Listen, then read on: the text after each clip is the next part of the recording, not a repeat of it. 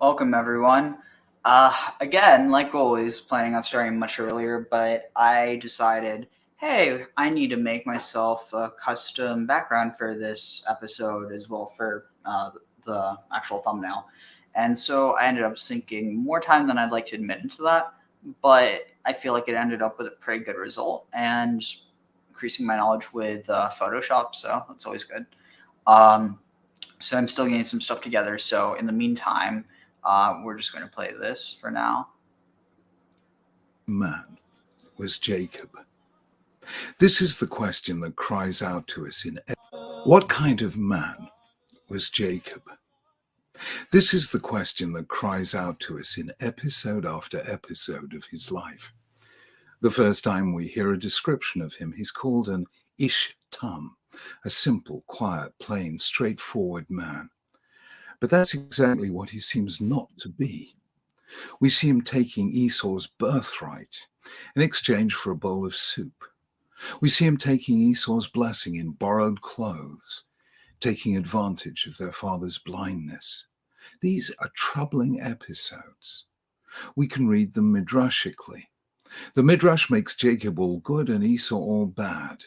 It rereads the biblical text to make it consistent with the highest standards of the moral life, and there's much to be said for this approach. Alternatively, we could say that in these cases, the end justifies the means. In the case of the birthright, Jacob might have been testing Esau to see if he really cared about it. Since he gave it away so readily, Jacob might have been right in concluding that it should go to somebody who valued it. In the case of the blessing, Jacob was obeying his mother, who'd received a divine oracle saying that the older shall serve the younger. Yet the text remains disturbing. Isaac says to Esau, "Your brother came deceitfully and took your blessing." Esau says, "Isn't he rightly named Yaakov, supplanter? He supplanted me these 2 times. He took my birthright, and now he's taken my blessing." You don't hear similar accusations against any other biblical hero. Nor does the story end there. In this week's Parashah, a similar deceit is practiced on him. After his wedding night, he discovers that he's married Leah, not, as he thought, his beloved Rachel. He complains to Laban, What is this you have done to me? Wasn't it for Rachel that I served you? Why then have you deceived me? Laban replies, Lo 𤅅𐤉𐤑�🐀 bimkomenu, it is not done in our place to give the younger before the firstborn. It's hard not to see this as a Wow, I never saw the connection between the two. Are you picking up on that? So the idea that the older has to come before the younger, and it's like kind of poking fun at the fact that Jacob took the birthright of the older despite the fact that he was the younger. Yeah, no, I'd never picked it up on the birthright aspect. I'd picked up on the, first in, first out, and the whole idea of, you wanted to marry my daughter? You worked for me for 7 years. Here's my daughter. You can marry her. Oh, you didn't know I had 2 daughters? Sorry. He definitely knew. Come on. Oh, I know, but I'm just saying I was making a joke out of it. Yeah. Where it's the same thing that Jacob, exactly. It was very apparent, the whole as you sow, so shall you reap. The very sorts of tricks that he pulled on Esau was the same thing that happened to him when he was looking for a wife. Tag. Yeah. It's definitely one of those things like, oh, he got his comeuppance. Precise measure for measure retribution. And so, there's actually an interesting tradition that if it had, like, if Esau would have, like, been more righteous and, like, had, which, I mean, again, it's not to say that he was unrighteous, but, like, if he had been more or whatever, that he would have merited to marry Leah and that Jacob would have gotten Rachel. No, I hadn't heard that one. Again, it's not like you can say with Cain. Cain was clearly wicked, but, Yeah. The younger Jacob pretended to be the older Esau. Now the older Leah has been disguised as the younger Rachel. A fundamental principle of biblical morality is at work here. Midah keneged midah, measure for measure. As you do, so shall you be done to. Yet the web of deception continues. After Rachel has given birth to Joseph, Jacob wants to return home. He's been with Laban long enough. Laban urges him to stay and tells him to name his price.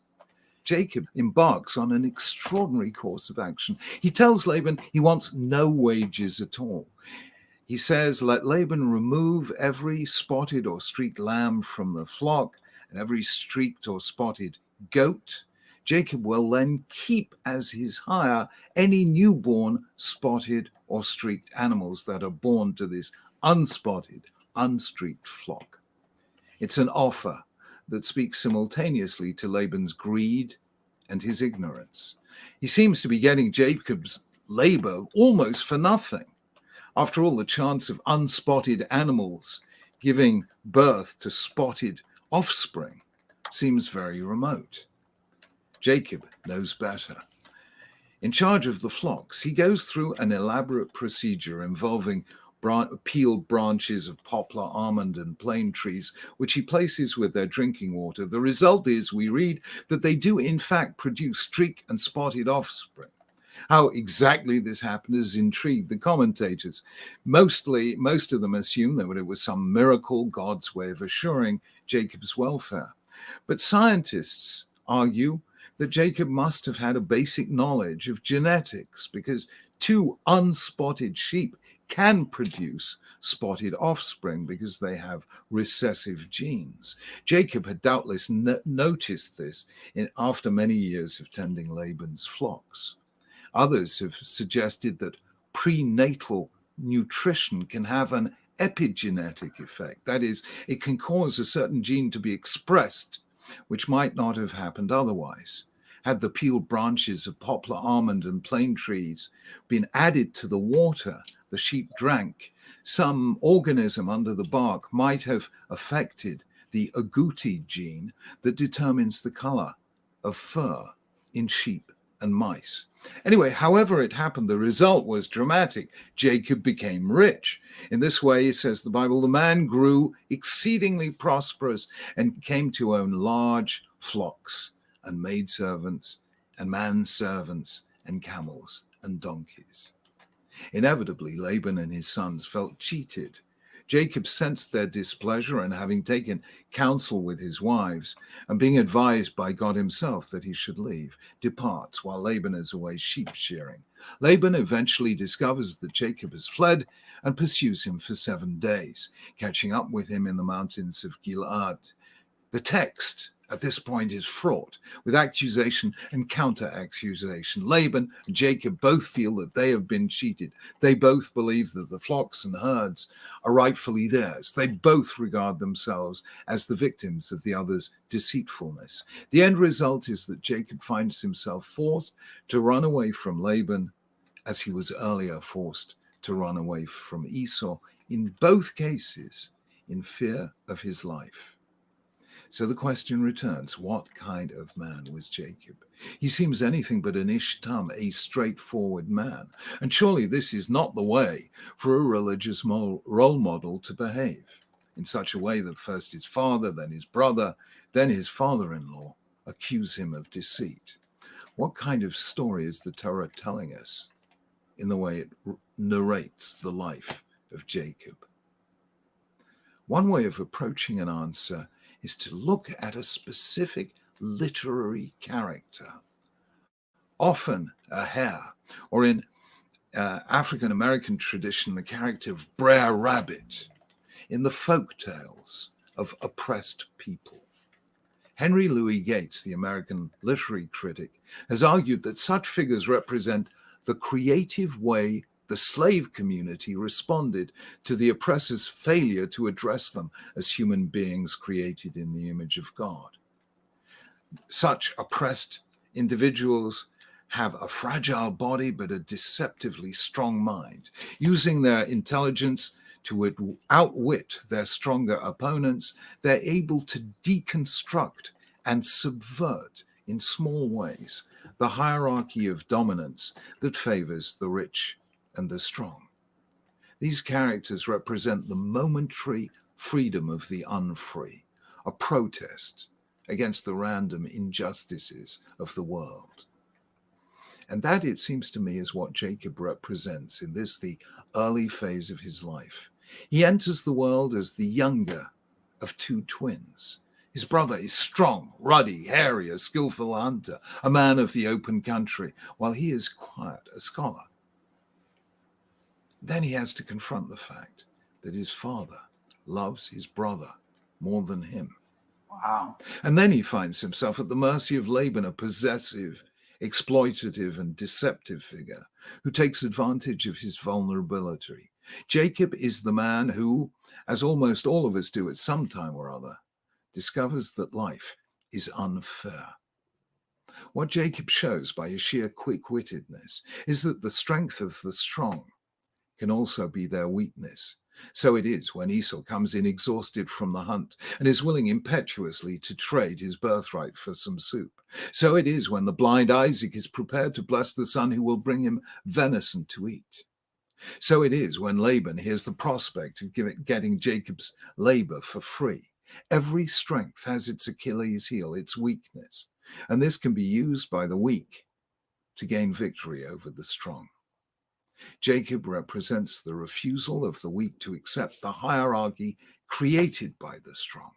His acts are a kind of defiance, an insistence on the dignity of the weak vis-a-vis Esau, or the less loved vis-a-vis Isaac, or the refugee in Laban's house.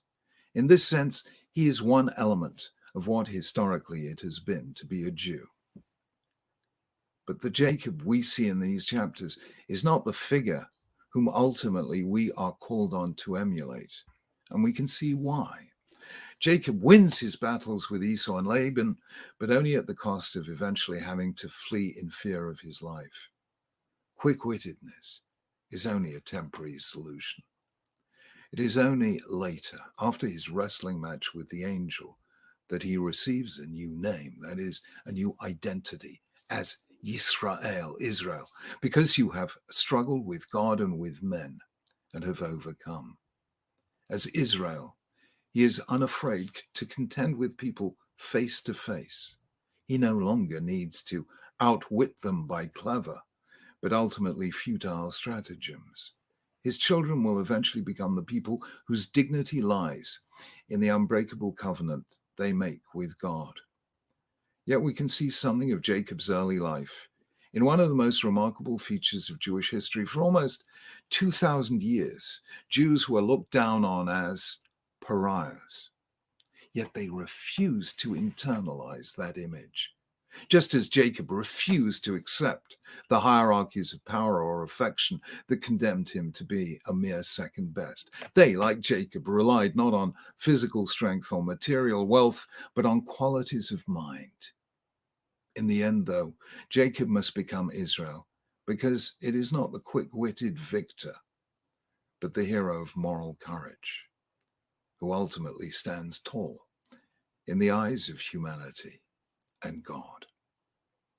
Shabbat Shalom.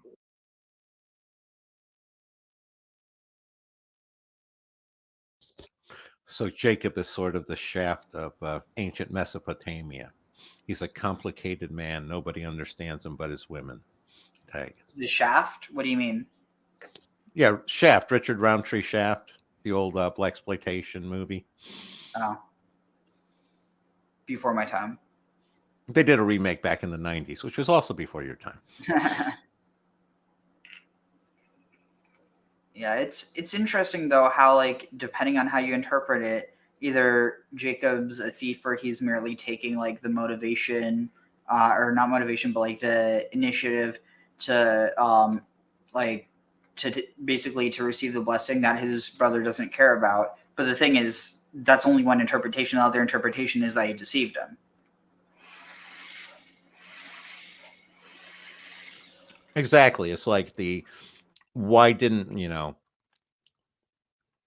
Rebecca talk to Isaac, about about the issues between Jacob and Esau? Why go to deception instead of being straightforward about it? Tag. Yeah. Here, let me just find one more thing and then we'll start reading. Customize and save with Liberty Mutual. Squawk. That's Limu's line. Let's see.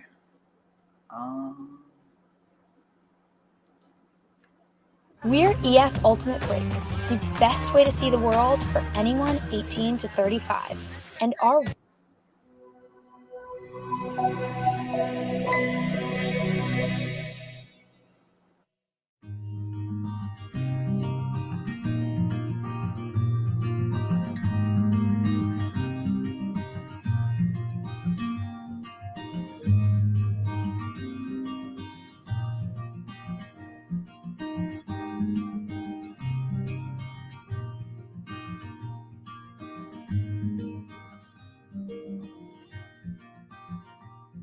Shalom. This week's Torah portion of Parashat Vayetze opens as Yaakov begins his journey to Padan Aram, to the family of his uncle Laban.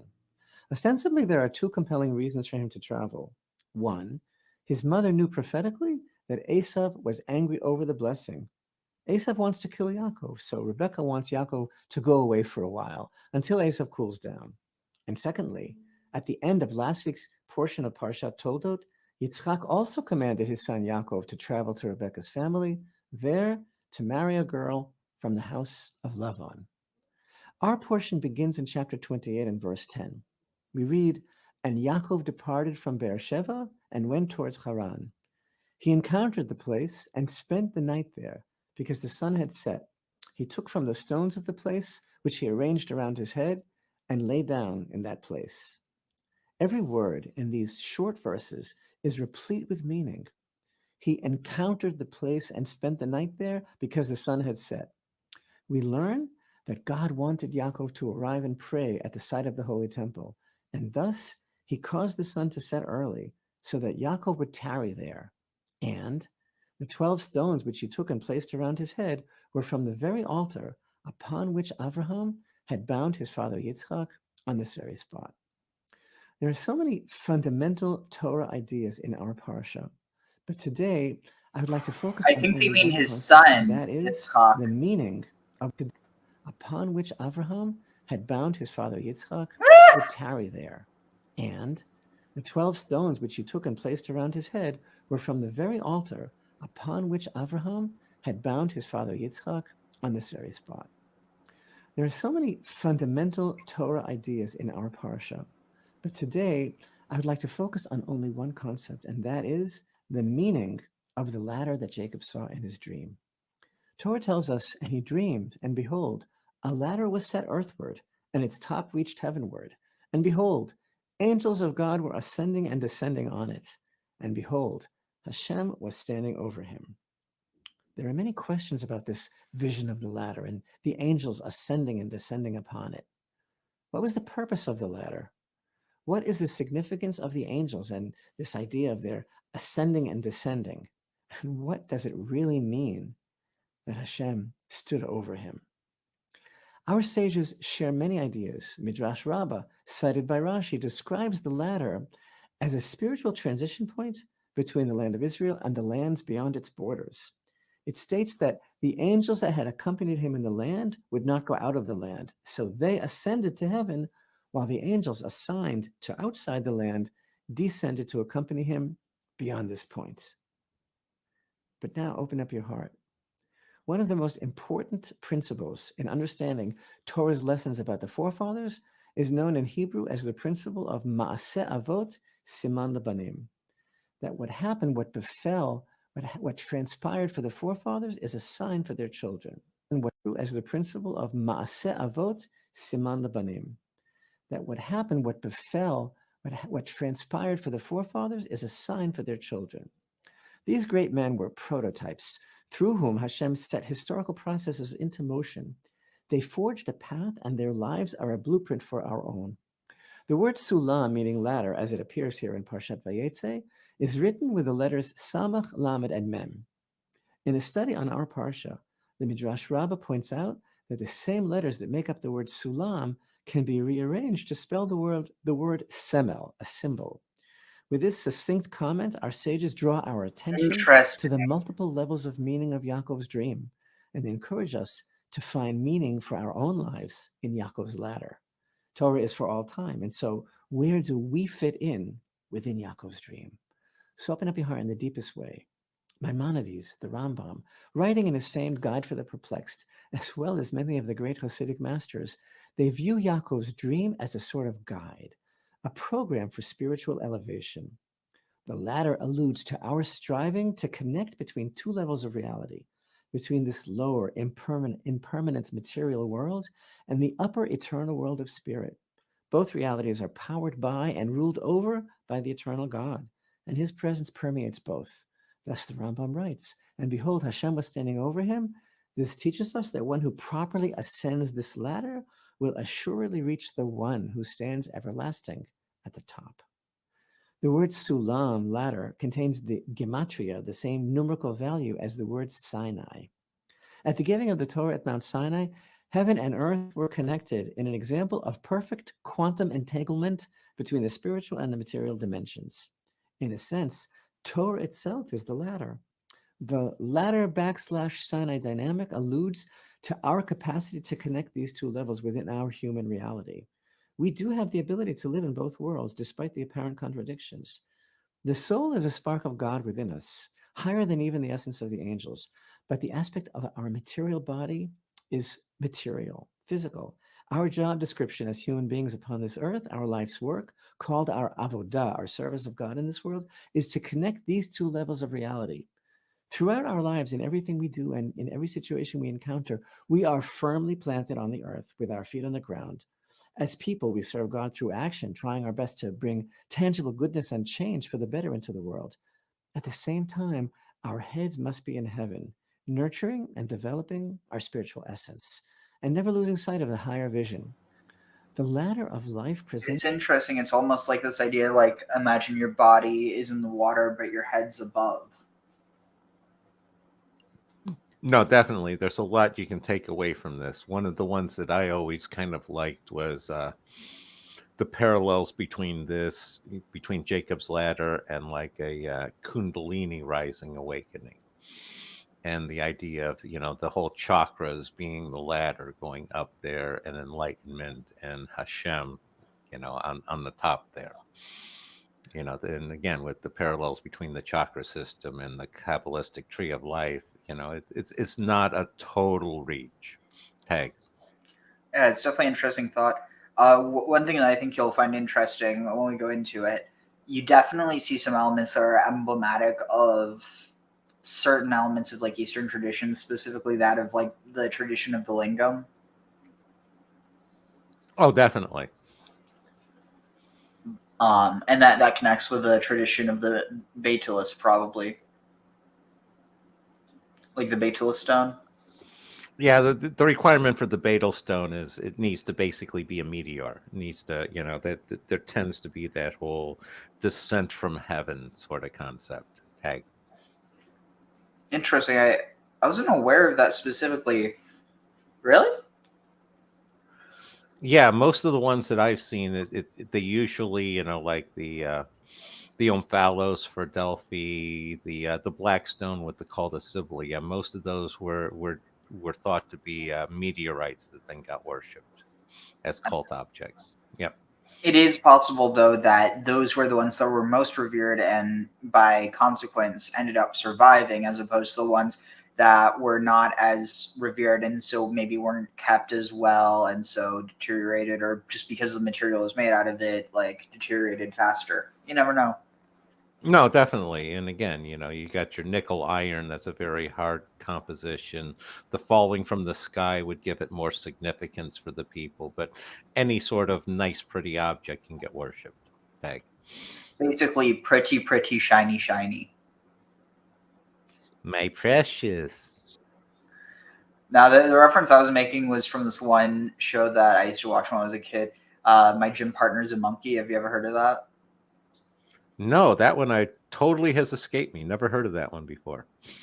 So it was basically you had this like human kid who went to an animal school, and like all the animals were like addicted to shiny objects, and so like I think someone ended up stealing like doorknobs or something because they were shiny and like literally hypnotizing them. Interesting. No, that sounds like an interesting kids show. Yeah. Oh, what did I do? Oops. Well, at least I just stopped sharing screen. I didn't stop the stream at all. That would be much worse. Let's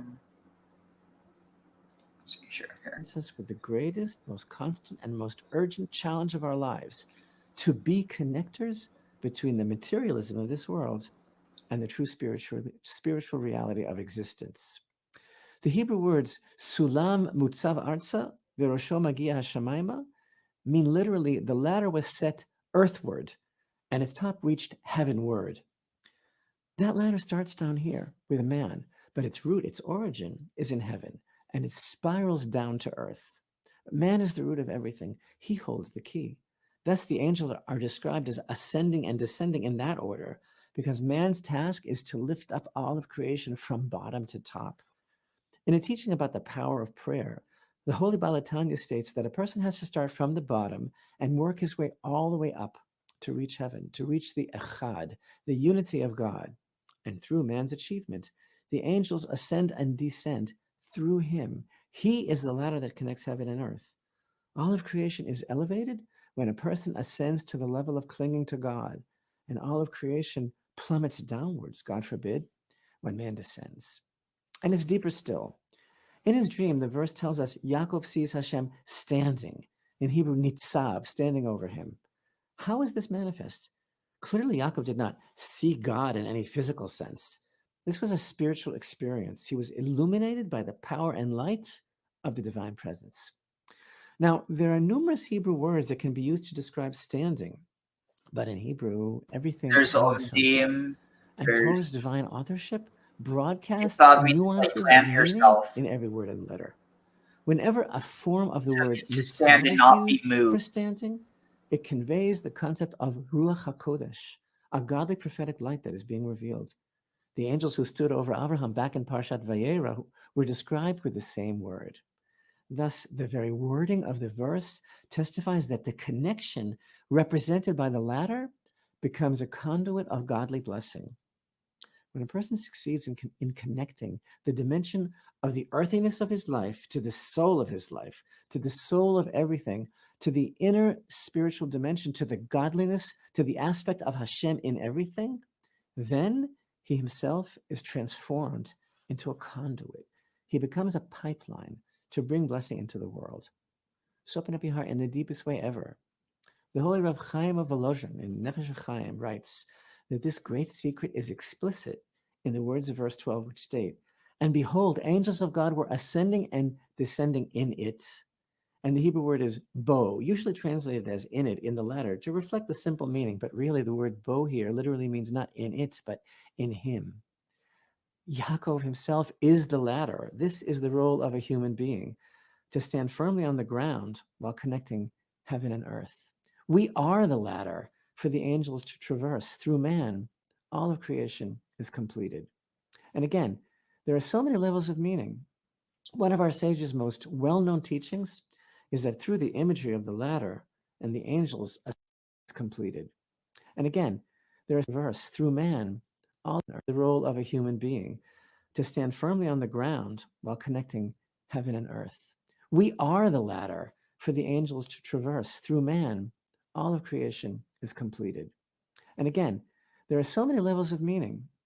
One of our sages' most well-known teachings is that through the imagery of the ladder and the angels ascending and descending, the Holy One, blessed be he, showed Yaakov a symbolic portrayal of the stages of future history. He showed him a vision of the various exiles that his children would have to endure. In this view, the angels represented the ministering angels of the kingdoms that would rule on earth and subjugate his children in exile.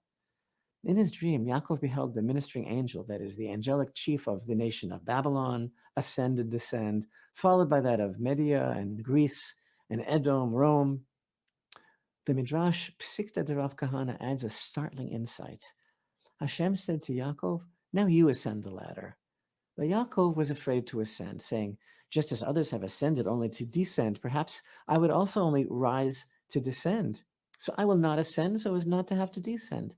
And God assured him that he and his children would not descend. But still Yaakov was afraid and would not climb up. So open up your heart deeper than ever before in your whole life to the words of this Midrash. The Holy One, blessed be he, then responded to Yaakov, "If you had only believed, not climb up." So open up your heart deeper than ever before in your whole life to the words of this Midrash. The Holy One, blessed be he, then responded to Yaakov, "If you had only believed in me and climbed up, you never would have experienced exile. But since you did not go up and you did not believe, your children will have to serve those empires." Yaakov was frightened and asked, "Master of the universe, will it be that way forever?" And Hashem comforted Yaakov and told him, "In the end, I will redeem them." As the prophet Jeremiah expresses in chapter 30, "Do not fear my servant Jacob, and do not be afraid, Israel. For behold, I am saving you from distant places and your descendants from the land of their captivity." But this homiletical teaching conveys a staggering idea.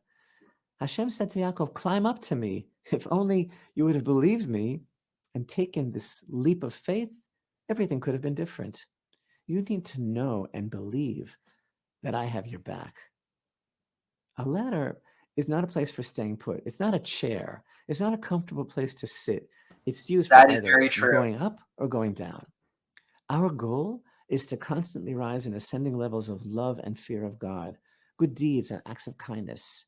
And you have to proceed carefully on a ladder, slowly, So from it's rung funny to rung, because especially when I as was a kid, I thought it would be the coolest thing ever to have like your room in an elevator. That way you could go, like, it's almost like a mobile house that you can go up and down. But it's like, practically it's obviously ridiculous. But I mean, I was a kid thinking that. But like, basically an elevator is the version of a ladder where you go up and down, but you can also just stay in it. Like, you don't have to be moving yourself. And it's almost like you're being moved, but not of your own agency. Why am I getting echoes of Willy Wonka here? And the Great Glass Elevator.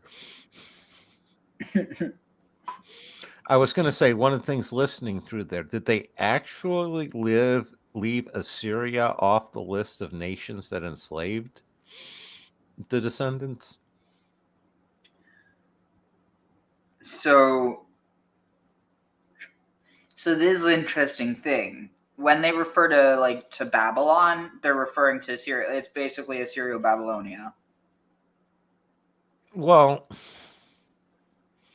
I find that kind of strange since they mentioned the Medes, and the Medes were an empire for about 100 years, and as opposed to the Assyrians, which had a good, several millennia plus run. You had the ancient Assyrian, and you had the Near Assyrian Empire. The Assyrians were the ones that had taken Judea. They were the ones that enslaved, Judea the first time around. Wait, but what do you mean? Well, it was the Assyrians who came down and, um, They destroyed the northern kingdom, but they yeah, the northern kingdom. Yeah, they destroyed the northern kingdom. Yeah, but they subjugated this. Basically, the south capitulated and became a vassal state of Assyria. Right, and that's why it's like I'm not quite sure. Again, I was just curious if the Assyrians were actually left off of that list because from my way of looking at it, there's no way they should have been, and I don't see Babylon and Assyria as equatable. So I guess that's just me. I mean, so the reason is because the Chaldeans were Assyrian, right? Well, Chaldeans were probably closer to Hittite. If you're going with being Urfa in Turkey. Wait, no, wait, Urfa? Urfa is Haran. No, Urfa is near Haran. Urfa and Haran aren't the same, I didn't think.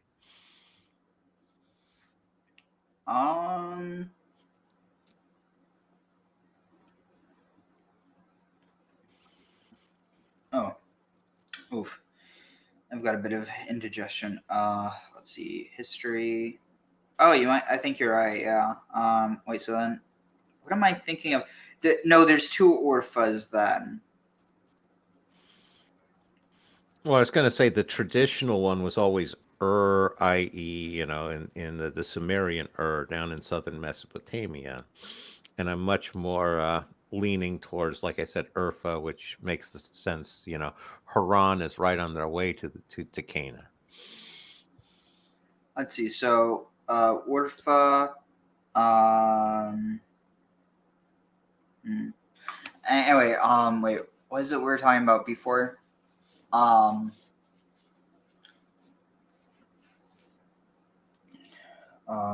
right. Chaldea.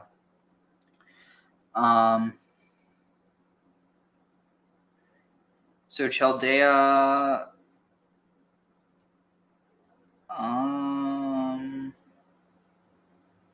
If I remember right, there's no real solid consensus. So, let's see, the Neo-Assyrian. Oh, this is interesting. But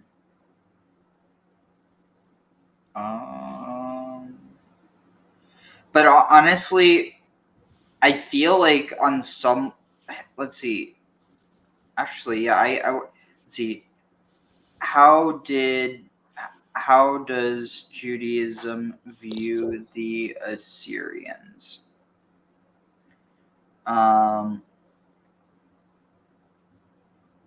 Let's see. Interesting.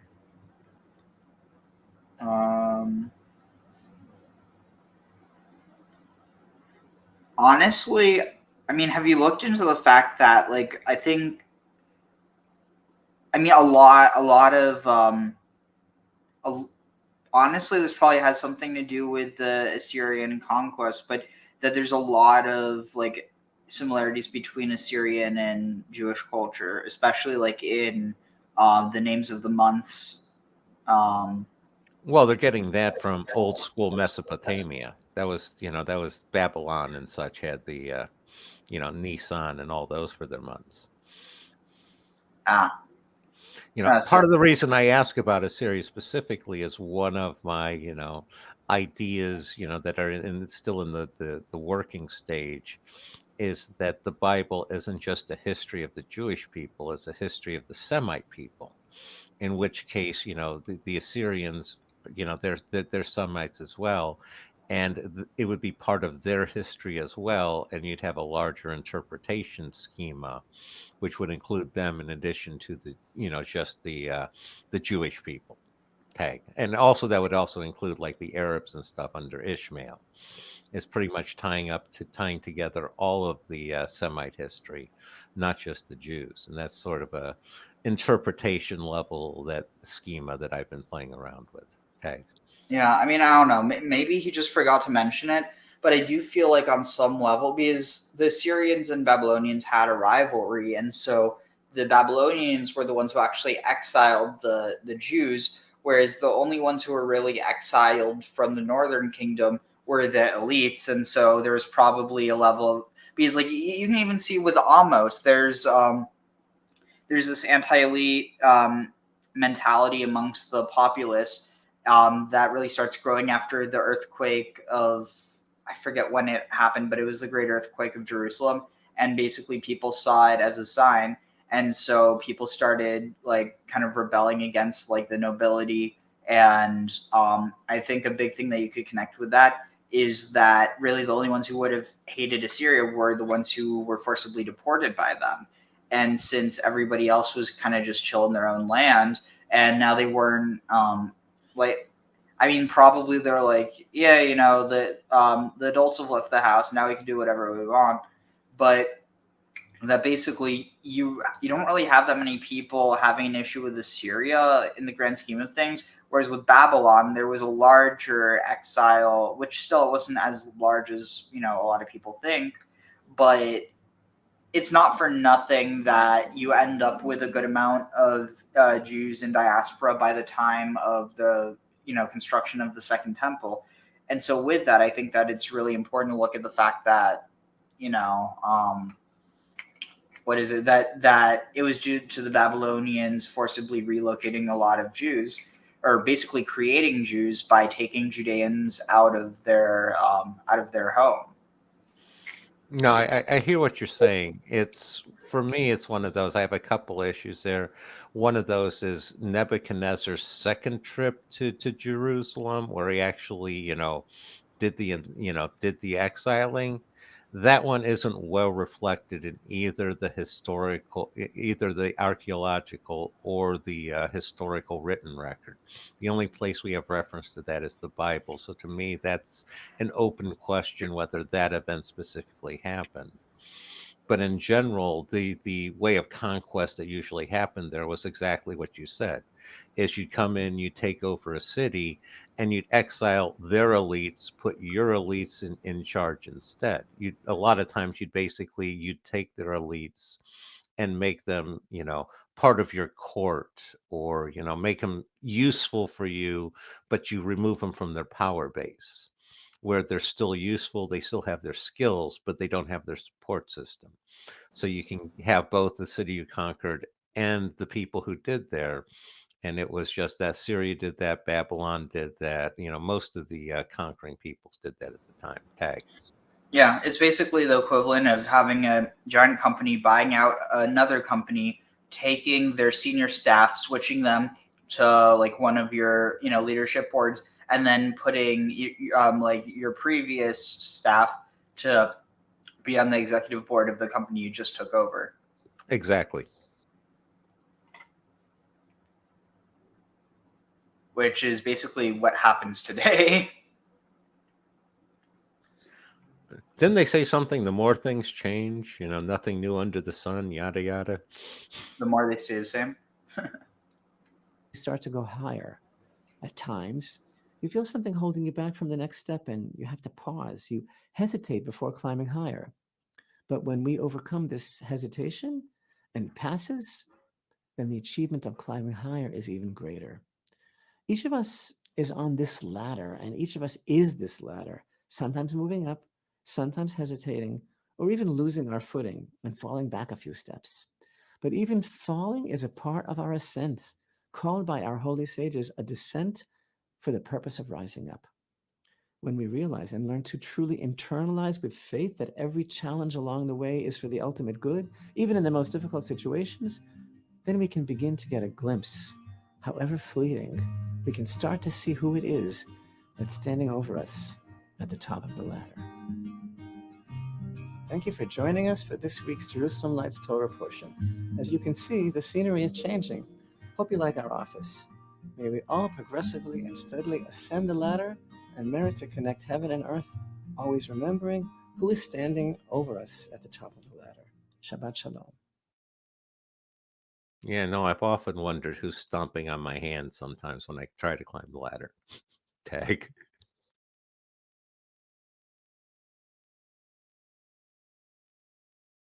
You're muted.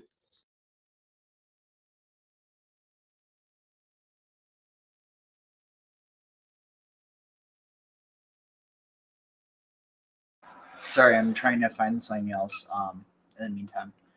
But yeah, I really like the. Oh, actually, that's a good. Let's see. Jacob's ladder.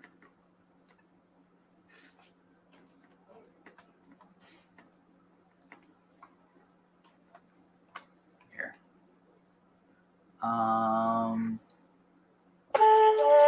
Wait, what did I just click on? I did not mean to click on that.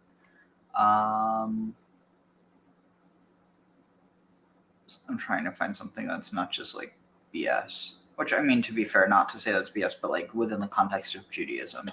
That's not something that's outside of that. Because there's nothing wrong with that, but, you know, for the sake of this, I'm trying to stay within. Let's see. I'm sorry, but I'm not going to listen to any Torah class from someone who says the Old Testament or refers to Jesus. It's like, it's one thing if I want to listen to a Christian thing, but like, don't say that it's. And I guess you could argue it's no different than referring to God as Allah, but being a Christian or a Jew. But let's see.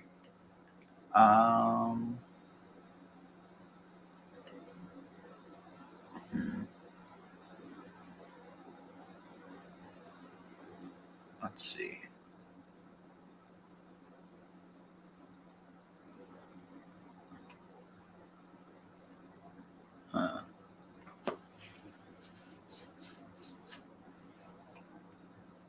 I am. Oh, what's it? I have no clue.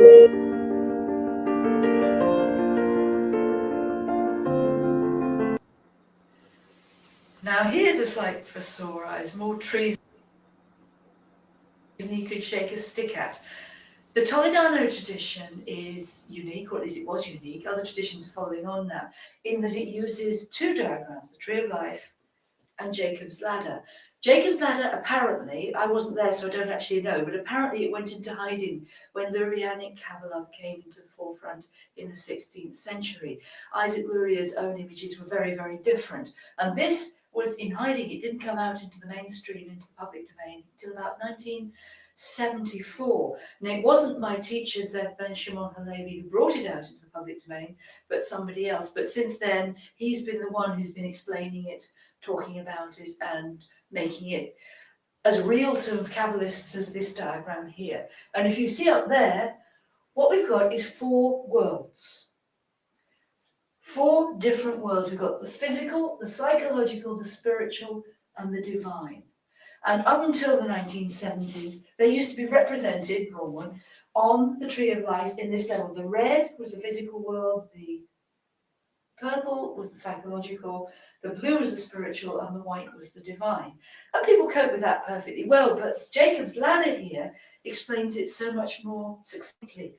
There's the red physical world, which links in with the purple psychological world, because the two are intertwined, and then the blue spiritual world, and then the white divine world. And you can see that each one dovetails into the other, because every world has an effect on the world above it and the world below it. The physical world, well, if you've got a psychological problem, you're going to feel it in your body sooner or later. And if you've got a physical problem, you certainly feel it in the psyche.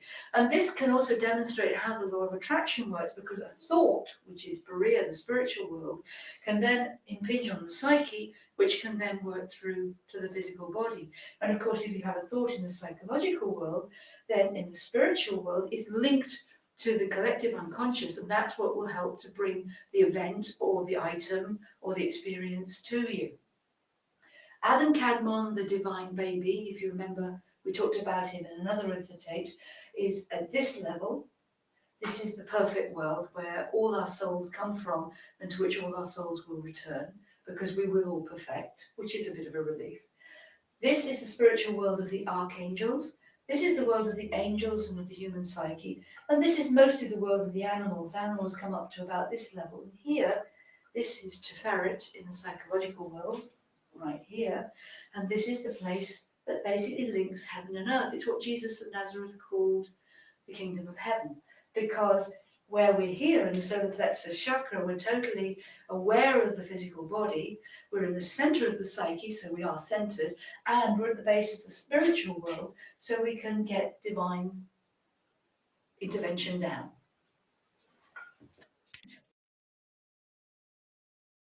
Interesting, but that's definitely more like hermetic. Yeah, I was going to say, up until the time where she started talking about the law of attraction, I really didn't disagree with much of what she was saying. I think the law of attraction has been done to death, though. Tag. Yeah, it's like at the end of the day, I think there is some truth to it, just in the way that it's like, you know, if you're sad, people won't want to be around you. But it's like I think people take it way too far, where it's like they think that if they want something that they'll get it. It's like, I don't know. I feel like it can really psychologically damage people. Yeah, it's a tool, but too many people, once they learn it, it becomes like a hammer where every problem they have then becomes a nail. And they just start smashing that hammer on everything. Yeah. All right, here, this should be good. We're not going to. Hello, dear friends, and welcome to our show, Secrets of the Eternal Book. And with us, as always, is Dr. Michael Leitman. Hello.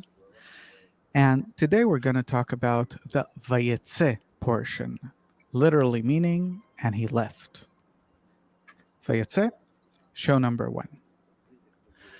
So I'd like to start by asking, for some people, it's enough to simply know about what's going on, but it's a superficial layer. But nonetheless, it's important. Yeah, it keeps a person.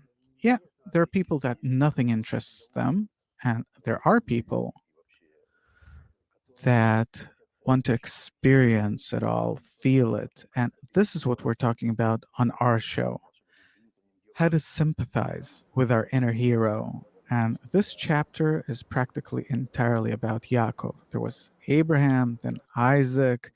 From Isaac came Jacob. And so, how can a person sympathize, identify with, experience this inner feeling of Yaakov inside of us, experience what he experiences?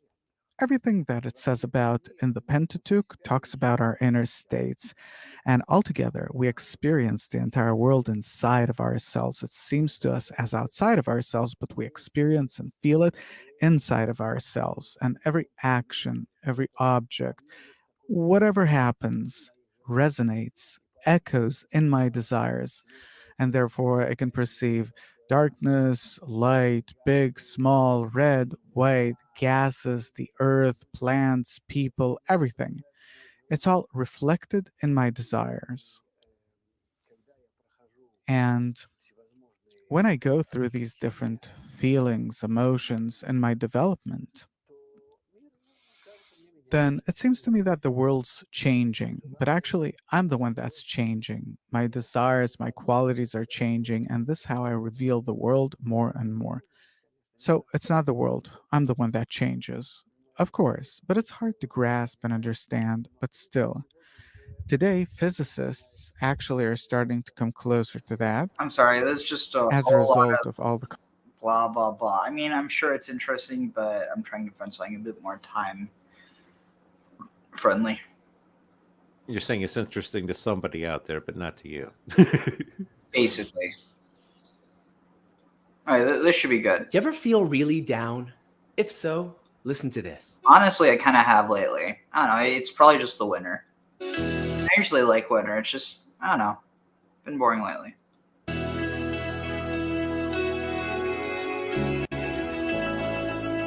Hey everyone, and welcome back to another episode of Inspiring Hope. This is your weekly boost of uplifting Jewish inspiration.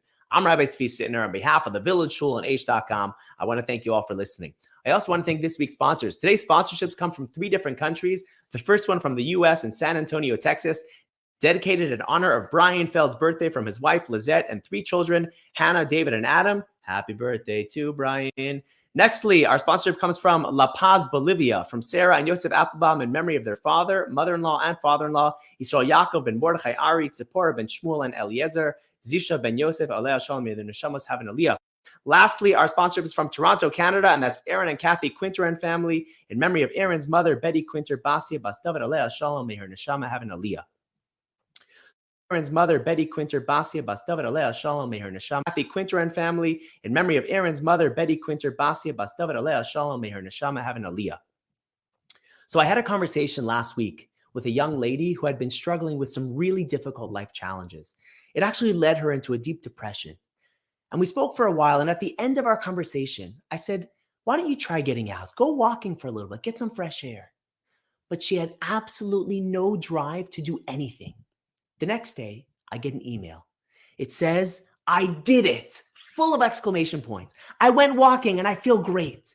And then the next day, another email and another one. And a few days in a row, I was blown away. Not because she walked, anybody could walk, but because she mustered up the inner strength to pull herself out of such a low, dark place and to get back on her feet, even though she didn't want to. You know, sometimes we feel like when we're down, there's just no getting up.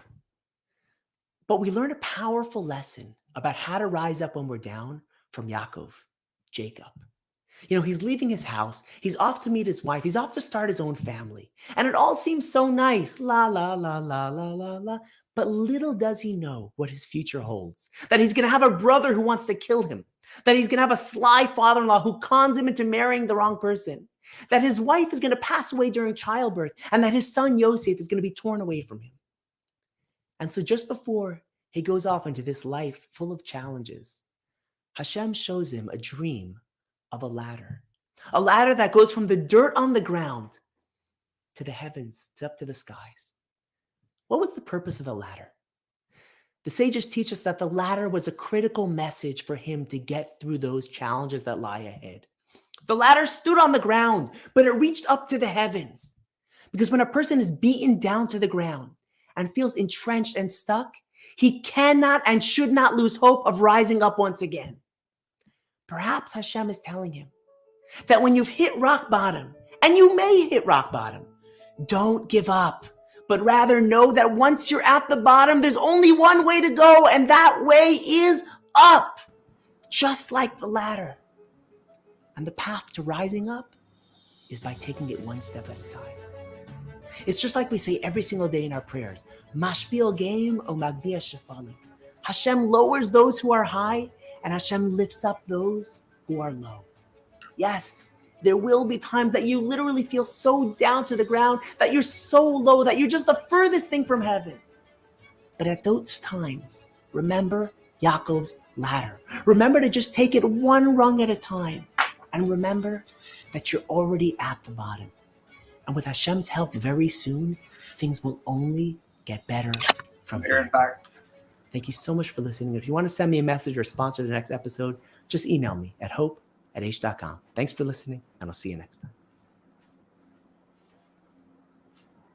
All right, let's start.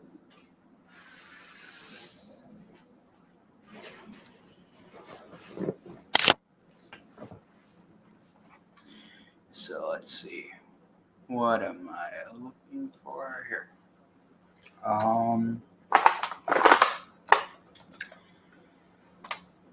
We are on, in the meantime, let's see, where is it?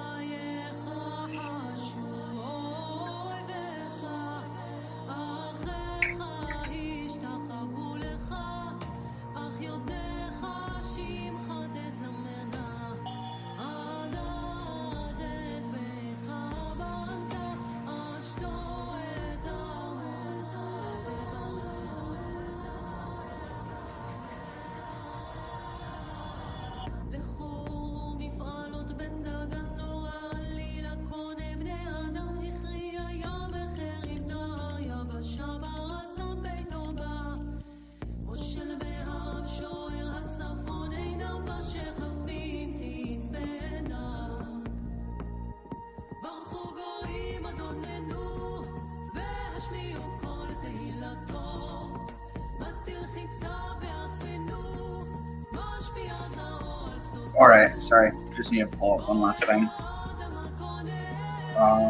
Let's see.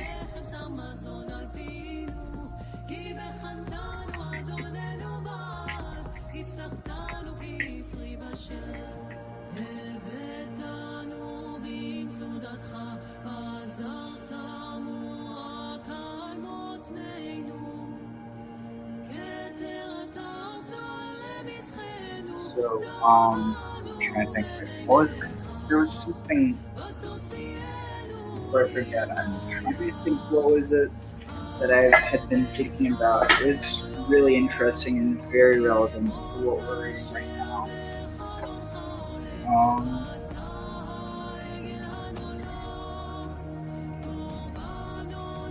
Yeah, I can't quite remember. No, whatever. If it's important, it'll come back. Alright, let's see. Exactly.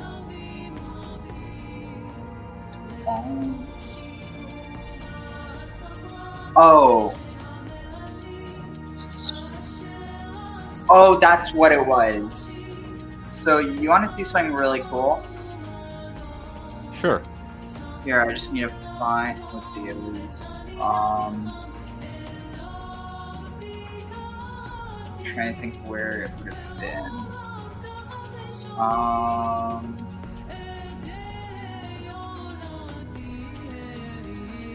Let's see.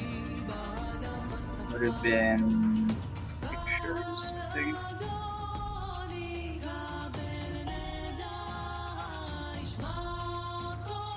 Or no, I must have. I added that. Okay, so hold on, give me one moment. I know where it was.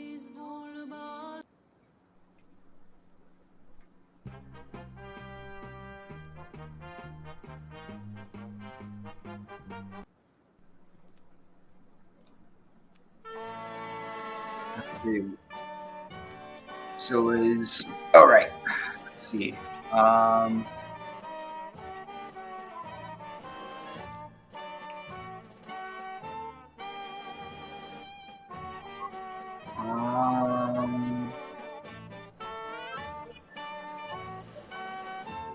Let's see if I can find it.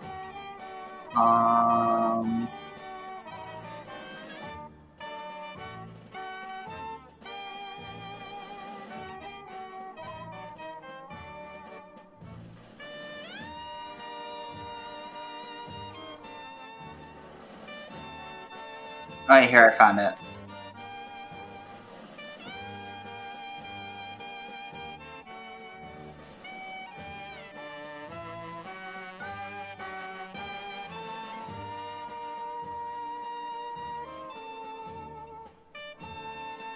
Alright. Let's see.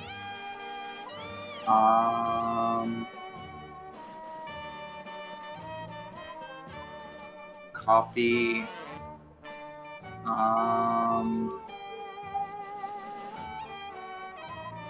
Let me see if this works. Yeah, no, it doesn't. Okay, here. So, I'm gonna turn off the music.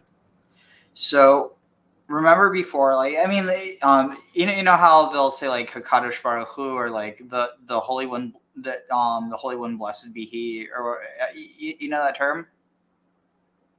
No. I'm trying to think. I could have sworn they said it in one of the videos, like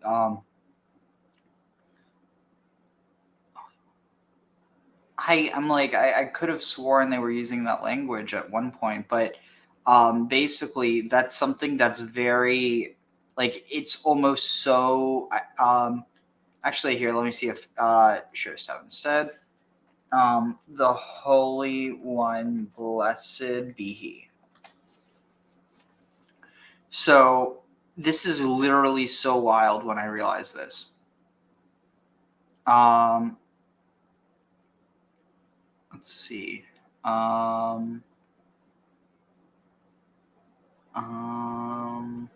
Here. Given this from a, it's a Hebrew Christian website, but for the sake of this, it's fine. Hakadosh Baruch Hu, the Holy One, blessed be He, another name for God used specifically amongst Orthodox Jews instead of Hashem. In Jewish thinking, the Holy One, blessed be He, is one of the most commonly used designations for God.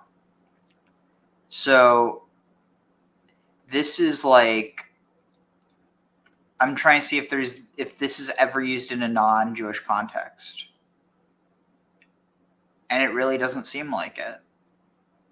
This is really fascinating. And you know why that's so fascinating? No, why? Because look where else it appears. No, why? So this is from the cycle, the ball cycle. Saddle an ass, harness a donkey, attach silver reins, a golden bridle, fasten reins to my she-ass. The holy and most blessed one obeyed. So what's interesting is that who doesn't necessarily imply like he, although implicitly it is, because hem can also be them. It can be them as him, but it can also be as a plural, like generality. So with this, like, basically, I'm trying to think, like, if you were to find how this was translated, I don't think it would have literally been translated like one as in the number one. It would have been like, basically, for all we know, it could have just been like this idea of kadosh v'mevorach, of like holy and blessed. But so if I reduce this down to the holy, let's see, the holy and blessed one. Okay, let's see. Still seems like it's only really showing up within. Wait, what's this? Carl Jung psychology. Blessed one, the holy one, the fully. But in this context, you have the holy enlightened one. So that's different. And it's also a different cultural context. But yeah, I think I might be onto something, because what does it say that this thing that like really only seems to, let's see. You have Christians saying, why is God called the Blessed One? Okay, this is interesting. Wow. So look at this. So apparently in Revelation 26, you have blessed and holy is the one who shares in the first resurrection. The second death has no power over them, but they will be. This is literally pulling on this tradition as well. But the point is, so you do have it very sparingly within a Christian context. You have Son of the Blessed One. Let's see, Holy Blessed One, but that's about the Amidah. The point is that you really only have this used within a Semitic context by Jews, very sparingly by Christians, but it probably had to do with Jewish Christians originally. What's interesting, though, is going back to this. So basically, this is talking about Baal. So this Baal and Anat go to Asherah. So, oh wait, someone's watching. I'm trying to see. Oh, no comments yet. So, so they go to Asherah. Wait, here, can I make this full screen? Any thoughts so far? I was going to say, what you're talking about clearly echoes the ball cycle there. Let's see. How do I? With Baal and Asherah, that's where you're getting that from, right? The ball cycle, Yeah, Baal and Asherah yeah. going to Anat. Okay. So look at this. So the holy and most blessed one obeyed Baal. And there's also a point where it says in the Hebrew Bible, no longer will you call me Baali, my Baal, you'll call me Ishi, my husband. But it also corresponds with a shifting of you, because probably what it was is originally you had Yod-He Vav-He, and the name that was used in place of that, rather than Adonai, might have been like Baalai or Baali. Which would just mean, my Baal as opposed to my Lord. It basically means the same thing, like my master versus my Lord. But with that, the point is you could read this as, Yahweh potentially. But so it says, so the holy and most blessed one obeyed. He saddled the ass. So it's very clearly saying that this is he. He harnessed the donkey. He attached silver reins. So if we read this as the holy and most blessed one, he, or be he basically means that he is. So the most, I don't know. The point is like Kadosh Baruch. It's the same order as well. It's not even it's not flipping the order at all. It's exact. I would like to see what it was originally in ugaritic before being translated. I mean, given it was written, I think, in cuneiform, but the point is they still know the syllables, so I can probably approximate, at least at the very least, learn enough in order to find out what it meant directly. But, no, quite possibly. Like I said, it's fascinating that Ugaritic actually had an alphabet in cuneiform. Yeah, it's one of those things that's really, honestly, I feel like you said it. I've never really thought about it, but now that you mention it, it's like it is kind of that missing link in a lot of ways. Yeah, no, Ugar is a very interesting city that way. It was again very much the crossroads of the old Bronze Age trading routes, especially by sea. They were like on the northern end of the Phoenicians there, or the Proto-Phoenicians that they were going to be becoming. And it's just south of the Hittites and the Hurrians, all there, and the Greeks. Right by Cyprus. Very good. Like I said, just the perfect on land trading location, and it was a crossroads of the times. Tag. So check this out, because this really stunned me when I saw this. So look at this. So here you have, O Lord. So there's Yahweh Elohim Savot. So Yahweh, the gods of the armies, hear my prayer. Give ear, O God of Jacob, Selah. Our shield, like God behold, or God see our shield, and I'm just going to use what it has here because I don't remember off the top of my head what this would be. But look upon Panay Meshichecha. Look upon the face of your anointed, or of your Messiah. So what's interesting is, so notice here, it's not saying, oh God, our shield. It's saying, oh God, behold our shield, right? So in this context, it's probably saying our defender. So it's saying our shield, look upon the face of your anointed. So it seems like it's implying that's the Messiah. And what's interesting is, so notice here, it says, it's saying, oh Lord, basically Yahweh Elohim Tsevaot, hear my prayer, but then it's invoking Elohim, just Elohim.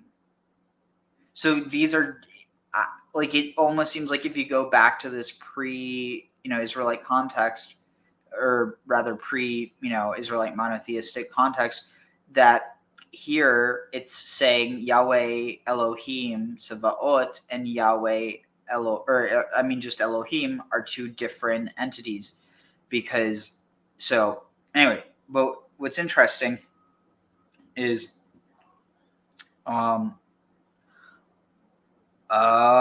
this is interesting. I wonder if here what it's saying, O Lord God of hosts, literally Yahweh Elohim of the armies, hear my prayer.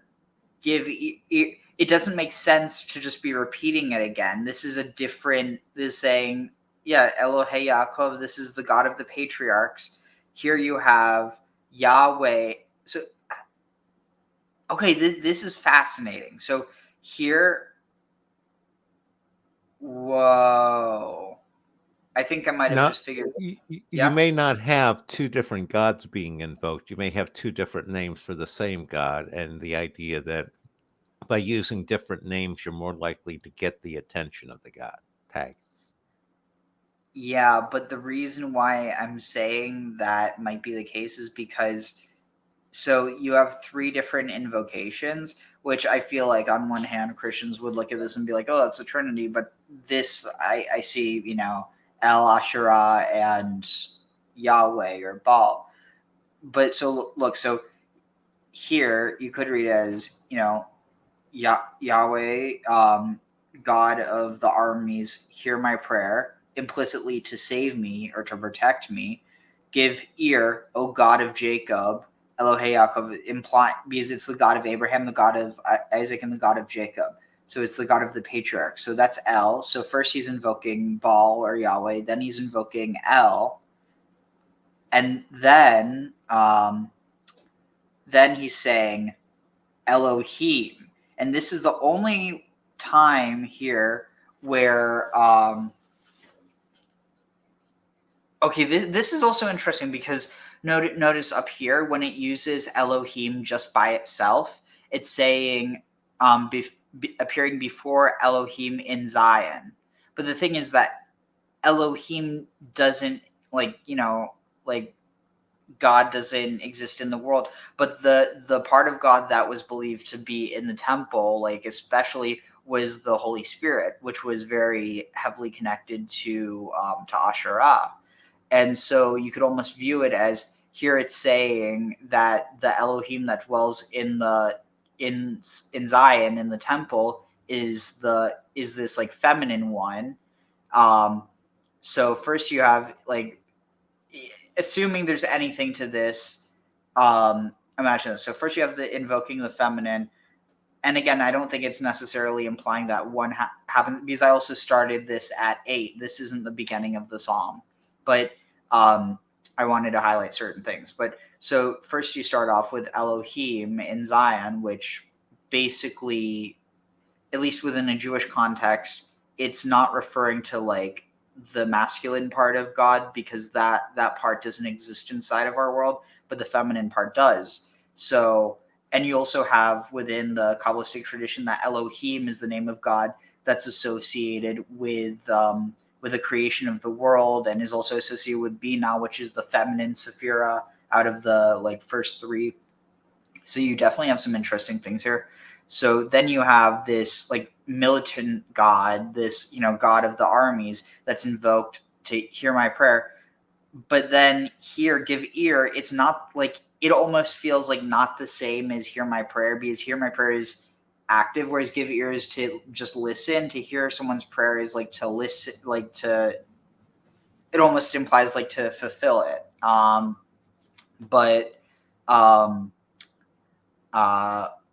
The other thing is that here Selah, which means rock, it could be referring to El, because that was a motif very commonly associated with El. Stones were associated with El, and trees were associated with Asherah. But then let's see. So then here it's saying Elohim, which in this paradigm, if there's anything to what I'm saying, this is the feminine part of God. Look upon the face of your anointed, which also parallels this idea that Asherah, chose Eshmun or Adonis, or all these different traditions of basically choosing an anointed champion or lover or whatever, or even son, depending on the context. Let's see, where was it?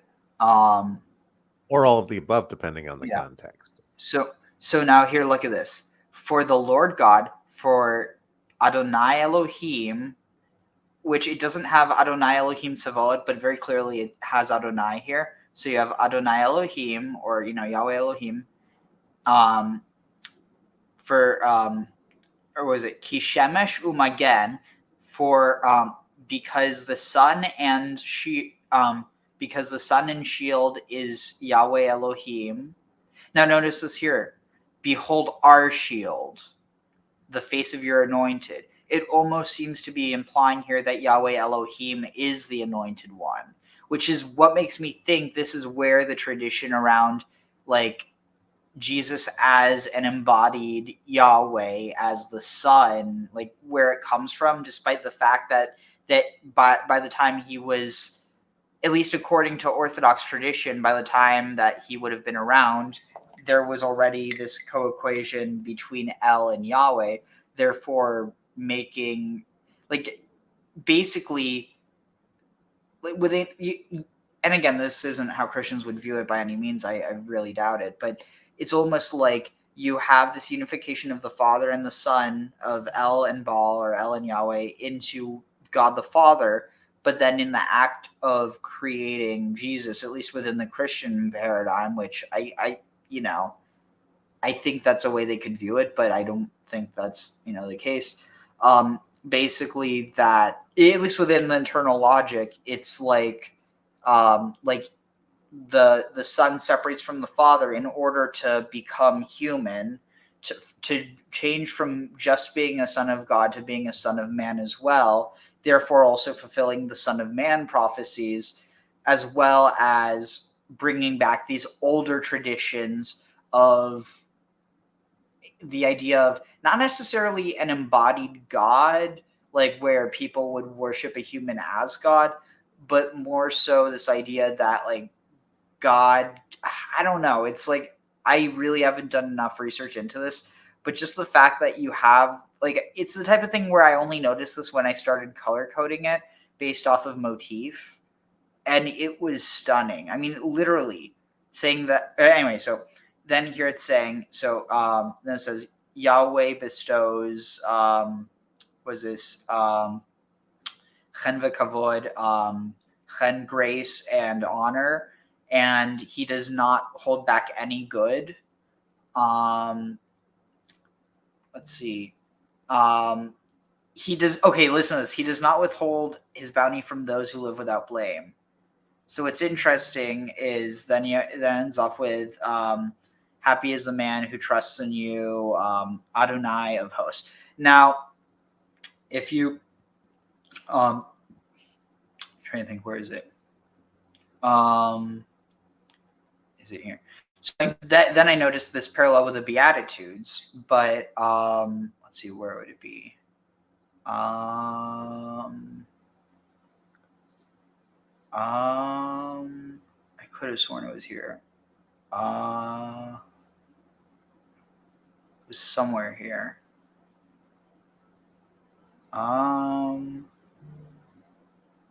Wait, I think I could have sworn it was here.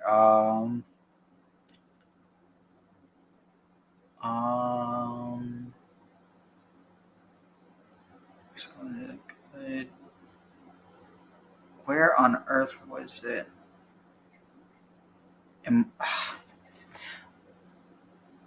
Okay, this is really bugging me because I know I saw it before.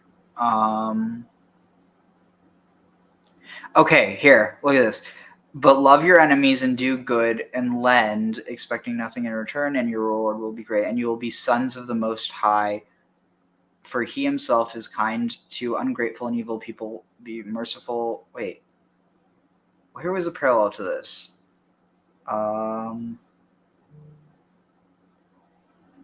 Sorry, it's like I did kind of thrust. Okay, wait, so he does not live.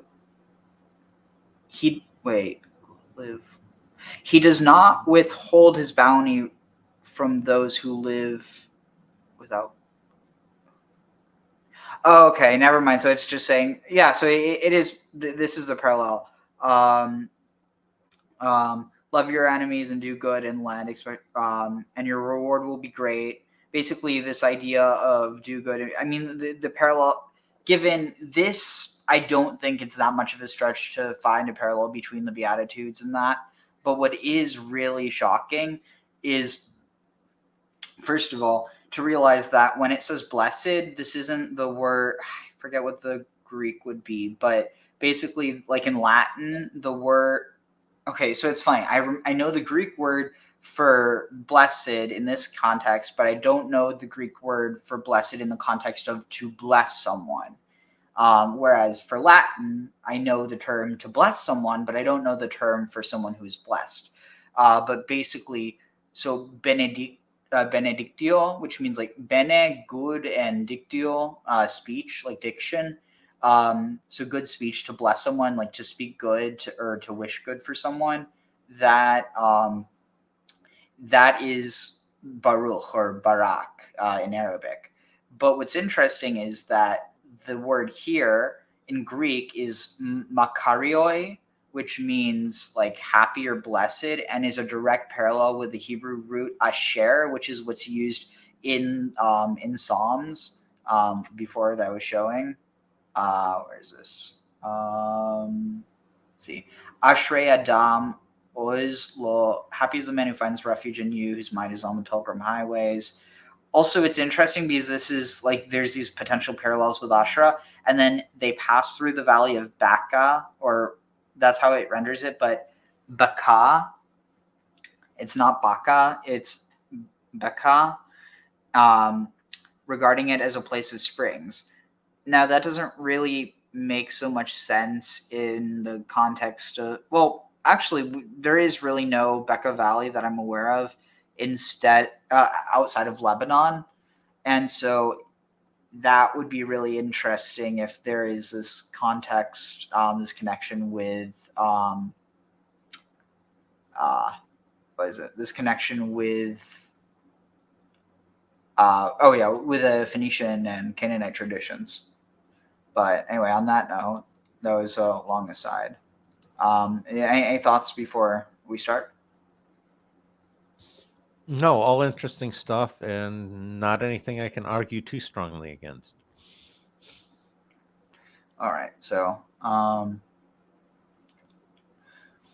ברכו את אדוני המבורך, ברוך אדוני המבורך לעולם ועד, ברוך אתה אדוני אלוהינו מלך העולם, אשר בחר בנו מכל העמים ונתן לנו את תורתו, ברוך אתה אדוני נותן התורה. All right.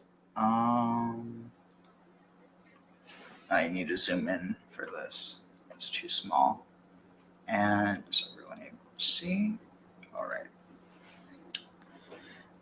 ויצא יעקב מבאר שבע וילך חרנה ויפגע במקום ויעלן שם כי בא השמש ויקע מאבני המקום וישם מראשותיו וישכב במקום ההוא ויחלום והנה סולם מוצב ארצה וראשו מגיע השמיימה והנה מלאכי אלוהים עולים ויורדים בו והנה אדוני ניצב עליו ויאמר אני אדוני אלוהי אברהם אביך ואלוהי יצחק הארץ אשר אתה שוכב עליה לך אתננה ולזרעך והיה זרעך כעפר הארץ ופרצת ימה וקדמה וצפונה ונגבה ונברחו בך כל משפחות אדמה ובזרעך והנה אנוכי עמך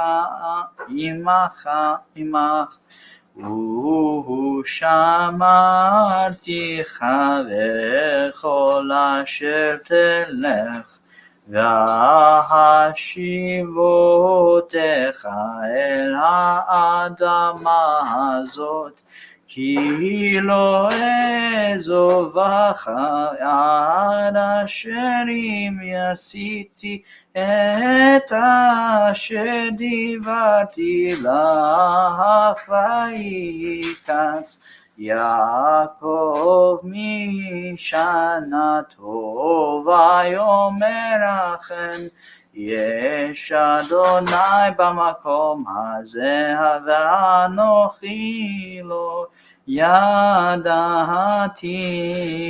ויירא ויאמר מה נורא המקום הזה, אין זה כי אם בית אלוהים וזה שער השמיים.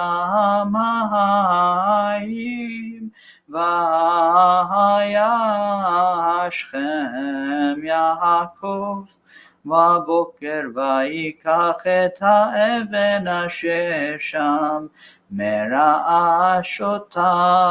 וישם אותה מצבה ויצוק שמנה על ראשה, ויקרא את שם המקום ההוא בית אל, ואולם לו שם העיר נהרי השנה.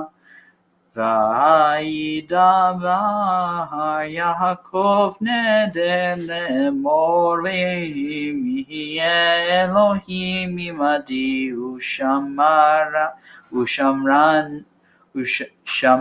ושמרני בדרך הזה אשר אנוכי הולך, ונתן לי לחם ואוכל ובגד ללבוש.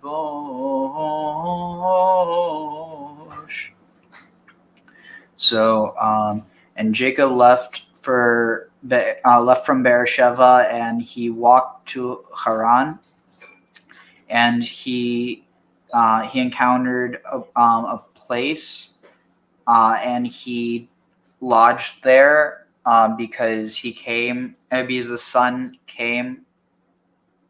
Because the sun had come. Oh, the sun had set. And he took from the stones of the place, and he set them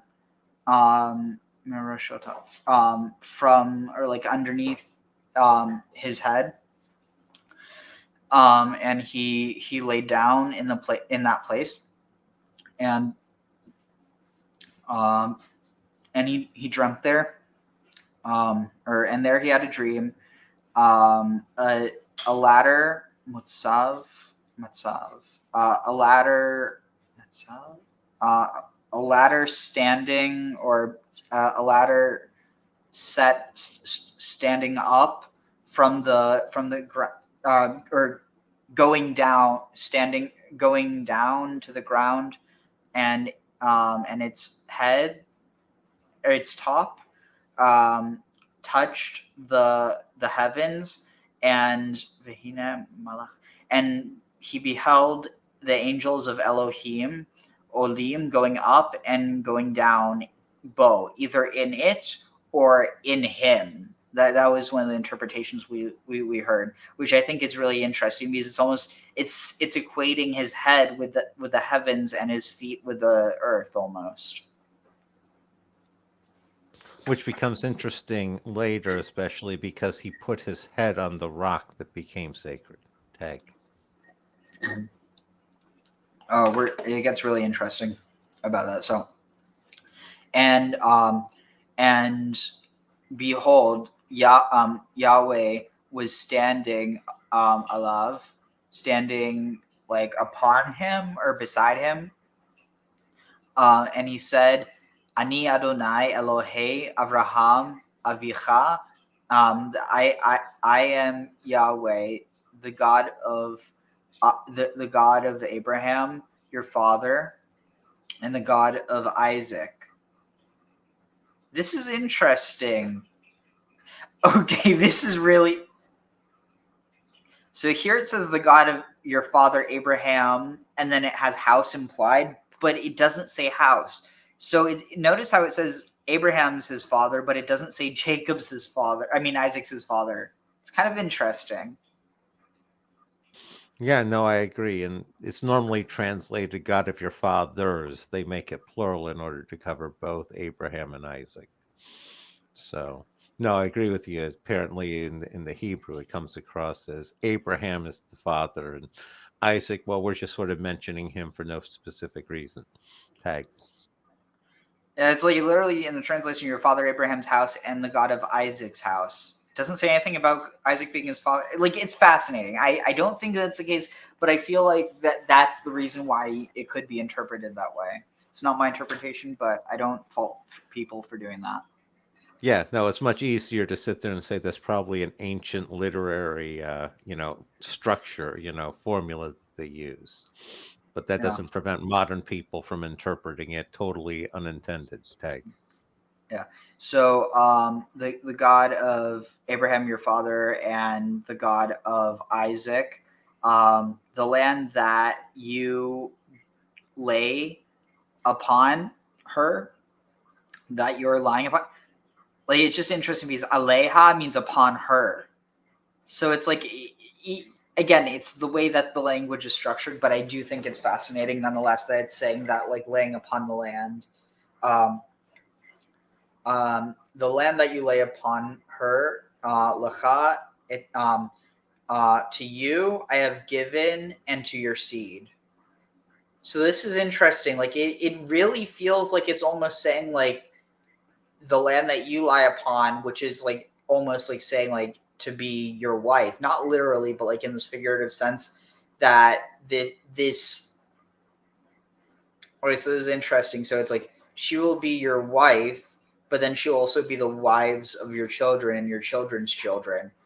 So it's like this, it's that same idea of how El and Yahweh can both be married to Asherah, because she wasn't understood within the same way that we understand, physical people.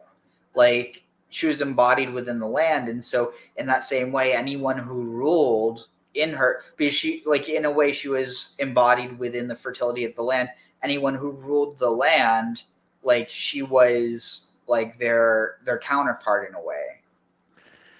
Yeah, it also puts putting his head on the land in a little different context too. Tag. Just you wait.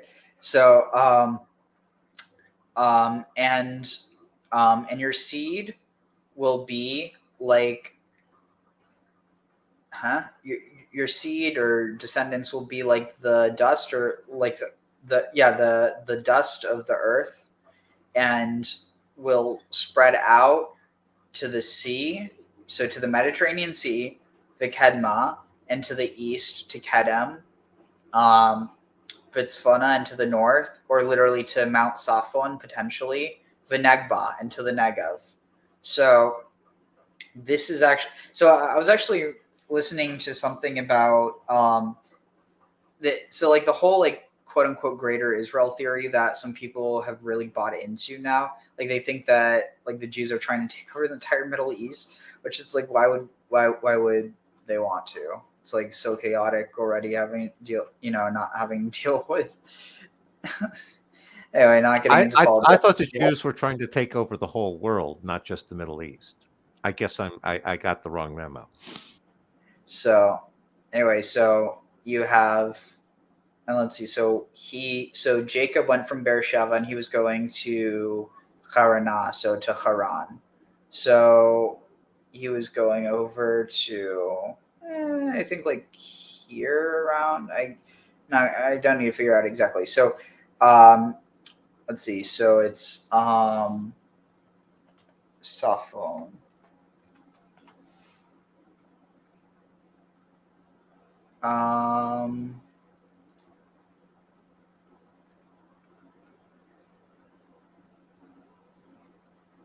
Is that what it?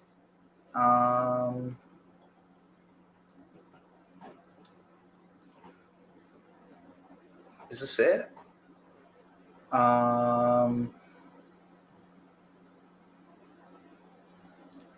Let's see. Mount Zaphon.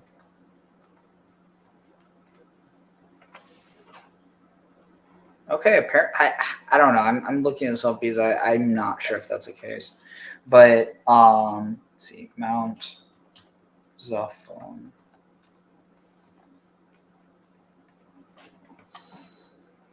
Oh, it is. Okay, so it's fascinating.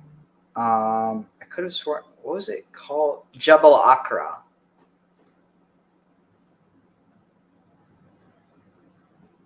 Keldagi? Is that?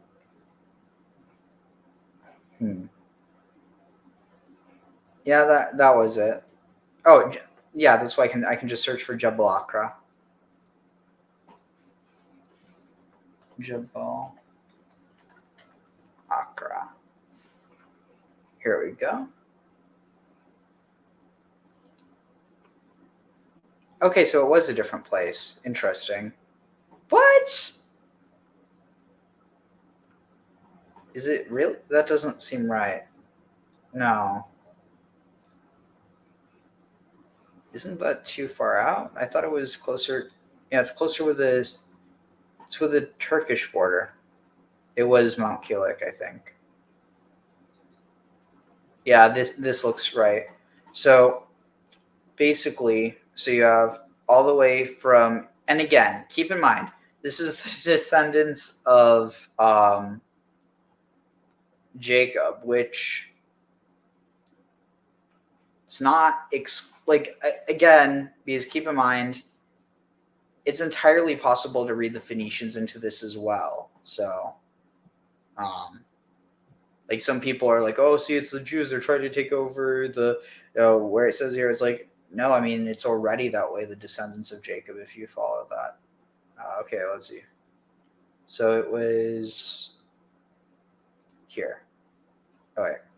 So this is the northern border of the, like what it's talking about though. So all the way from here to down to the Negev, and from the sea to the east, which again, because it's indeterminate, they could just see, oh, it's the entire east. They want to take over the east and go so far east that you end up back here. So the entire completely joke. I mean, there are people who would totally interpret it that way, but anyway, to get back to it, let's see. Let's see.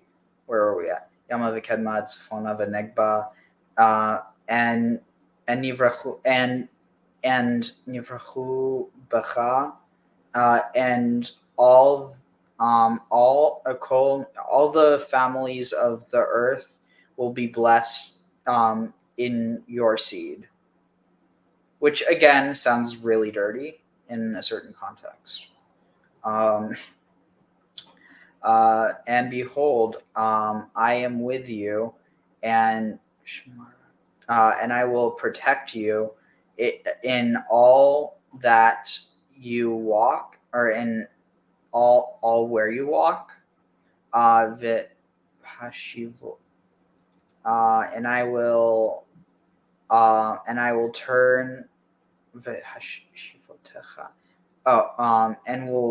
I will return you to this land, because you have not abandoned until that. If I do, I will not leave you until I have done what I said to you. And Jacob arose and he from his sleep, and he said, God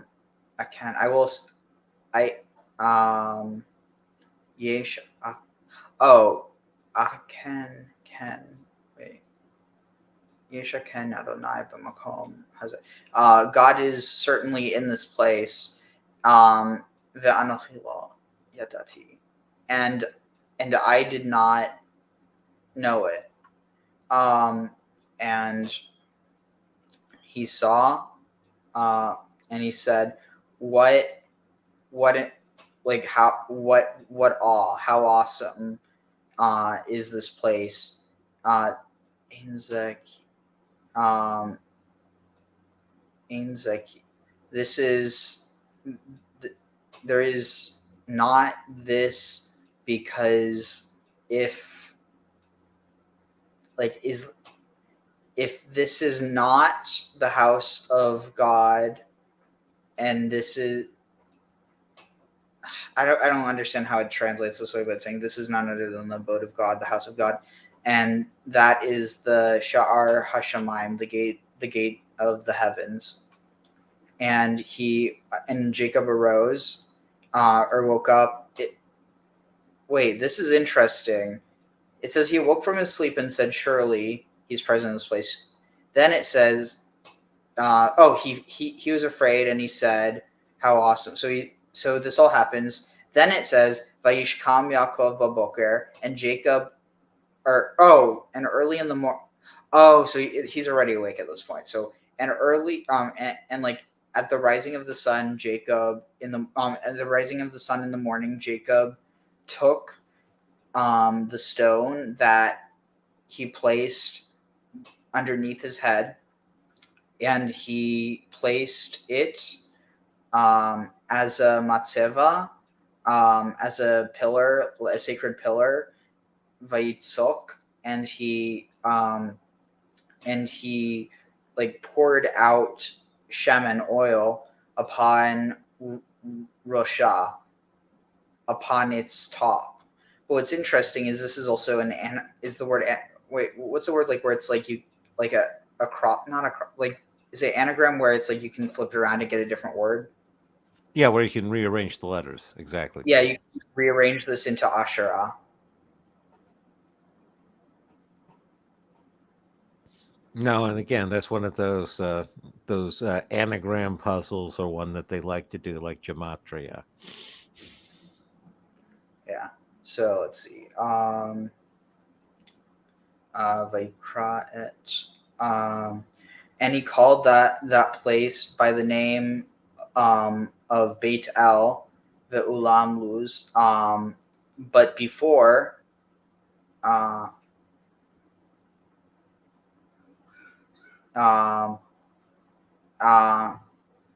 before this, the name of the city, La Rishona, that previously was called Luz, which means was it almond?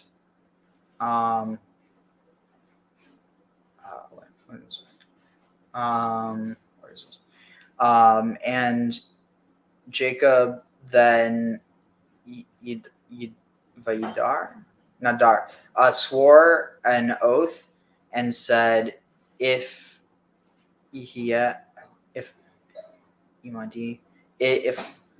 Elohim stands with. So again, with this whole parallel that I proposed before, I think with this context, you almost like hear within like the hidden couch language. And again, I could totally be wrong. I'm totally open to that. But within this, I'd be reading this as Asherah. Because you also have within the song, the Hishamda, and she stood. So this idea of imadi, standing with me, or being with them, I think this is referring to Asherah, or like, to the idea of Rucha Dekucha, of Holy Spirit. But if Elohim is with me and shamarani, and protects me, b'derech hazeh, on this journey. So notice this, because it also said, happy is the man who is secure, or who's secure in you, and whose mind is on the pilgrim highways. Like this motif of the crossways or highways, the intersection, like the margins of society, that's not like socially, but like geographically, that's very, very much associated with Asherah. Interesting. Is also associated with nature. Like the reason you have to pray for safety, on the road is because there's wild animals, but there's also in the wilderness, there's nobody who can help you unless you're with people. I'm also getting a sense here of like a boundary stone, a boundary stela going on, being invoked here as well. Okay. Yeah. So let's see. If God stands with me and protects me on this on this road that I am walking, and gives me bread or gives me sustenance to eat and clothing to wear, and and returns me in peace to the house of my father, and was um the and oh and Yahweh will be for me as Elohim.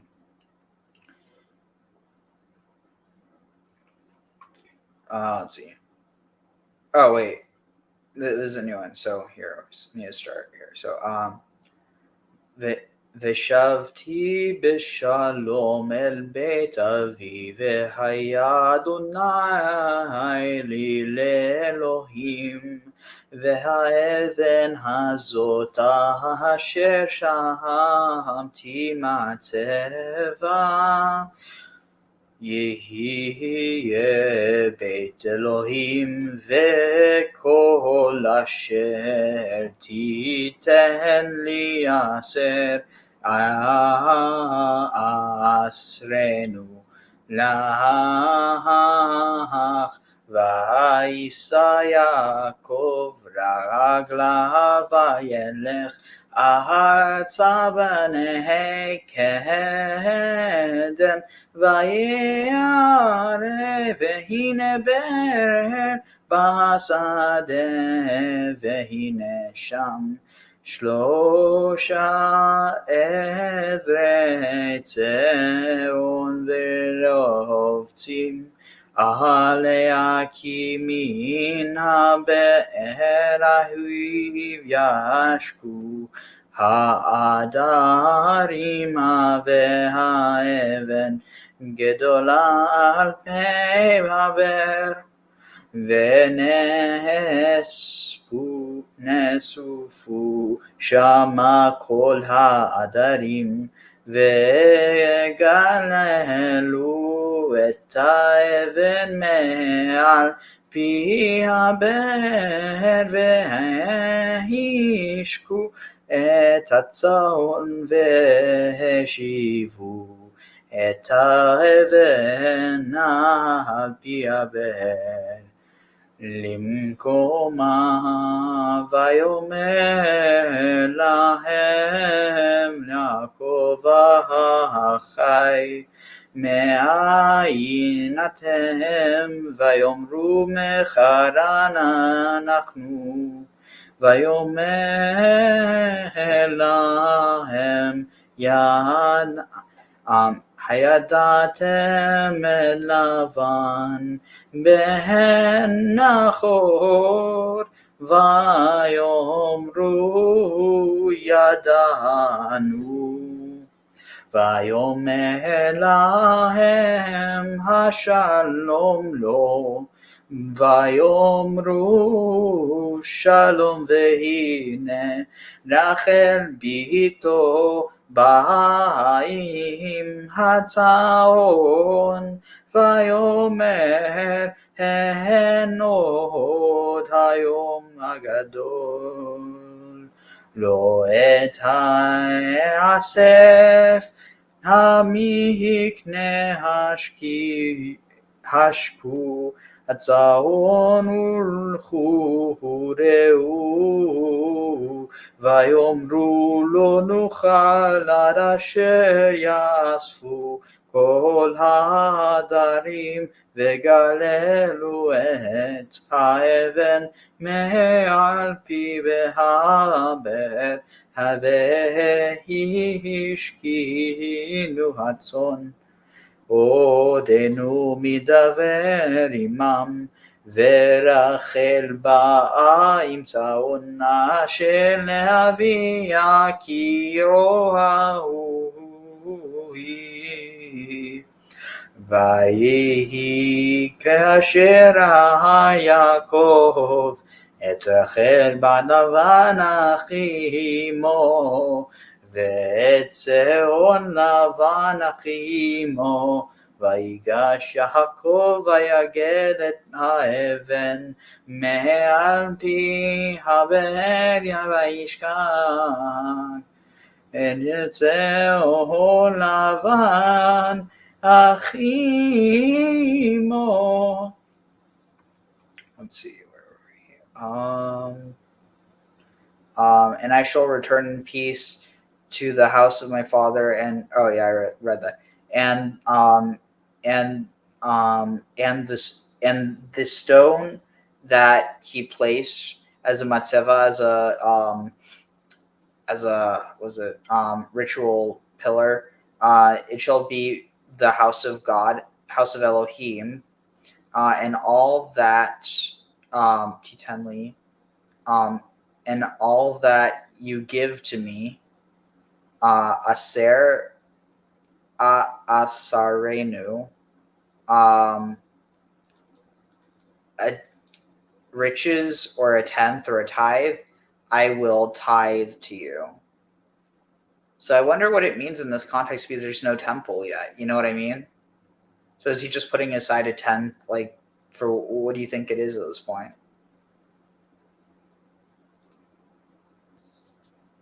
Don't know. That's a good question. There's always, a thought that it could be a anachronistic throwback. Like when they refer to, Rebecca watering camels, which camels hadn't been domesticated, weren't going to be domesticated for hundreds of years after that. So you have that option available to you. Also, if anyone wants to join, I mean, I see 3 people watching, but there's no comments. I don't know. It's weird. Like today, it feels like it's a lot less people than normal. It's fine. I mean, I'm not doing this for other people. I'm doing this for myself. But I figure I might as well stream it so that I remember that it happened. Let's see. And Yaakov resumed or lifted up his legs and walked to the land Artsah b'nei Kedem, to the land of the children of the east, and he saw and beheld a well in the field, and he beheld there 3 edrei on, 3 flocks of sheep, rovtzim, like was stretching out upon it, because from the from this or from that well, yashku, they drank, the flocks drank, but the stone, but a large stone was over the mouth of the well, and they gathered there all the flocks and galal, and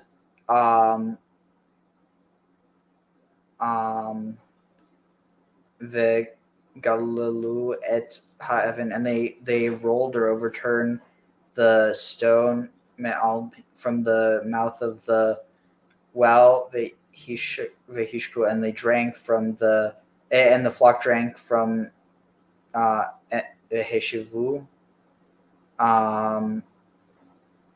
and they would return the stone upon the mouth of the well to its place.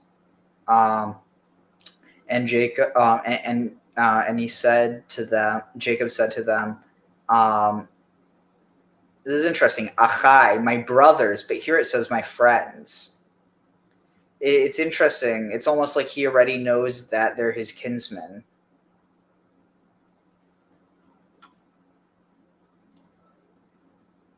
Well, if he's heading to Haran, he knows that those are his kinsmen there. Yeah. I mean, you also have the whole like motif in Semitic languages of referring to your friend as your brother, like, achi. Yeah. Hey, bro. Exactly. Yeah. No, Yeah. he knew they were related. Otherwise, he wouldn't be going to Haran to find a cousin to marry. Yeah. So achai me'ayin atem, where are you from? And they said, from Charan. We're from Charan. And he said to them, do you know Laban, the son of Nahor? And they said, we know him. Let's see, where are we at?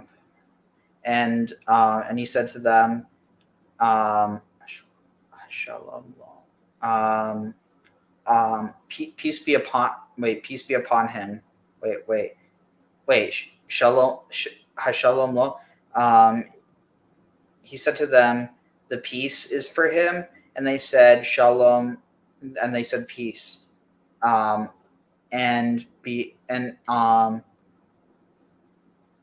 behold, Rachel, his daughter, is coming with a flock, and Jacob goes awuga, and he said, there is more of the day.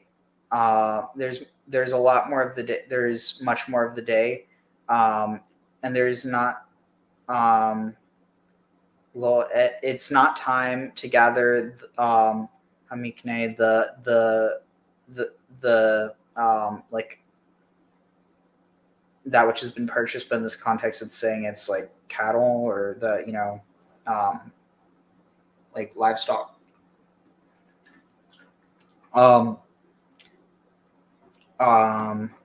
Hashku, like water or give to drink. Speaking of water, I need to put this in a proper place. Give to drink, give the flock to drink, and take them out to pasture. And he said, and they said, we're not able to until there is gathered all the flocks, and they will roll over the stone from the mouth of the well, and we can drink, or we can water the flocks. And while he was still speaking with them, Rachel came with the flock that was for her father, because she was its shepherdess, which is interesting because here you also have this tradition of the female shepherd or the shepherdess. Doesn't get emphasized nearly as much as the shepherd, though. It's interesting. Exactly, and Jacob took one look at Rachel, saw she had some mighty fine sheep, and he got excited. Heck. I don't think he was just looking at his sheep. Well, also, like, he called them sheep, yeah. Also, that's totally a mirror. Like, whatever, like, I didn't say anything. It's all in your mind, whatever y'all are thinking. So, just a mirror. But no, I mean, he probably was paying attention to her sheep.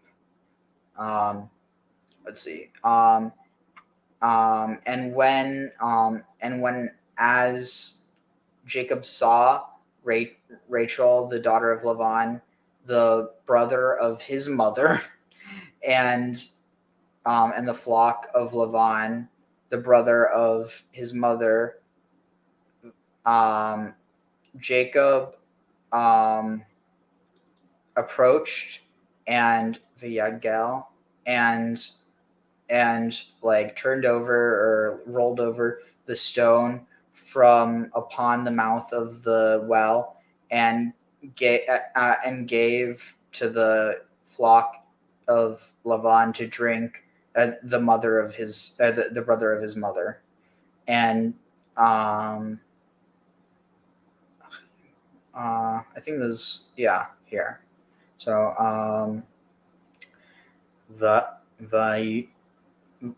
וישק יעקב לרחל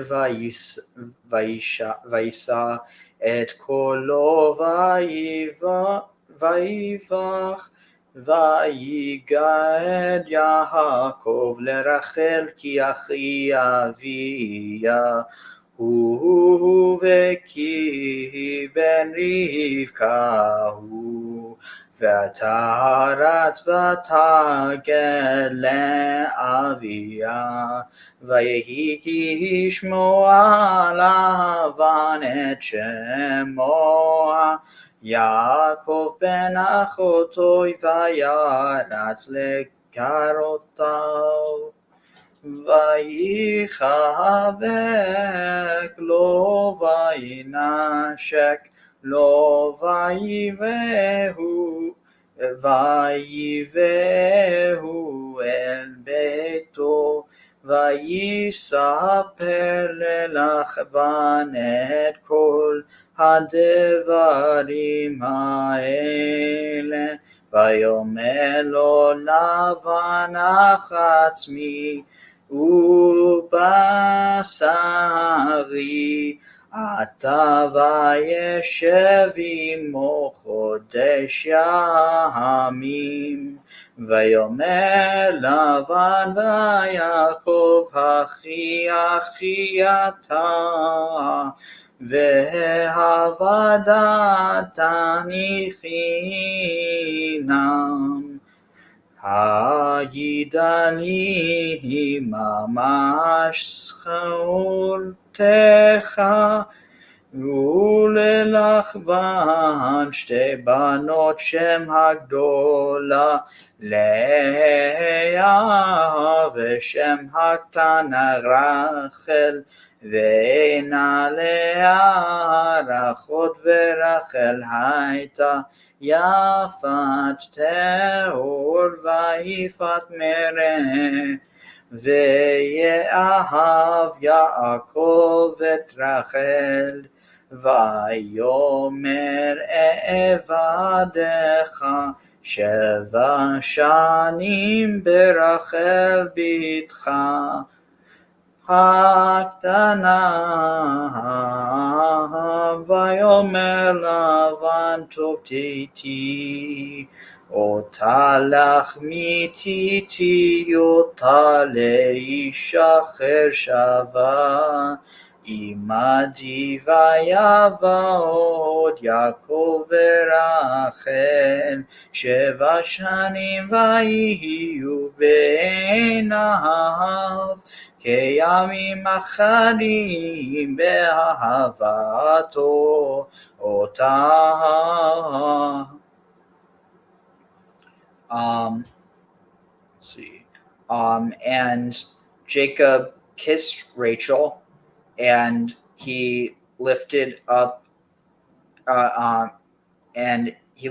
his voice and broke into weeping. And Jacob told to Rachel that that my ki achi aveya.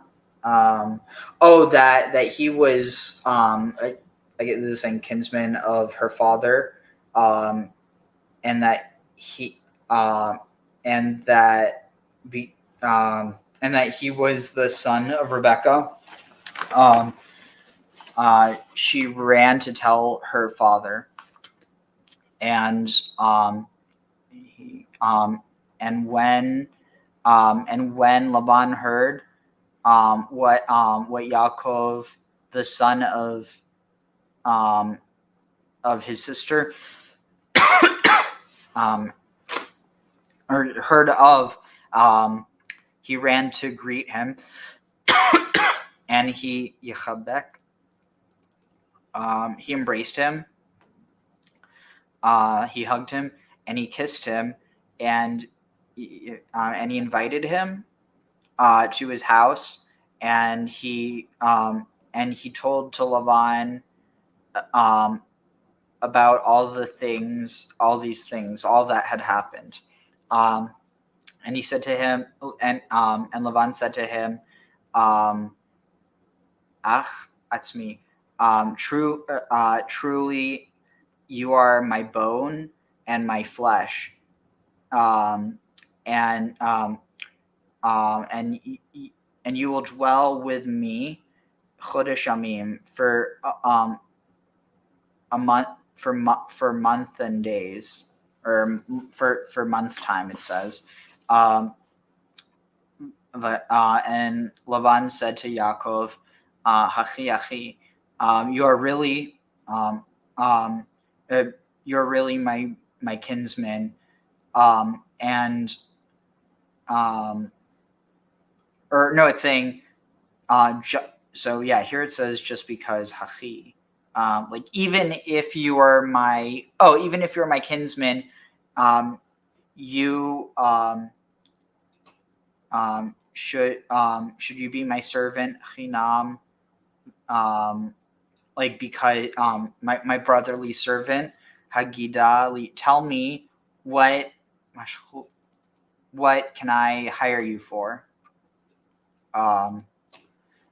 And but Laban had two daughters. The name of the older was Leah, and the name of the younger was Rachel. Leah and Rachel. And I think they may have been right about larger there. That's why he wanted Rachel. What? Didn't they just call Leah fat? Where? In there, they said the larger one was Leah. No, it's the same way it refers to Esau and Jacob. It just means the older and younger, like the greater and lesser. Okay, I was just thinking they might have been slyly trying to call Leah fat there. No, the one that's referred to as more like shapely or large is actually Rachel. Gotcha. So ve'enei Leah rakot. So and the eyes of Leah were rakot. It translates it as weak, but that's a weak translation. Rakot means tender, soft, delicate, or weak. If you're talking about, delicate, that's not good if you're talking about strength. But if you're talking about beauty, delicate is often seen as very beautiful. So if we translate this directly, and Leah's eyes were delicate or were tender, were soft. Of course, you could read it as like timid or like weak, as in like she had bad eyesight. But like, come on, it's very clearly saying she had tender eyes. But Rachel, she was Yafat Teor. She was beautiful in form and shape, beauty and shape, and or beautiful in shape and beautiful to see. Like, so it's saying like she was like beautiful in figure and beautiful in sight. Yeah, I was gonna say doe-eyed might be a decent translation for Leah. No, that doesn't work because the doe is Rachel. Cow-eyed would be better, except, and the thing is, within the Egyptian context, being compared to a cow was actually seen as a very good thing. Oh, absolutely. Also, notice she's the more fertile one, and she's named after a cow. Like here, Leah. Let's see, does it show up? Wait, no. Dang it, it's not here. Here, wary, eldest daughter of Laban and wife of daughter, perhaps wild cow. And then Rachel is ewe, or female, like doe, basically. So Gotcha. No, interesting. But Jacob loved Rachel and said, "I will serve you 7 years, in like berachel, like in Rachel or for Rachel, your daughter, your younger daughter." And Laban said, Tov Titi, it is better to give to you, give to you, Oh, better that I give her to you than I give her to another man. Shava, imadi, shava, like dwell with me. So he's saying like, stay here, become part of my family. And so Now, did Laban not have any sons in order to marry his daughters off to? I think he did, but he was probably like, I don't want grandchildren with a lot of genetic issues, even though he didn't know about genes. So don't question it. But also think about it. He couldn't get any money from his sons because he'd be paying the dowry for his daughter to his son's dad, which would be him. Which I guess you could argue is kind of economic, but only from the perspective. Dude, I don't know. I don't want to think about it. Let's see, where are we at? Oh, right. We're getting way too Egyptian there. Yeah. So, and so Jacob served. And Jacob served for Rachel, or worked for Rachel 7 years, and it was in his eyes like a single day, or like a day, like keyamim achadim. So the thing is, achad is one, but achadim is like as a unified day. Like the days were like the days were unified, basically, or the days felt like one, basically. In his love for her. And this is like one of the most chilling parts of, or not chilling, but like one of the most, like, it gives me goosebumps that the 7 years only felt like a few days because of his love for her. Let's see. Where is, holy crap, is it, wait, I'm trying to think. So we're on, wait, for his love for her.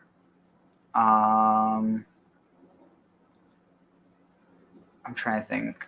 I'm checking on my phone because I have a feeling I missed it, and we definitely haven't read that much, but let's see. Parshah Vayetze 1. Okay, wait, now. So Parshah Vayetze, and then go to 2. That's at 29:1. So that means we already went to that. So then this goes to so 1's 3. 3. That's 29:18. Oh, we're right past 3, so we're going to finish up soon. Sweet.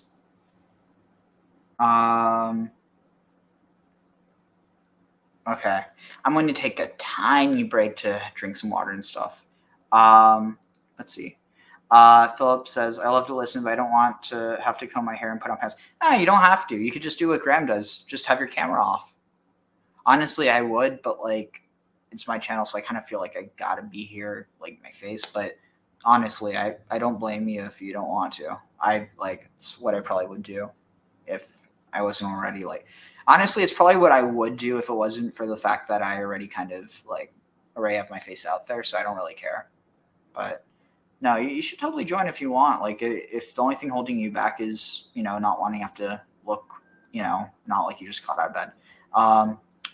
I don't know about what you mean in this context. As one? Oh, the days were as one. That's a great translation. Thank you so much, Usal. Yeah, no, I like that translation. Yeah. The days. So then he actually only ended up working 2 days in order to marry Rachel. But yeah, if you want to join here, I'll post a link in case. But yeah, no pressure either way. But it's definitely, you can just sit there, throw in any comments whenever you have any. Especially because it's, like I always say, the more the merrier. Well, except in cases like Jonestown, that's usually the more tragic. Also, I don't know why. You just need the right recipe for your Kool-Aid. Yeah. Yeah, like there's nothing wrong with Kool-Aid as long as it's just Kool-Aid and it's not anything uncool. As long as Oh, it's not uncooled. yeah, I was going to say, speaking of which, it never occurred to Jacob that maybe that mushroom soup had something to do with his dreams. Oh, it wasn't mushroom stew. It was probably, I mean, if anything, it might have been like acacia stew, but that would have been gross. Another one that kind of jumped at me is, and again, it's sort of like reading, Peter Pan into the Bible. But I saw that, Jacob and his magic seed, sprouting, huge, nations and tribes and nations out of it, being very similar to Jack and the Beanstalk with his magic beans. Oh, Tag. interesting. That's a funny connection. Let's see. Ooh, what's this? Do you think that's maybe what the Bible writers intended? The most certain thing in life Take care, Philip. is also the most frightening. Nothing else is as sure as death, and we fear death as nothing else. Suffering? Suffering's as sure as death. In truth, for a Jew who believes in a future world where all the mitzvot that we do will breathe life back into us, dying is like walking into a room and taking off your body like a coat. I once wrote a short story about this idea. It goes like this. Neshama was a water being. Neshama breathed in the life-giving fluid in which she floated. She turned on her side. I once wrote a short story about this idea. It goes like this. Neshama was a water being. Neshama breathed in the life-giving fluid in which she floated. She turned on her side, and her life support cable gently undulated like a sea snake in the dark liquid in which she lived. She had spent her days here in deep communication with her spirit guide who had taught her all the secrets of the universe, but now she was alone. Now she knew that her life was coming to an end. Like all other water beings, she would be drawn down the tunnel of death like a vortex, vanishing into infinity. Like a puny raft circling on the edge of a giant whirlpool, she felt herself being drawn down inexorably. Panic rose in her throat. I don't want to die. I want to live forever. Her ears filled with the most sublime music, a single chord of all the water voices singing one wordless chord, undulating through every known scale. The sound grew and grew. Down and down she went, down and down the tunnel, and then it was over.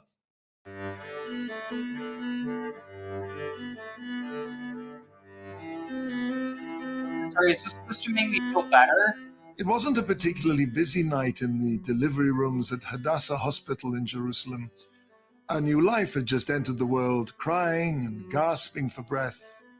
The nurse cleaned the liquid from the baby's mouth, wrapped her in swaddling, and placed her in her mother's arms. The mother looked down at the baby and said, "You're so beautiful, Neshama."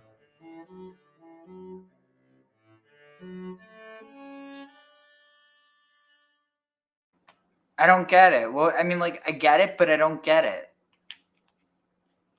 It's the idea that birth is, the result of another death. And it's like the death of the life that the fetus had within the womb. And that was the whole analogy there. And that, he could have thrown in something about coming into the light there too, but he didn't. Wait, so was the analogy that it was literally someone else that was being reborn as a child, or was it that the life in the womb? It was the life in the womb. It considered that the only life it had, and it considered being born a death. Interesting. Though I feel like you could also read it the other way as well. Possibly, I figured out that's where he was going with it pretty much almost from the beginning.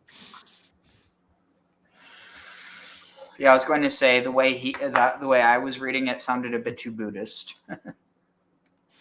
Yeah, no, it's when he started with the name Ashima, and it's like, okay, I see where he's going with this one, and calling her a water being with the, Oh yeah, again, that makes sense. the uterine fluids and all. So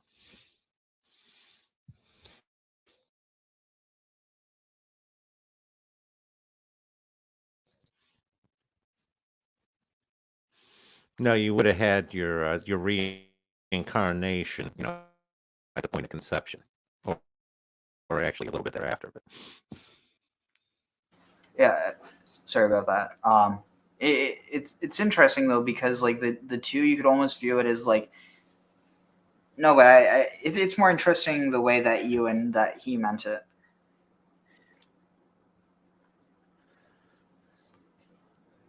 Let's see. Oh, what's this?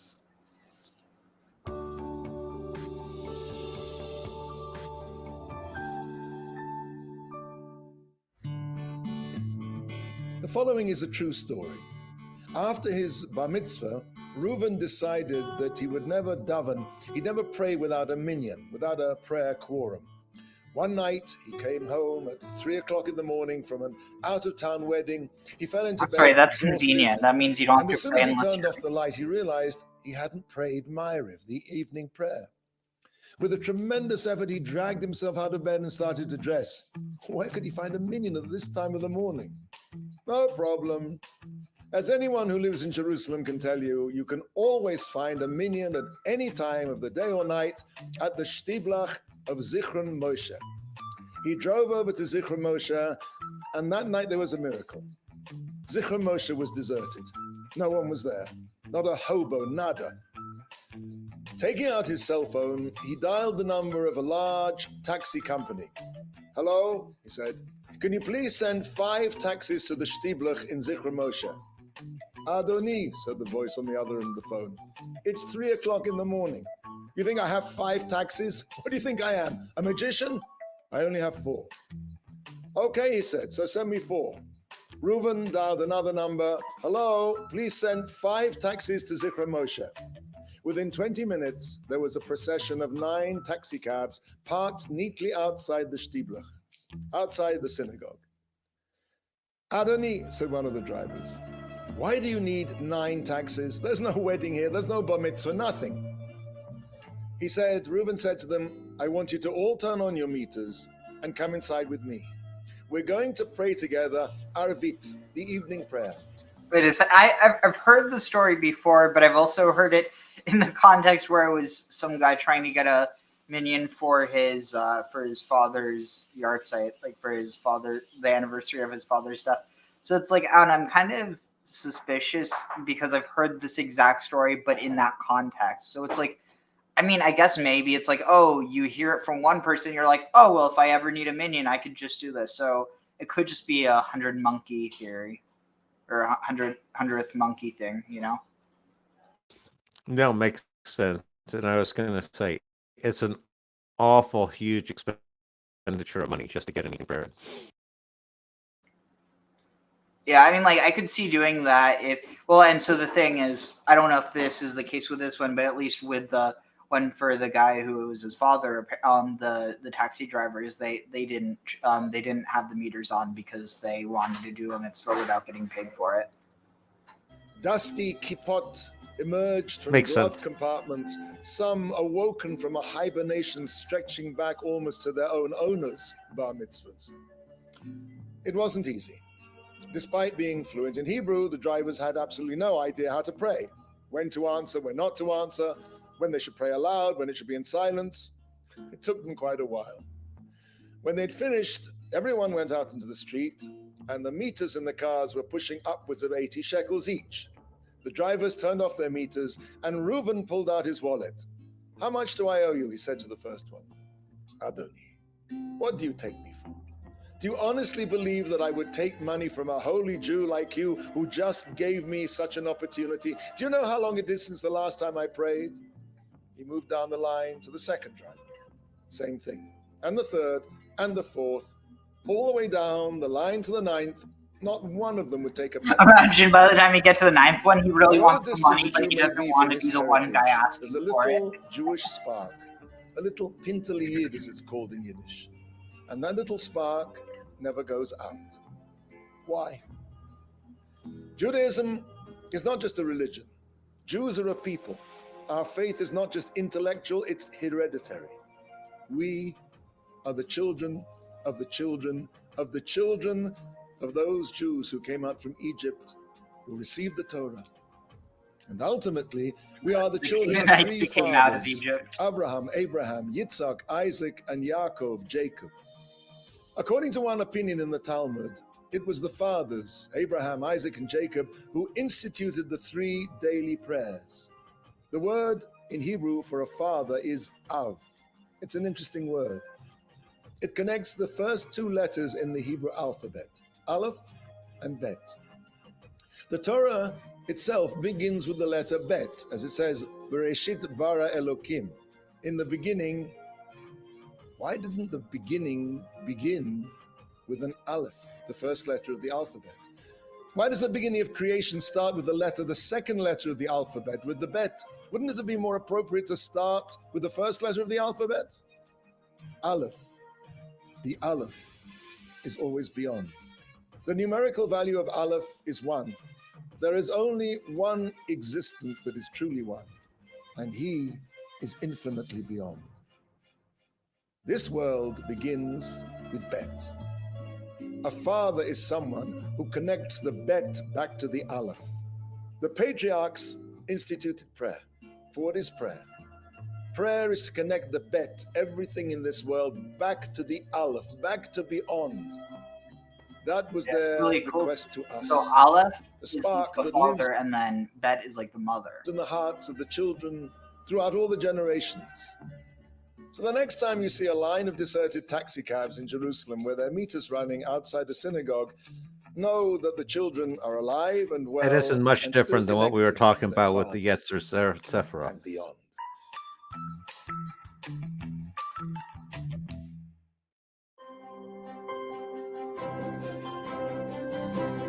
Another aspect that you can interpret that with, another way to interpret that is, every story starts with, once upon a time in the beginning, but there's always things that happened before the beginning of any story. Yeah.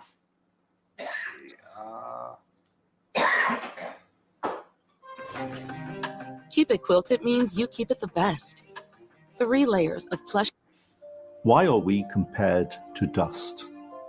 In Parashat Vayetze, immediately after his dream of the ladder, Hashem appeared to Yaakov and he said, V'haya zaracha ka'afar ha'aretz. Your descendants will be like the dust of the earth. Ufaratzta, and they will be scattered. Yama v'kedma v'tzafona v'negba, to the west and to the east, to the north and to the south. What we immediately think of when being told that we'll be like the dust of the earth is the fact that you cannot count the number of specks of dust that exist. It's simply impossible. And similarly, Hashem is promising us that over the ages, the numbers of the Jewish people will be vast. However, Sephorinor gives. I mean, maybe at one time, but relative to everyone else, not anymore. A very deep and profound perush here. Sephorinor says that when we walk around, we trample on dust, we kick the dust, we treat it with disdain. It's simply of no value to us. However, those who kick the dust about eventually will die one day. They will be buried, and that very same dust will prevail and will be on top. Oh, and so too with the Jewish people. Hashem is telling Yaakov Avinu that the time will come in the future when in our exile, we will be treated as if we are subhuman. It kind of reminds me of the, that one phrase. It's like, they buried us, but they didn't realize we were seeds. Yeah, no, I've heard that before. I was going to say, I think the big, I lost it. Go on. The big takeaway you're saying? Yeah, but I forgot what I was going to say, so it'll come back. I didn't know if I could trigger it just by saying takeaway. However, at the end of the day, those who treat us in this fashion, those very nations will cease to exist, and Am Yisrael Chai, the Jewish people, will prevail and will live on. Sforno adds that deliverance of our people will take place at a time when things simply can't get worse. And it's that very message which is conveyed in the rest of our verse. Ufaratzta yama v'kedma v'tzafona v'negba. Notice that the directions are not clockwise and they're not anti-clockwise. From the west and to the east, from the north and to the south. And the Kli Yakar explains here, Hashem wants us to know that like the rapid and decisive swing of a pendulum, so too our fate will change from one in which there is no light at the end of the tunnel to outright salvation very quickly. While saying these words, one cannot but think of the tumultuous events of the past century and the manner in which the Almighty has kept his covenant with our people and against all odds has delivered us.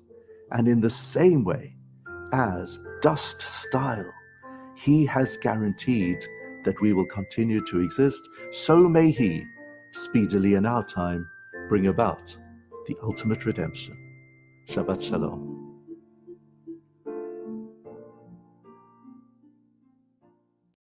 How quickly do we reach the light at the end of the tunnel?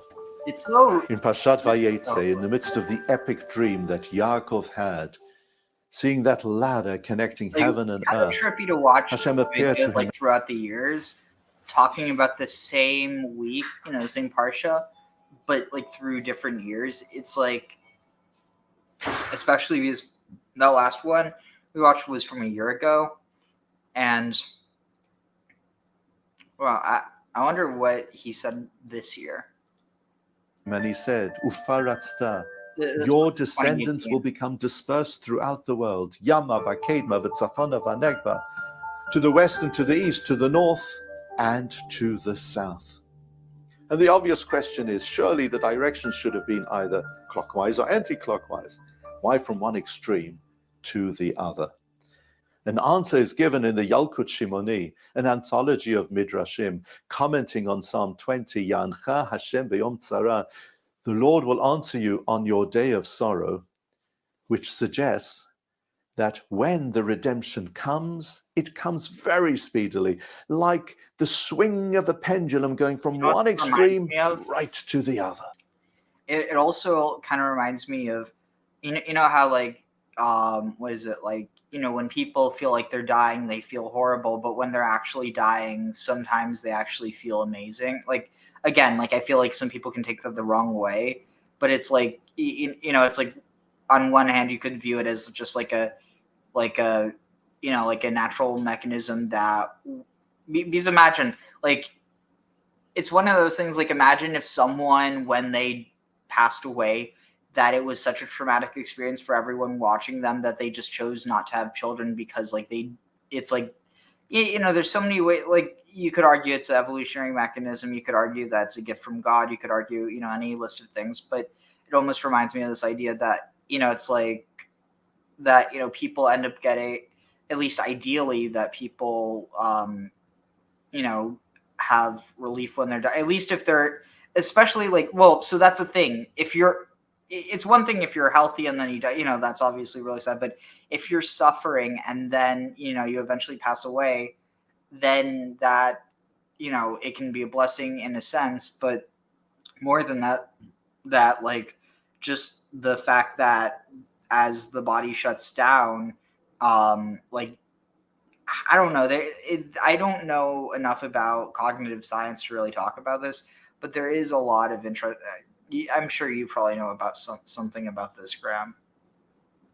Yeah, no, I know a fair amount. I mean, my mother died of Alzheimer's, and that's one of those where I can sit there and look at it and say that, if she had died years earlier, it probably would have been a blessing on everyone, because it's not like she had a high quality of life at the end and everybody else, it all centered around her. And that's the way it needs to be. But you sit there and look at it, and it's like, it was just kind of suffering for everybody involved. You know what I mean?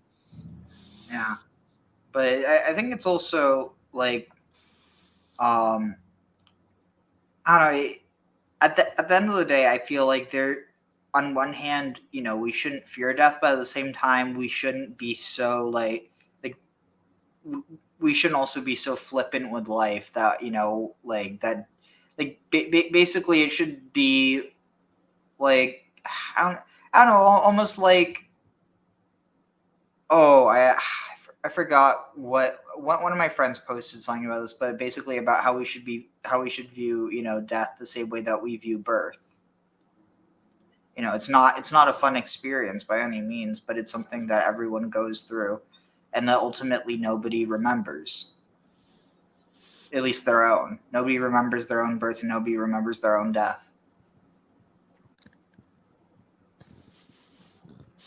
Yeah, I was going to say, for the most part, you get into some fuzzy realms when you're talking about reincarnation and stuff. So Yeah, but no, like I see it as that. Why fear inevitabilities? It's like fearing sundown in the middle of the day. It's going to happen. It's just, make Yeah. your best plans, make the most of it. Yeah, but the difference is you can see the sun come up. You can't see your own resurrection. Well, you can see other people's by watching other children being born. I mean, you can understand it by analogy there.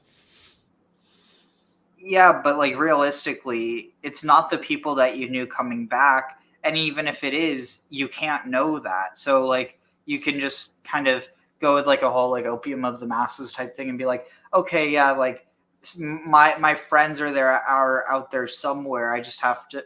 But it's like at the same time, it's like it's never going to be the same. So I feel like on one hand, it's like about coming to terms with that, as opposed to like just saying that, oh, they're still there and you can still see that. Like, I don't know. It's the type of thing where who knows, like, at the, who knows what's after death. But I mean, like, for instance, imagine if it ended up being that, like, after this life, there's a whole other life. And then, like, the people that, like, almost like just the next stage. And then, so what ends up happening is all the people who are convinced but then again, it could also be like some people move on, some people stay. So it's like, it would be fun to talk about this specifically sometime with someone who like has studied this more, like in different contexts as well.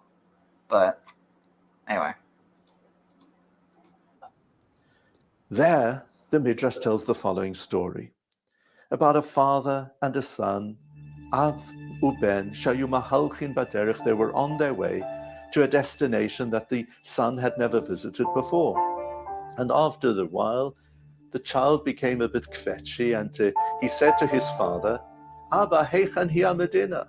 Father, mahalchin baderech. They were on their way to a destination that the son had never visited before. And after a while, the child became a bit kvetchy, and he said to his father, Abba, heichan hi medina.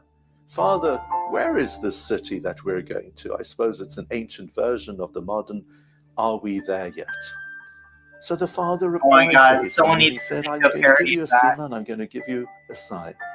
Im ra'ita bet hakvarot lefanecha, hamedina krova lach. When you see the cemetery, you will know that we're close to the city. It was a good sign because, as we know, cemeteries are positioned outside the boundaries of the city limits. So therefore, the child would see the cemetery, he would know that they were nearly there. Rabbi Isaac Bernstein noticed brilliantly that in this midrash, the term for city is not a regular term. It is Medina, which we understand to be the state of Israel. And he went on to explain that this midrash is actually a prophetic description of what would take place for the Jewish people over 2 millennia. Are we there yet? And you'll know we're there once you see the graveyard. Holy crap, that's a really dark interpretation. Mother and the child, Hashem and the people of Israel, we've been on a journey ever since the destruction of our temple. And we have continuously turned heavenwards and said, Heichan hi Medina, when will we return back to Zion to have our own country once again? And now with hindsight, and with a lot of pain and sadness, we realized there was a sign. When we passed through those cemeteries of the Shoah, Auschwitz, Birkenau, Buchenwald, Belsen, and so on, we were nearly there. Within 3 very short years, we had Medina back in our hands. The light at the end of the tunnel suddenly appeared to us in the midst of the darkest hours of the history of our people. And this is our prayer, that the Almighty should bless the Jewish people in the state of Israel and around the world, that we speedily will see that light at the end of our tunnel, and that we will enjoy peace and security and happiness and success, and that ultimately the total redemption will come speedily in our time. Shabbat Shalom. That one was a little disturbing to me. What do you mean to you? It was disturbing to me as well. Because that's almost like justifying the Holocaust for me. I don't think it's justifying it so much as like saying that. I mean, like I know where you're getting at, though. I feel like that's No, what would be justifying the Holocaust is saying that the Jews were bad and they were assimilating, therefore God had to send the Holocaust in order to drive them back to their land. That would be really bad. Like this, I feel like it's not trying to justify; it's trying to explain why, like, even though it was bad, it's still a sign of something good to come. There's a human sacrifice vibe there that just makes me really uncomfortable. I mean, isn't that just inherent to any? I mean, like the idea of peace coming from the end of a war. Well, it's a little different when you have organized death camps of innocent people. Well, obviously, but like what I'm saying is it's not like they're saying like it had to be that. It could have just as easily been like, imagine it could have been something like it's almost like, again, it's almost like he's saying there had to be a mass death of Jewish people before the Holy Land could happen. And again, we're in very uncomfortable ways here. I have trouble finding anything good out of this territory. You know what I'm saying? Yeah, I definitely get where you're coming from. It's just like, I mean, for instance, like I think you also have to look at the context and where that type of idea came out of. It came out of mass persecution, where basically you have to come up with a reason why you've been persecuted, and it can, I mean, honestly, it feels like a type of Stockholm syndrome. There's that. There's also the, never let a crisis go to waste.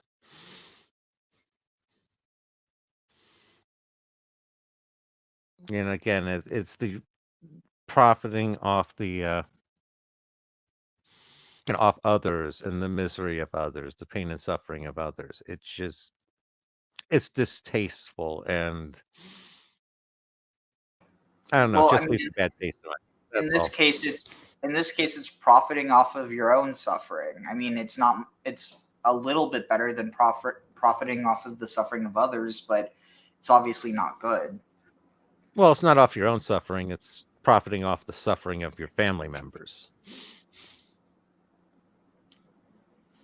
True, but I mean, you also have to keep in mind that, like, especially, I mean, the more, especially like the more religious you get, there's really, like, obviously there still is this idea of individuals, but there's much more of a focus on the community than on the individual.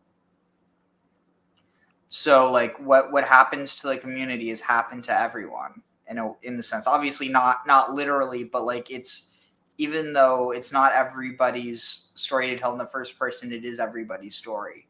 because just because it happened before, it could happen again, and it could happen to them. Yeah, now you're going into one of those fundamental one that's sort of antinomic relationship between the individual and the group, and it's like without the group, you don't produce individuals, and if you get rid of all the individuals, there's no group that exists anymore. So it's like, it's kind of like the one doesn't exist without the other. Yeah. All right, I'm going to see if I can find the one that he did from this year. And hopefully it's not disturbing at all. But given how disturbing things have been lately, I honestly don't know. Let's see.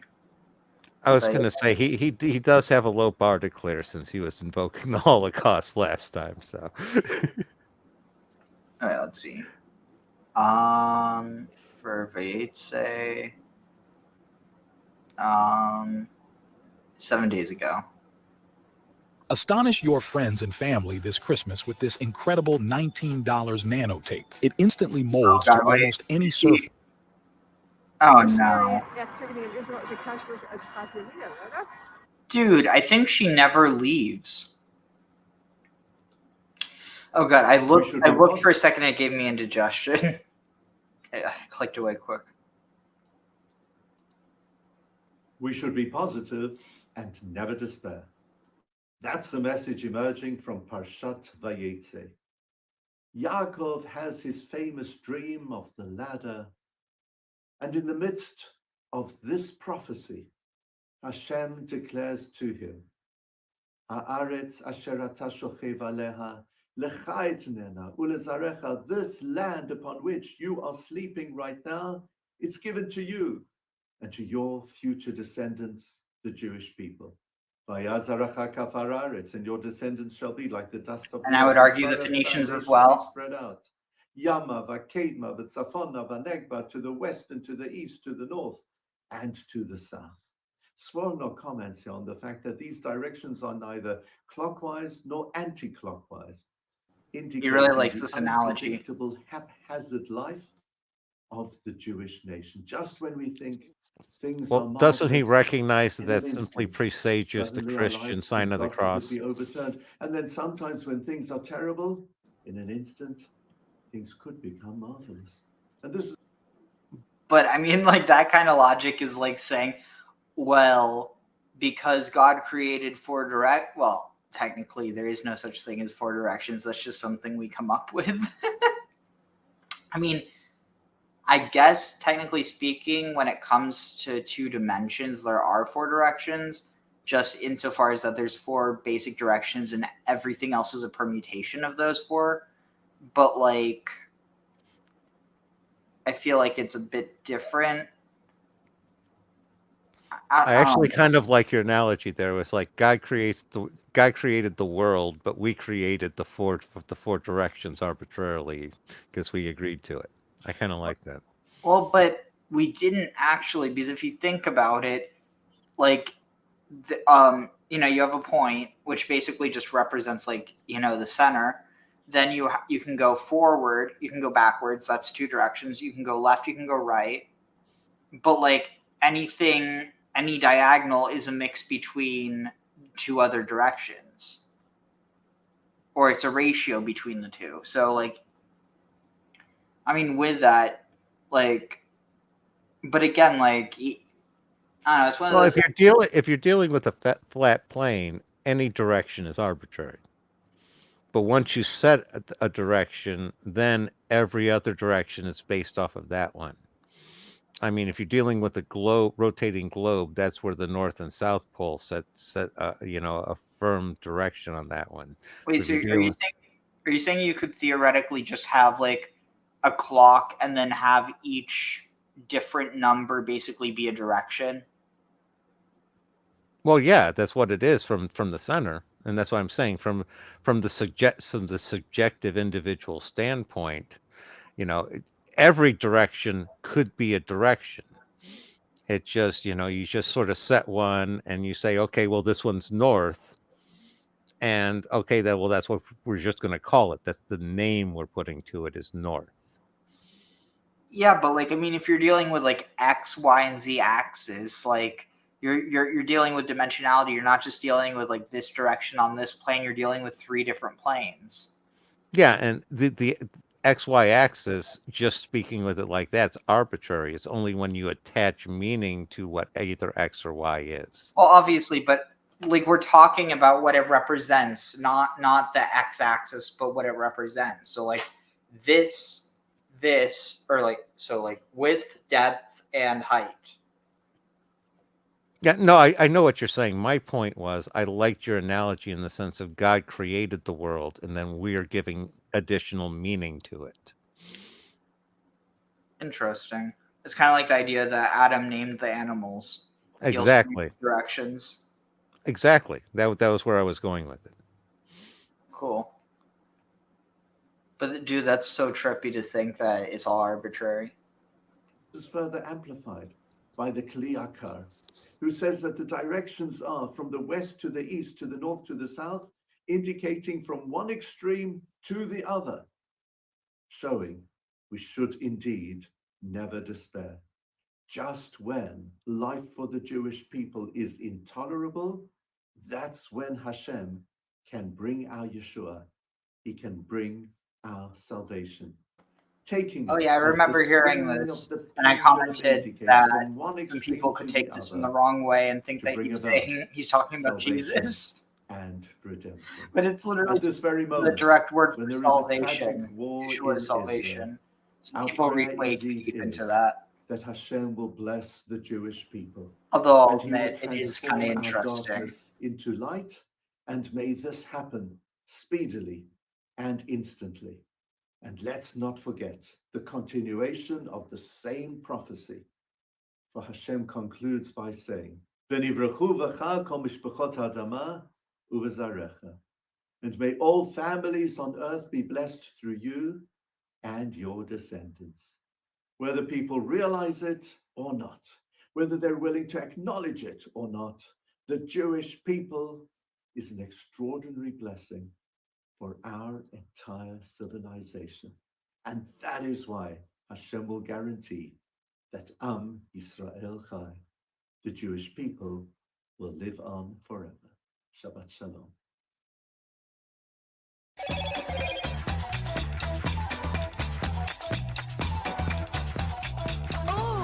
I love to study characters, particularly the ones that are evil, because through them we learn so much about the human condition and how to be aware of the pitfalls. Shabbat Shalom. In Parashat Vayetze, we have the story of Yaakov running away to his uncle Laban. There he'll meet his wife-to-be Rachel, but he ends up marrying Leah as well. 4 wives.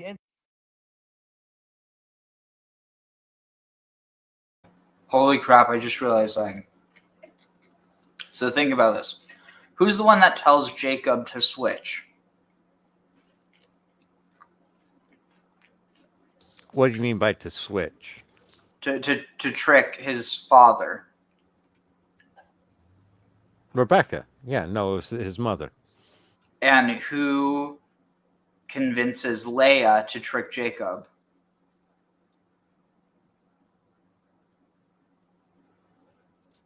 Would that be Leah? No, Leah is Leah. Oh, sorry, Rachel? No, Rachel wanted to marry Jacob. Why would she make it take longer? Who was it? Was it Laban? Yeah. So now think about this. Laban and It's a total inverse, yeah. Rebecca and Laban were brother and sister. And remember what he says that in Haran they like to marry their oldest daughters first. So it almost seems like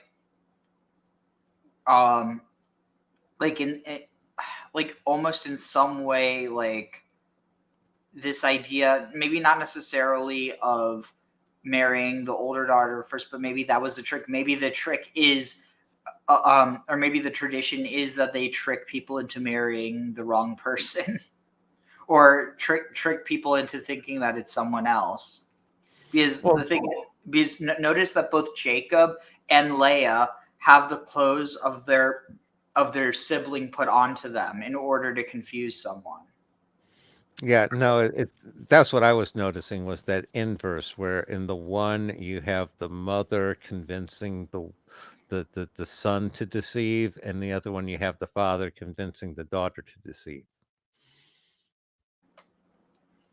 And then with the story of Lot and his daughters deceive him. And again, the Romans ended up summing that up with caveat emptor, the buyer beware. The what? The buyer beware. No, what was the first thing you said? Caveat emptor. It's Latin for the buyer beware. Hey, Zero, if you want to join, the link's over here.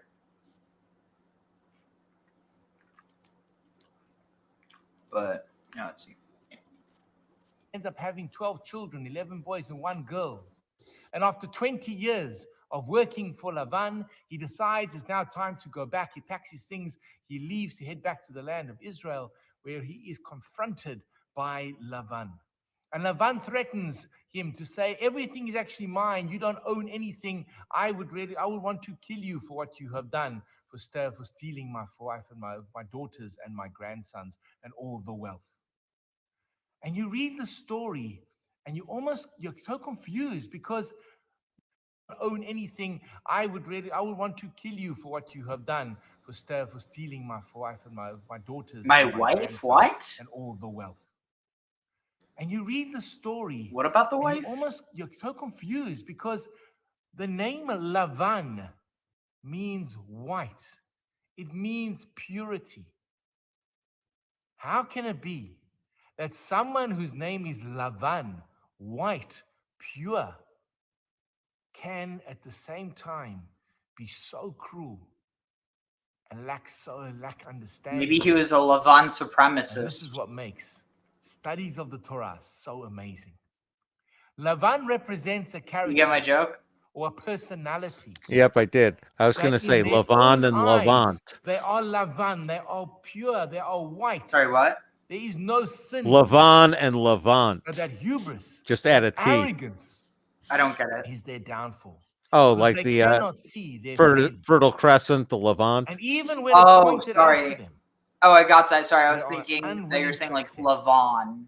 There's a concept in philosophy or in psychology called cognitive dissonance, where you have an idea in your head, and when someone presents you with real arguments as to why you are wrong, you cannot accept it. We have within the world society today this exact problem, with ideology being fused with identity.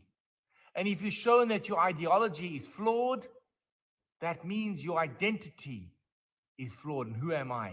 And I cannot accept that. My ego will not accept that somehow my identity needs to be reviewed. And they act like a Laban. They lash out. They don't accept. They can't see. They are blinded by the light, the white light, that they cannot see the colors around them. They cannot see the nuance. And thus Laban represents a character within not just the Bible, but within ourselves, within the world around us, that sees themselves as perfect and everyone else has the problem. And Laban is dangerous. Our rabbis equate Laban with the following verse. Arami oved avi.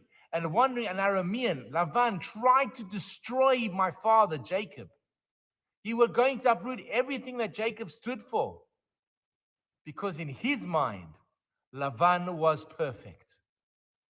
And when someone comes up to you claiming moral high ground, moral superiority, that they have no marks on their souls, they are Laban, they are white, beware.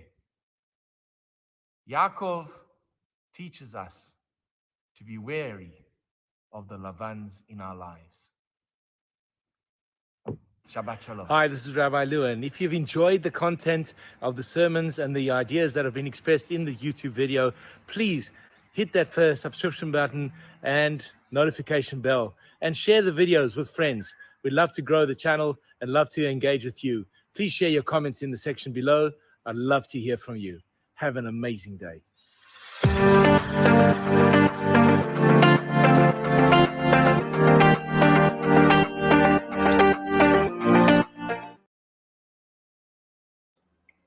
All right, so here, let me just take a step and we'll continue. Let's see. Just bring this up.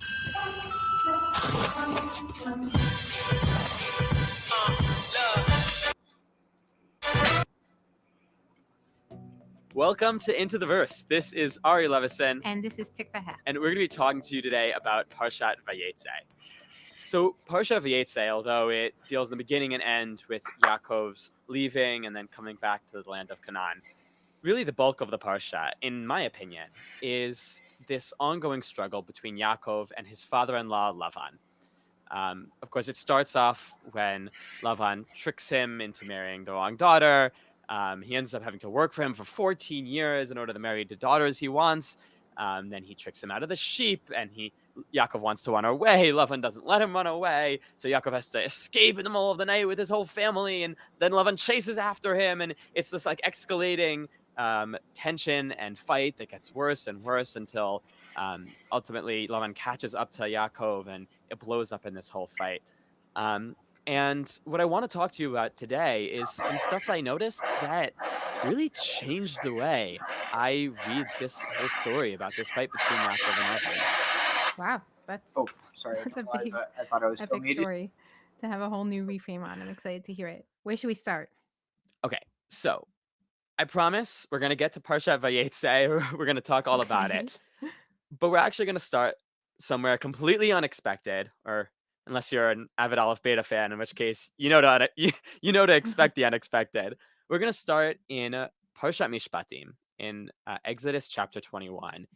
In this section of like really just random laws, one after another, mostly having to do with damages and the fines you pay for various different damages. Now, if you're a big Into the Verse fan, these laws might sound familiar to you. And that's because we actually dealt with them last year for Parashat Vayigash, and we looked at some fascinating parallels that those laws had to one story. So don't worry, today we're going to talk about something completely different.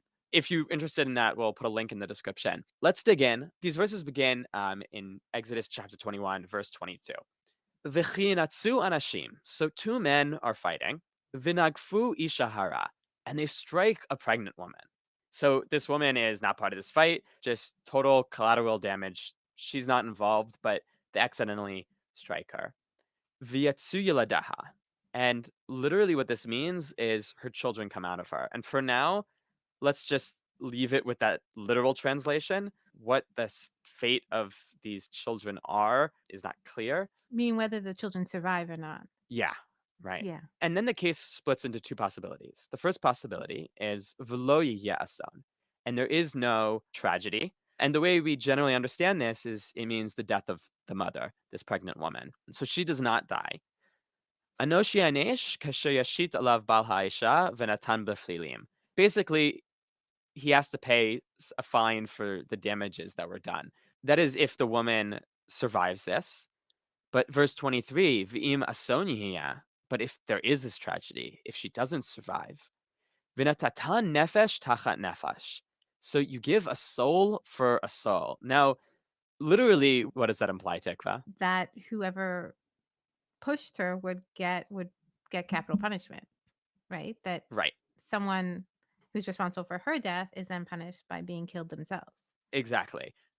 But when it comes to actually practical law, the way that we traditionally understand this is it doesn't mean literally capital punishment. It actually means you pay a monetary fine in place of that capital punishment, or in place of the soul, which the truth is, I think there's a lot of evidence for how the rabbis understand it that way, and we don't have time to get into that now.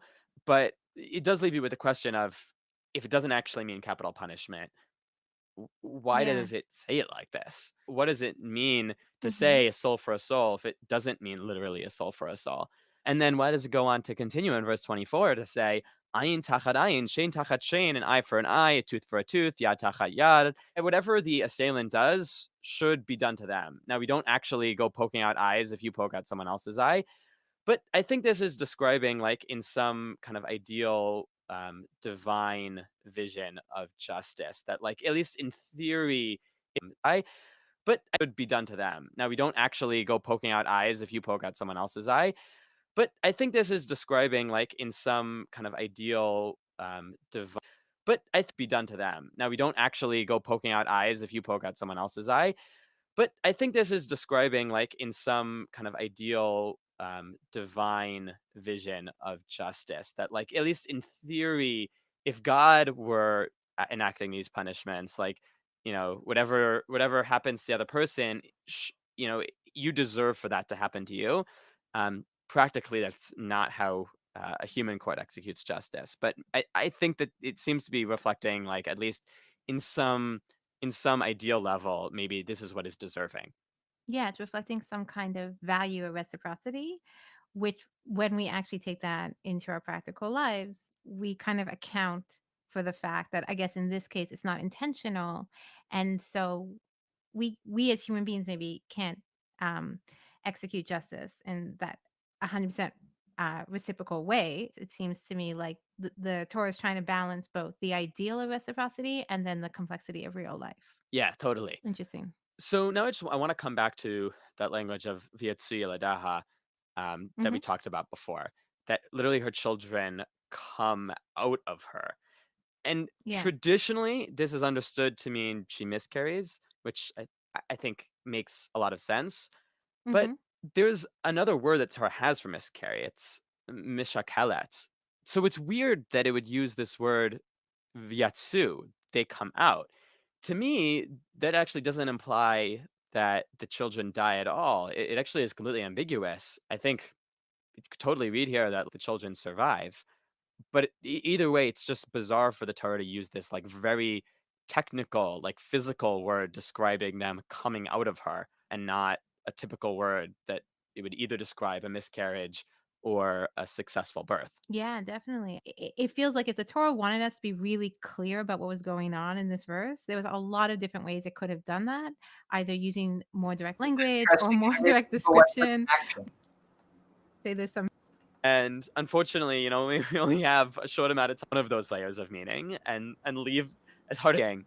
But at least the way I want to look at it today is, seeing ויצא ילדיה as not meaning a miscarriage, but really leaving this possibility open that the children survive, and to understand it, at least in the traditional way, that ason means the mother that we're talking about. Does the mother die? Does she not die? Hmm.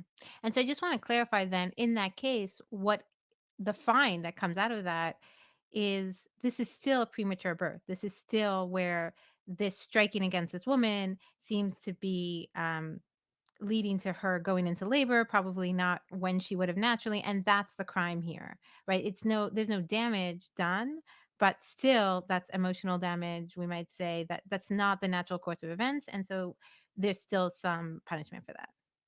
Yeah, exactly.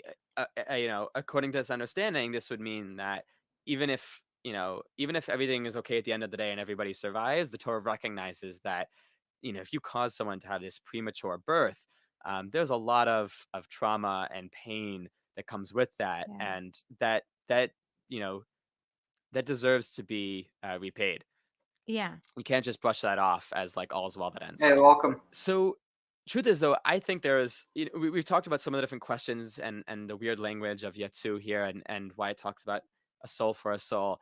But there's a much broader problem that I think we have to ask when looking at these psukim. Generally, when you want to teach a legal principle, you want to be as simple and straightforward as possible, right? Like, maken nefesh motivat. If you kill someone, you get the capital punishment. That's super clear, super straightforward. You can bullet point it easily. But if I had to ask, like, in a few words, Tikva, like, what is this law? It's the law of blank. 2 words. Yeah, I'm not sure because it starts off like if you really are gonna hold me to 2 words, I would say collateral damage. It starts off with these two men fighting, and someone else gets hurt from their fight. So it feels like, okay, that's what the Torah wants to teach. Could go into it more. There's so many. And so Tikva, one thing that we've seen before at Aleph Beta is when you have a section in the Torah about laws, and the laws have maybe it is An actual case. Maybe this is not just a legal principle. in the so let's try to figure out what story could this be talking about. And let's try to break down like the elements of this set of laws here and Okay. figure out where we've heard some of these before. So it starts off v'chi netzu anashim, right? When two men are fighting. Okay, what might that be talking about?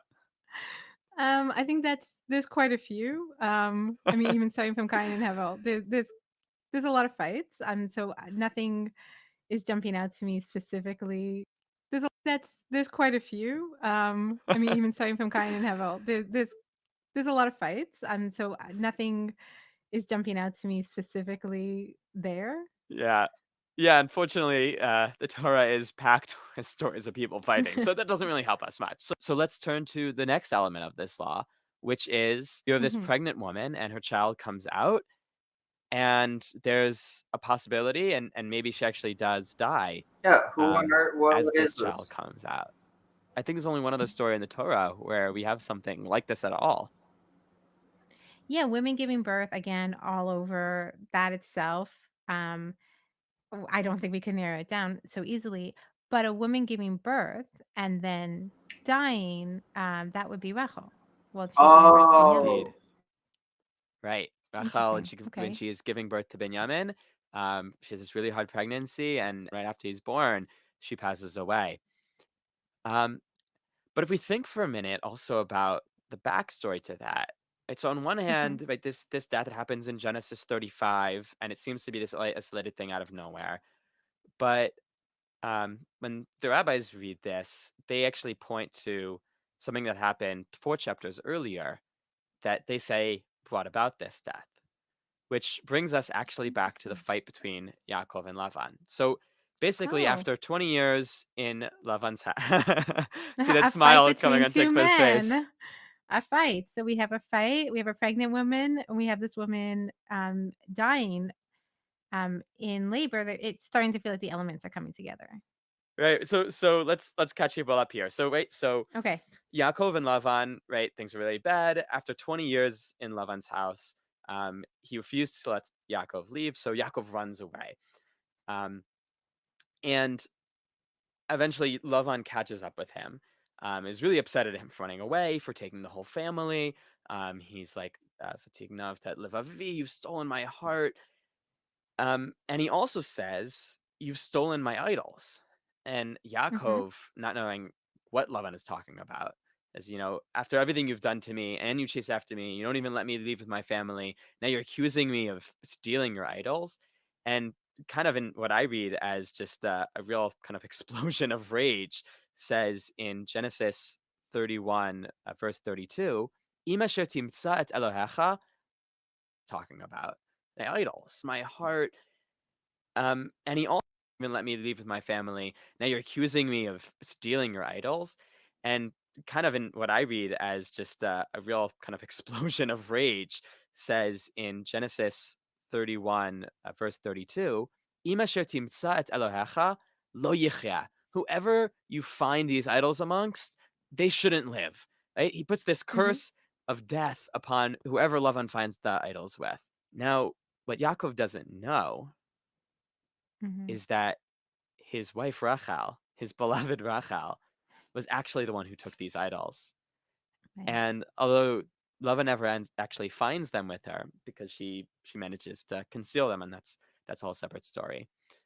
As the rabbis understand, Yaakov's words were really binding here. And this curse, even though it came out of this fit of anger, and maybe he didn't, however much, I don't know, he meant it, wanted it to really come true, he ends up putting this curse on his wife Rachel.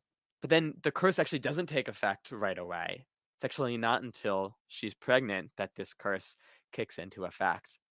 And her dying in childbirth, which was not very long later, we understand as a result of this curse.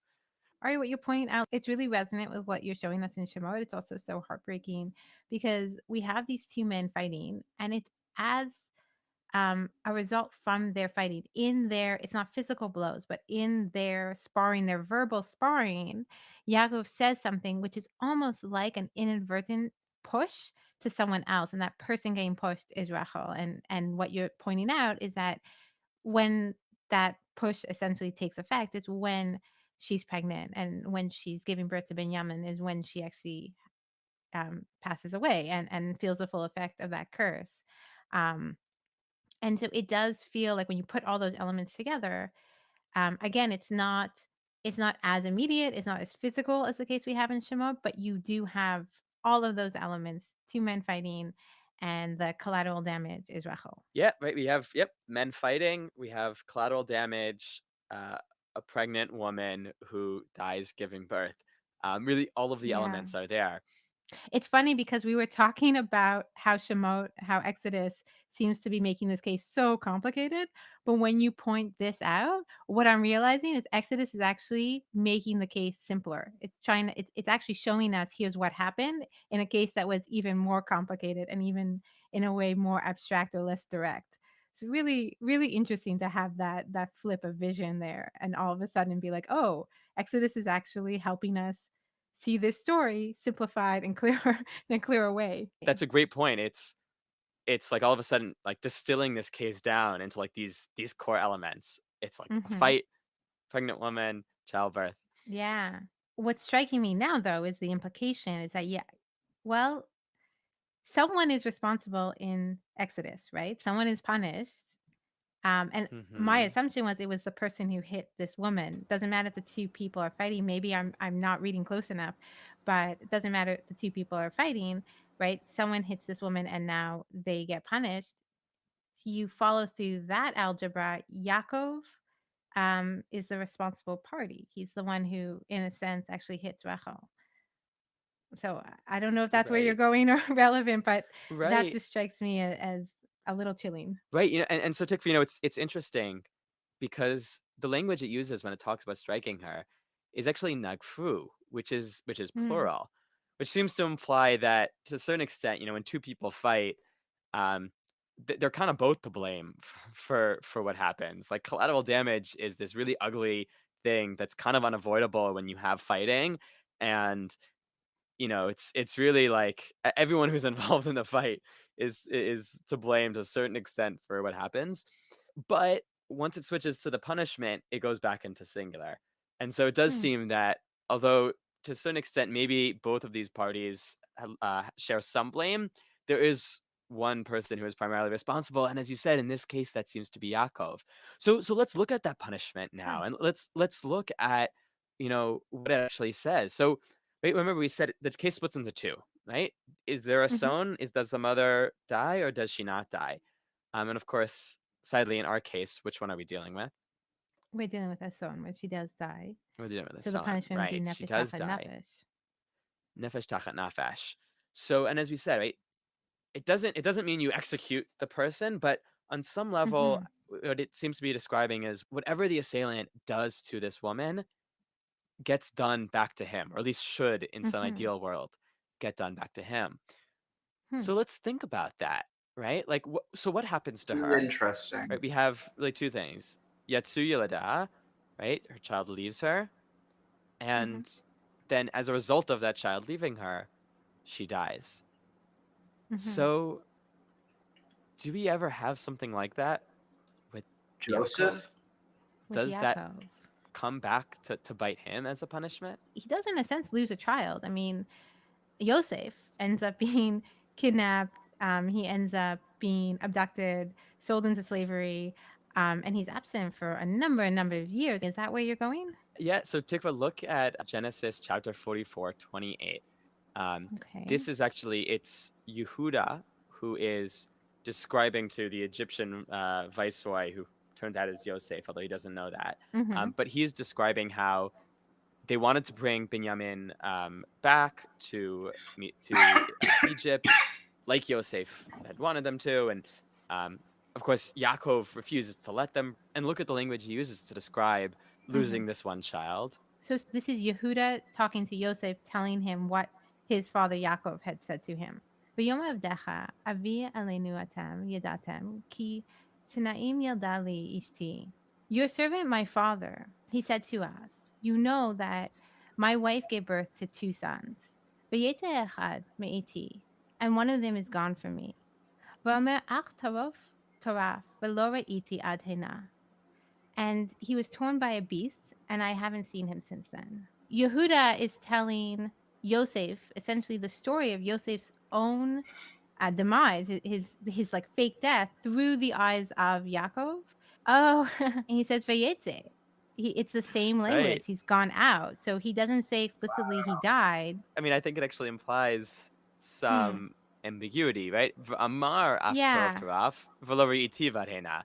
I said, oh, he Yeah. was surely torn by a beast, and I haven't seen him until now, which to me leaves some possibility of, maybe he's still alive. He's gone. Interesting. I'm never gonna see him Yeah. again. I think you're right. He doesn't want to say he died. He's just saying he And I had this haven't seen him horrible. until now at the same time he's talking to him. Well, no, I haven't seen him since, not until now. Since then. I think you're right. He doesn't want to say he died. He's just saying he had this horrible experience that most of us would assume led to death. Anyway, let's continue with this. So, let's see. Where are we at? Okay. ויאמר יעקב אל לבן הבה את אשתי כי מלאו ימי ואבוה אליה ויאסוף לבן את כל אנשי המקום ויעש משתי ויהי בערב ויקח את לאה בתו ויבא אותה אליו יבוא אליה ויתן לבן לה את זלבה שפחתו ללאה ביתו שפחה ויהי בבוקר והנה לאה ויאמר אל לבן מה זאת עשית לי הלא ברחל עבדתי עמך ולמה לי מיתני ויאמר לבן לא יעשה כן במקומנו לתת הצירה לפני הבחירה ממלא שבוע זאת וניתנה לך גם עצות בעבודה אשר תעבוד עמדי עוד 7 שנים אחרות ויעש יעקב כן וימלא שבועה זאת ותיתן לו את רחל בתו לו לאישה וייתן לבן לרחל בתו את בלכה שפתחו לשפחה ויבא גם אל רחל ויאהב גם את רחל מלא ויעבוד עמו עוד 7 שנים אחרות. Let's see. And Jacob said to Laban, bring to me my wife, because I have fulfilled the years of my service to you. No, for my time, for my days are fulfilled. I will.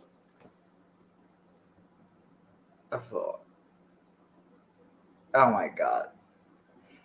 It says that I may cohabitate with her, but literally says that I may go into her. That's the direct translation. And Laban gathered all the people of the place. How does it translate this? People of the place, or the locals, the local dignitaries, like the men of renown of the place, and they made a feast. And it was evening, and he took Leah, his daughter, and they brought her to him, and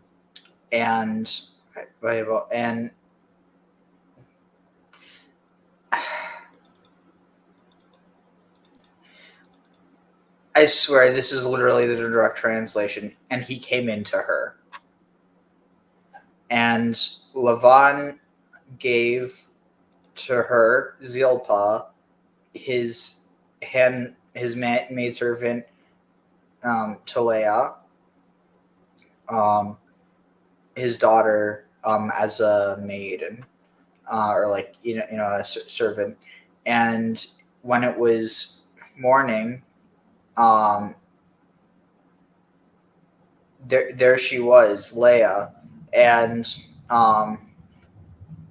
so he said to Laban, what is this, or what's she doing here? Yeah. Oh, ma zota sitali. What is she doing? Oh no, what have you done to me? Why in my service for Rachel, for you, or what is it? I served you for Rachel, and why did you beguile me? It's like, I'm the beguiler. Nobody beguiles the beguiler, but apparently it runs in the family, and therefore I have been beguiled by my uncle. Beguncle. Yep, your mother taught you everything you know, but she didn't teach you everything that we were taught by our daddy. It's like the children of Nahor. They're like con artists. Let's see, where are we? And Laban said, Lo ya'aseh, we do not do this in our place, to give Hatzira, to give the younger. Interesting. Tza'ir means little, insignificant, or young. Insignificant. That's a mean term. It also says mean here. We do not give the younger daughter before the firstborn. It's like, oopsie, didn't you read the fine print?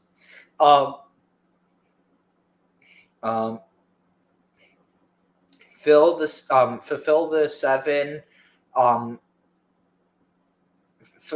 7, and I will give to you also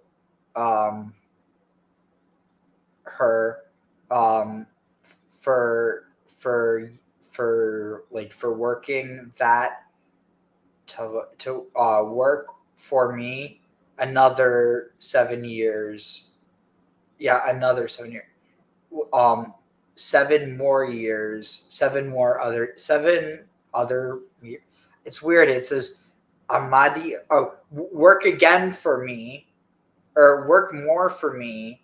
7 years. Another 7 years. So it's repeating it. So work for me.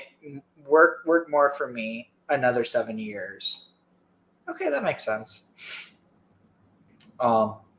And so And so Jacob did that, and he fulfilled those 7, the bridal week. It says, Shavua. I thought it was Sheva, but no, it's because Shavua, week, is actually derived from the root for Sheva, which means 7.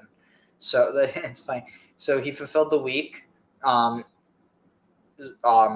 He fulfilled her week, and he took. Wait, what? And then he gave to him Rachel, his daughter, for his wife, and Laban gave to Rachel his daughter, gave Bilhah to Rachel, his daughter, for his maidservant, for a handmaid, let's see. I'm also trying to figure out where we. Okay, so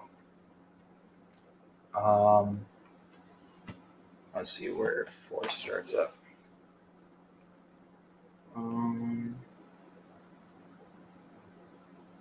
Let's see.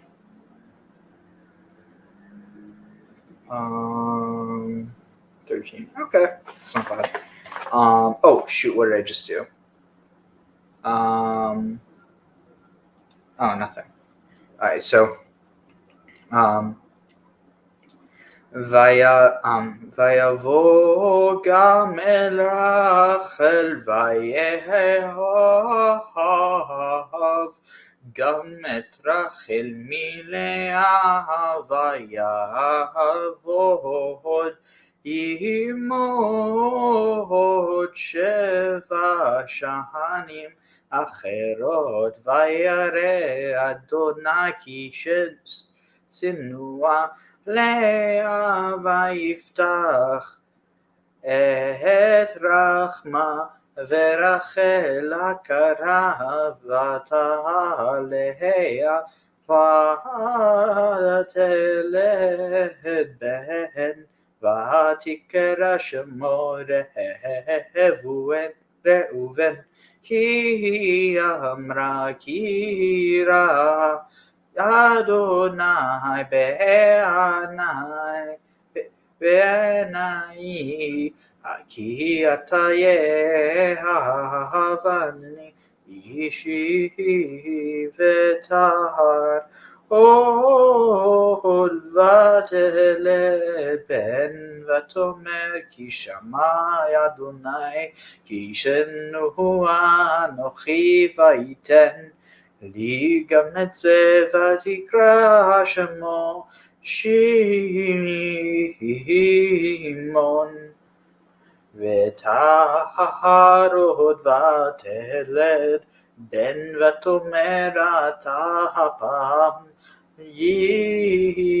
ילווה אישי אלי כי ילדתי לו 3 בנים על כן קרא שמו לוי ותער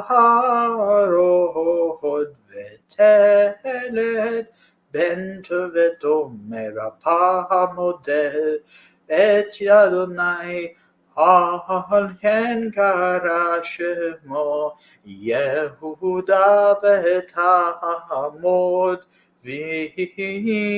ולדת. Let's see. And then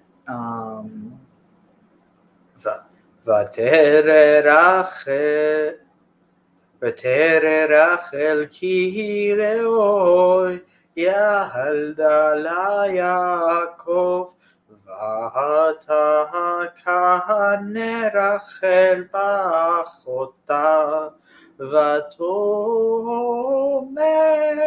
אל יעקב הבא לי בנים ואם מאין מתה אנוכי ויחד אף יעקב ברחל ויאמר בתחת אלוהים אנוכי אשר מנע ממך פרי בטן ותאמר הנה אמתי בהילה בוא אליה ותלד על ברכי ובנה גם אנוכי ממנה ותיתן לו את בלהה שפחת לאישה ויבוא אליה יעקב ותהר בך ותלך ליעקב בן. Let's see. So, and wait, I already read that part.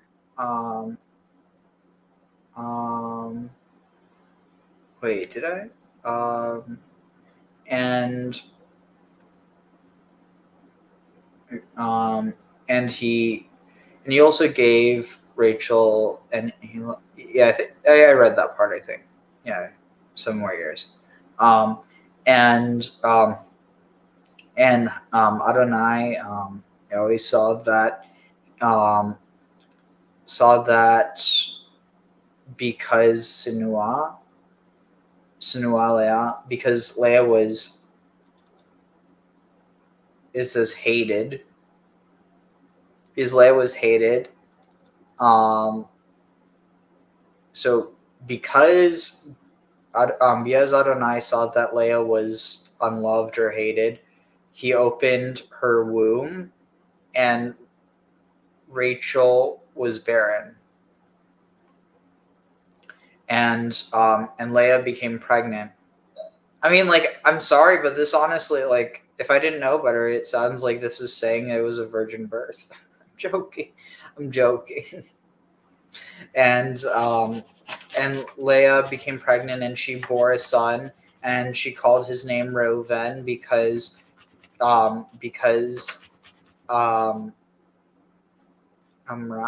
she said that Adonai has seen Be'ani has seen in my iniquity or in my pity, my affliction, that because because now Haveni Ishim, now my husband will love me. He's got to love me now that we have a kid together. Honey, that's what they all think. Famous last words. Last words before having to spend the rest of your life taking care of a kid without any help from your... Well, but luckily she married into a rich family, so even though he didn't really care about her, he cared about his sons.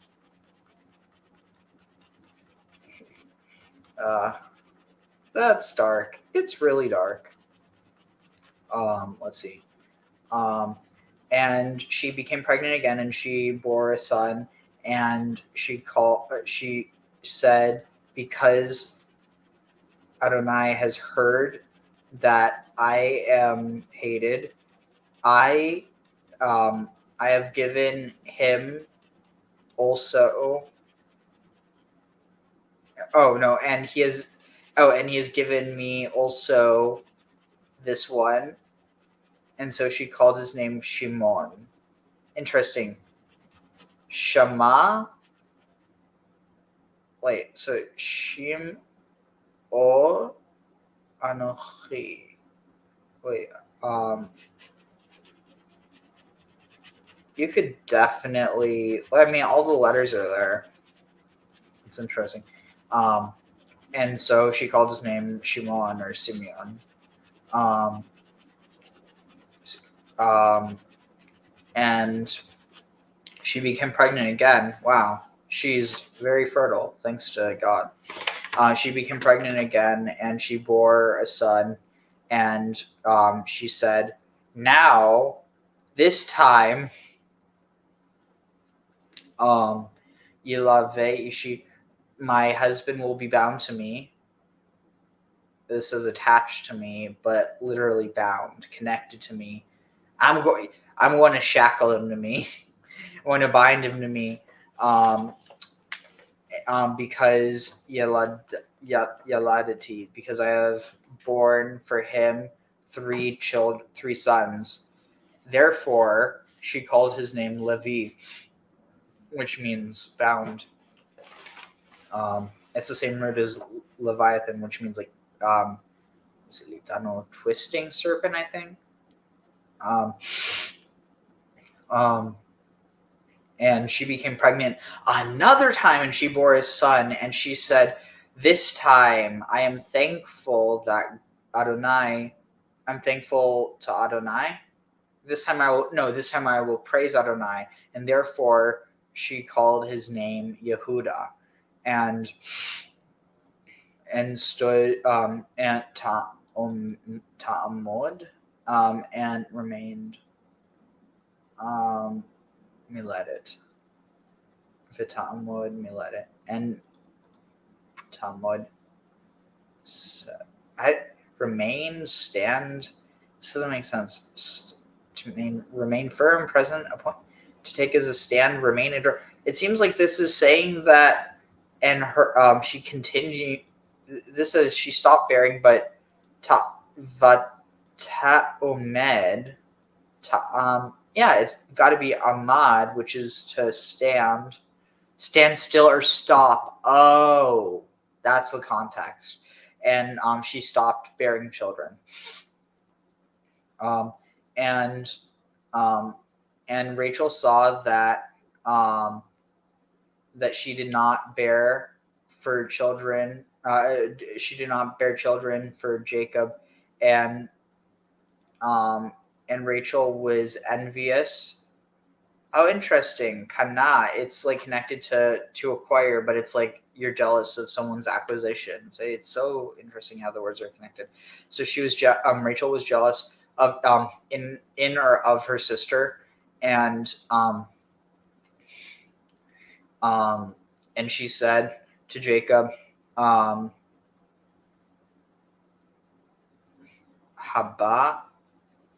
give to me sons, and if not, and if not, mate anochi, I will die. And Jacob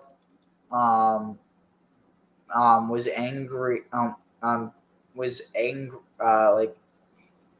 was very angry at Rachel, and said, Hatachat Elohim,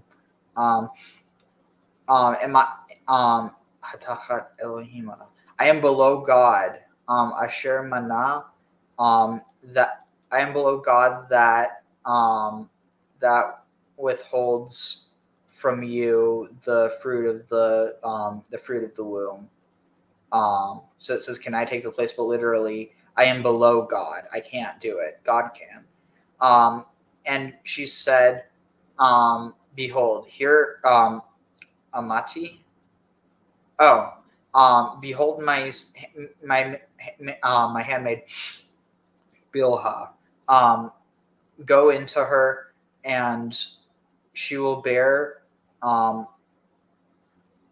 upon Barachi.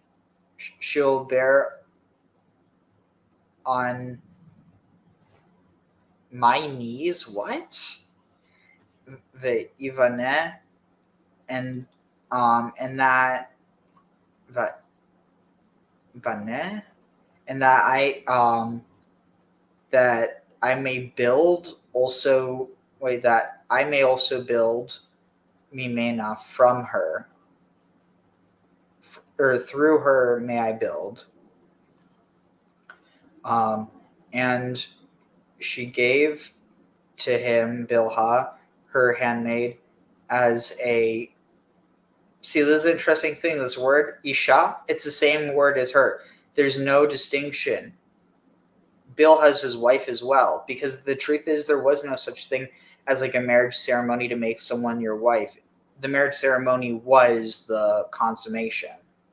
And so by that very act, there was no functional difference between the handmaids and their their mistresses, basically, which if you read Talmudic tradition was actually their half sister. I think they're sisters, but like it's probably implied that it was their half sisters because it was probably that they were children of their fathers, like slaves or servants or something. I don't know. I haven't read that deep into it, but and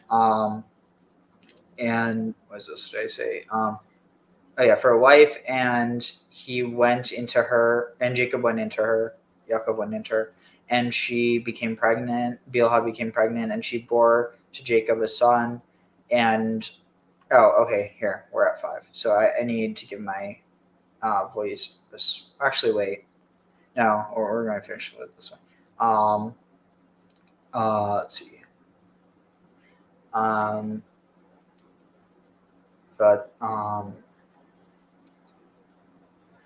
Vatahar Bilhah vateled Leah.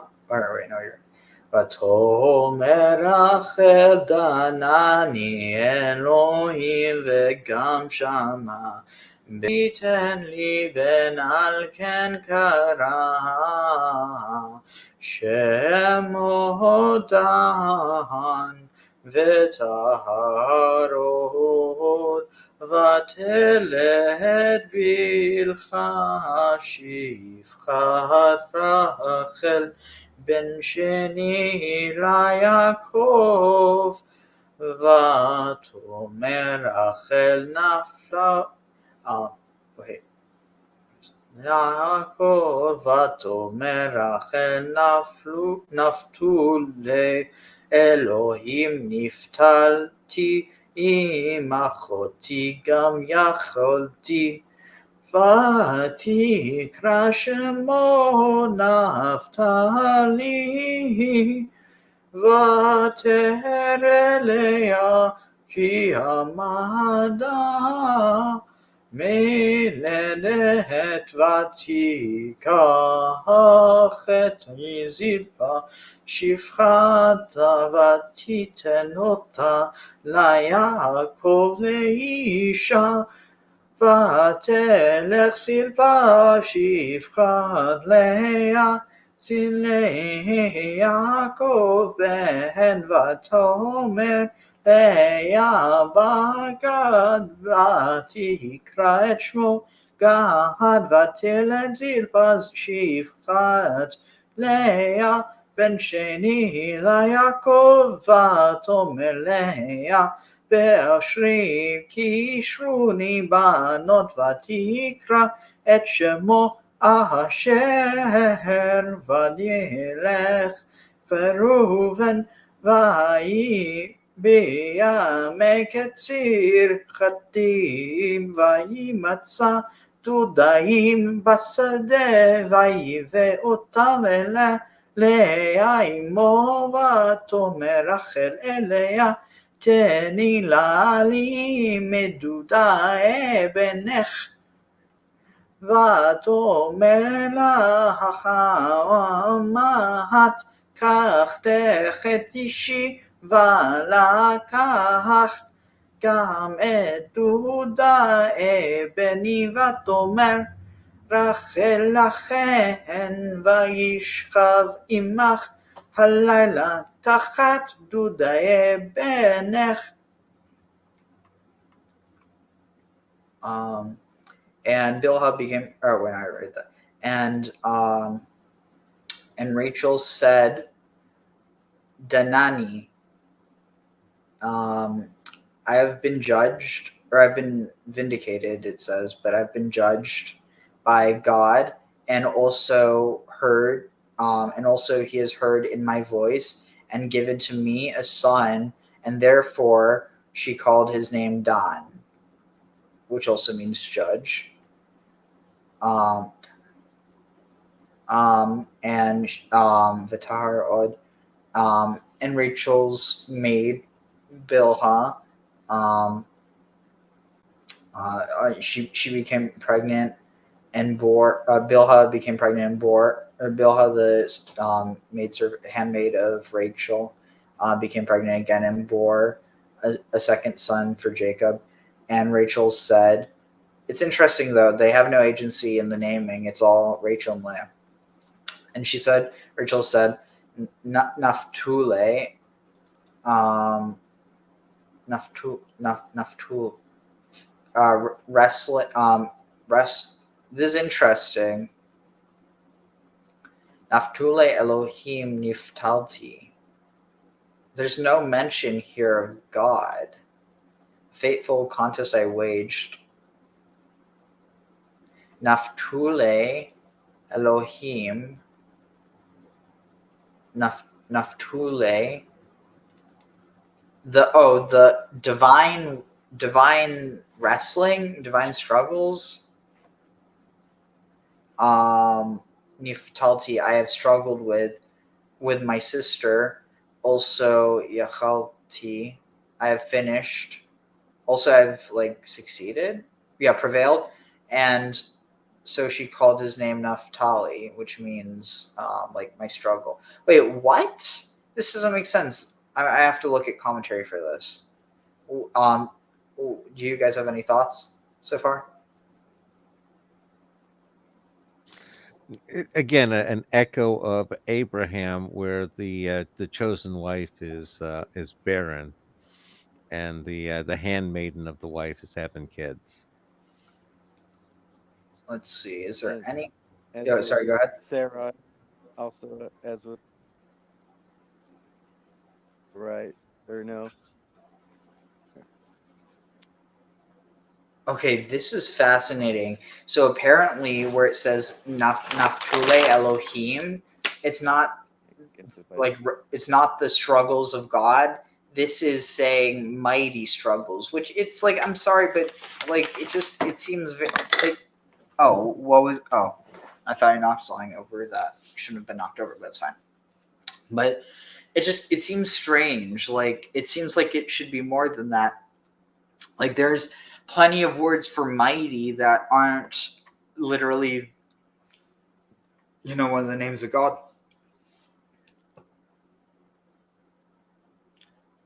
Let's see.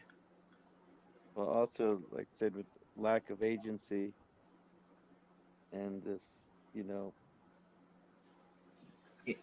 giving over of the servant, same way the women were given over by their fathers.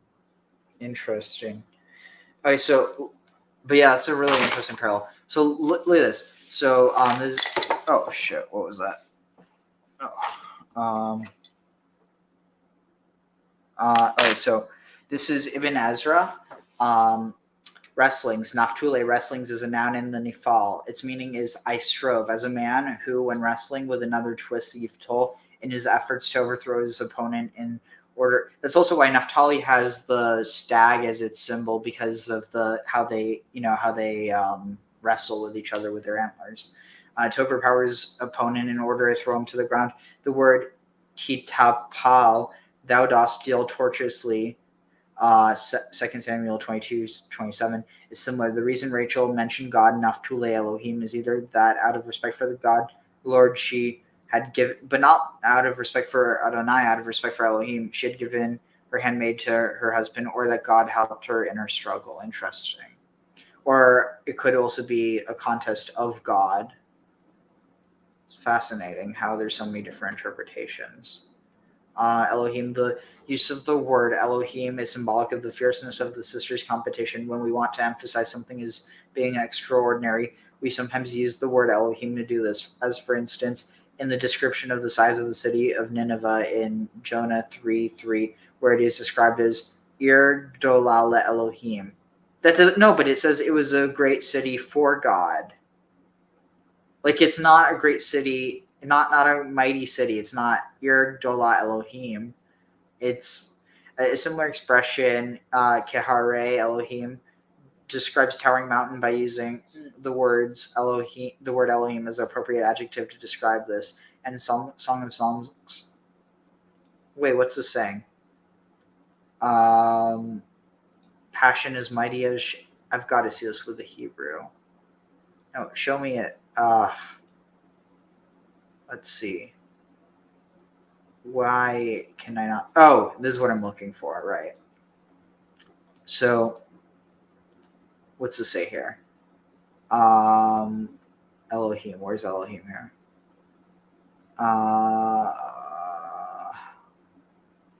It was 8:6. Okay.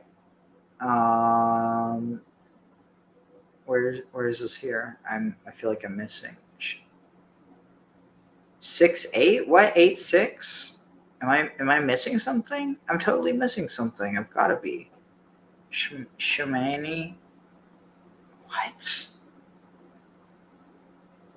L? Oh, maybe it's just L, and that's why I wasn't seeing it. Shell. I don't even see an L here. I must be tired, either that or this was written up improperly. Let's see. Oh, it's bugging me because I'm like, did I miss something? I totally...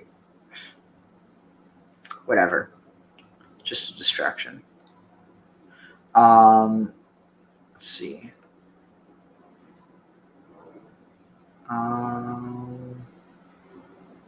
Wrestlings of God.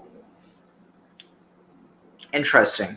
Menachem ben Sirach explains in his Machbera dictionary that the word Naphtali is of the same root as Patil in Numbers 19:15, a covering closely bound upon it, so that the words here mean, by bonds from God have I been joined to my sister, made equal to her to merit the privilege of having children. I, however, explain in the same sense as perverse and crooked. Okay. Prevailed. Okay. Interesting. Let's go back to it.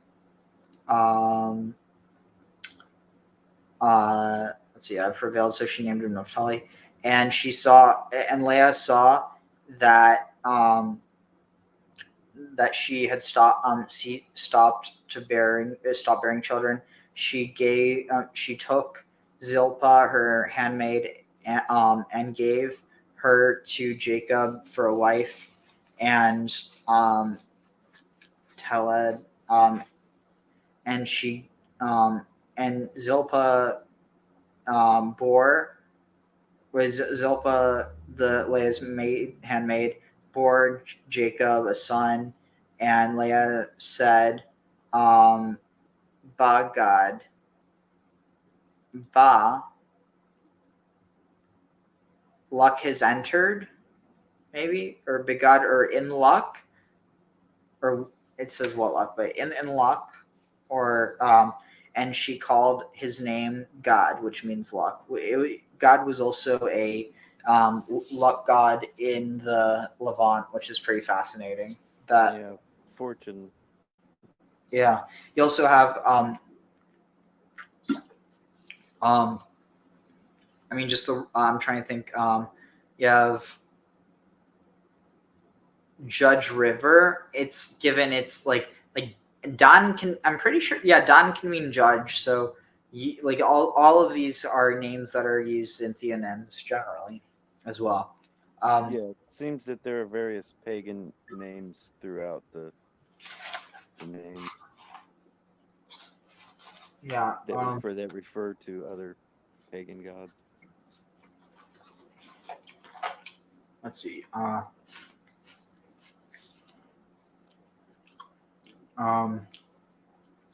And Zilpah bore a second son, the handmaid of Leah, bore a second son for Jacob. And Leah said, in blessedness, or what blessedness, what fortune, what happiness, that I have been called, or because, but I also that, that or for Ishruni, I have been declared blessed or happy or righteous, banot, amongst women. or banot ishuni, daughters or women will call me blessed, and she called his name Asher. Definitely a lot of Asherah, imagery here. And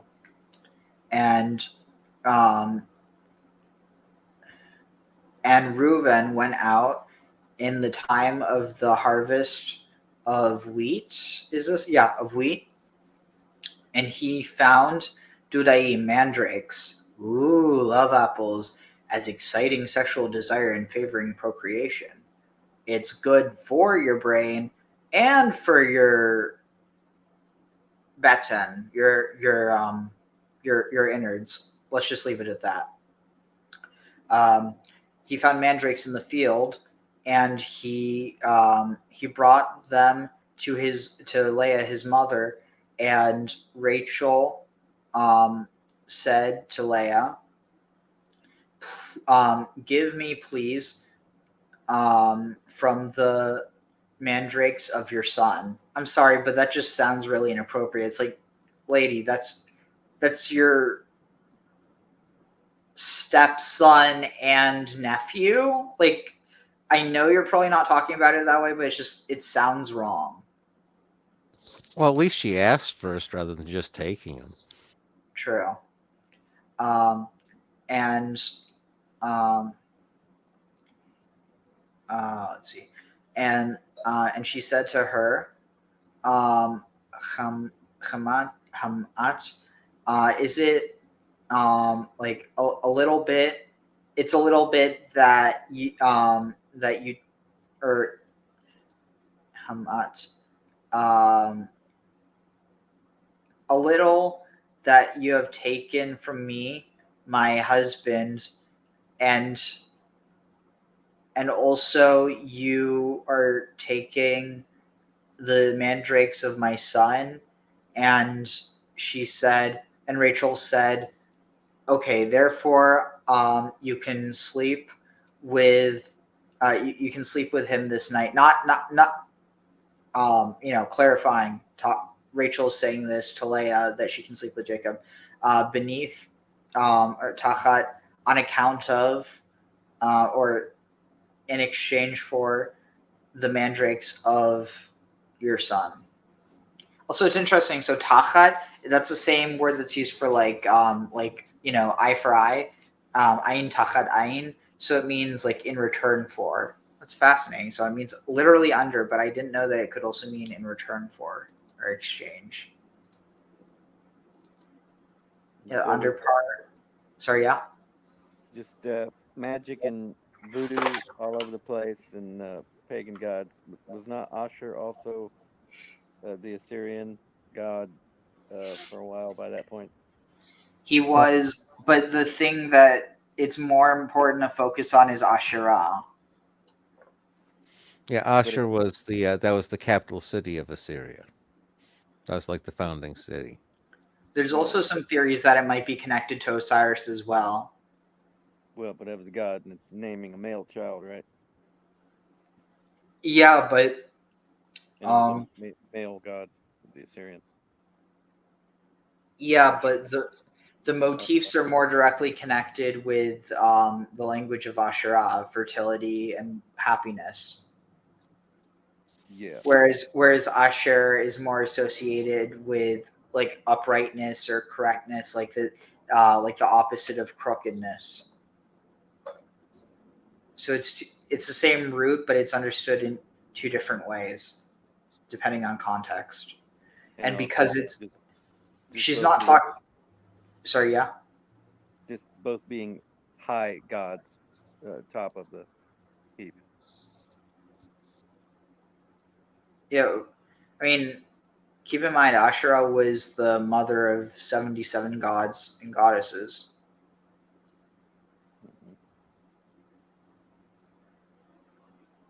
Let's see. And the earlier where the curse was given with the law situation, or about the stolen idols, whoever stole the idols, it's casting of a curse. It wasn't framed in the form of praying to God to do it. It's casting a curse. I mean, it's just steeped in the older paganism.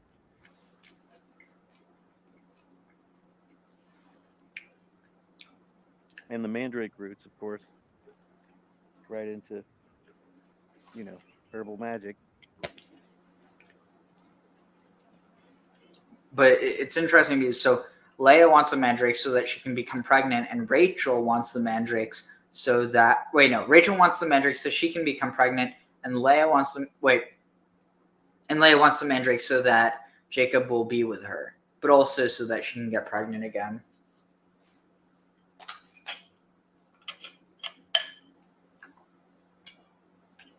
Yep. Magic all the way around, from plant magic.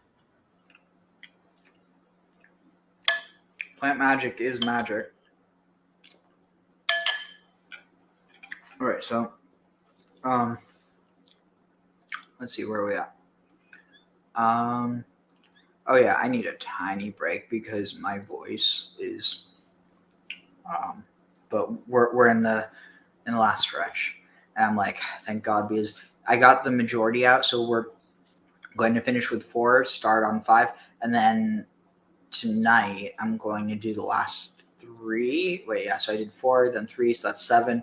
Okay, perfect, because I was really behind this week, because I'm probably going to do the same thing next week because I have a final paper due on Wednesday, and so I really need to catch up with that.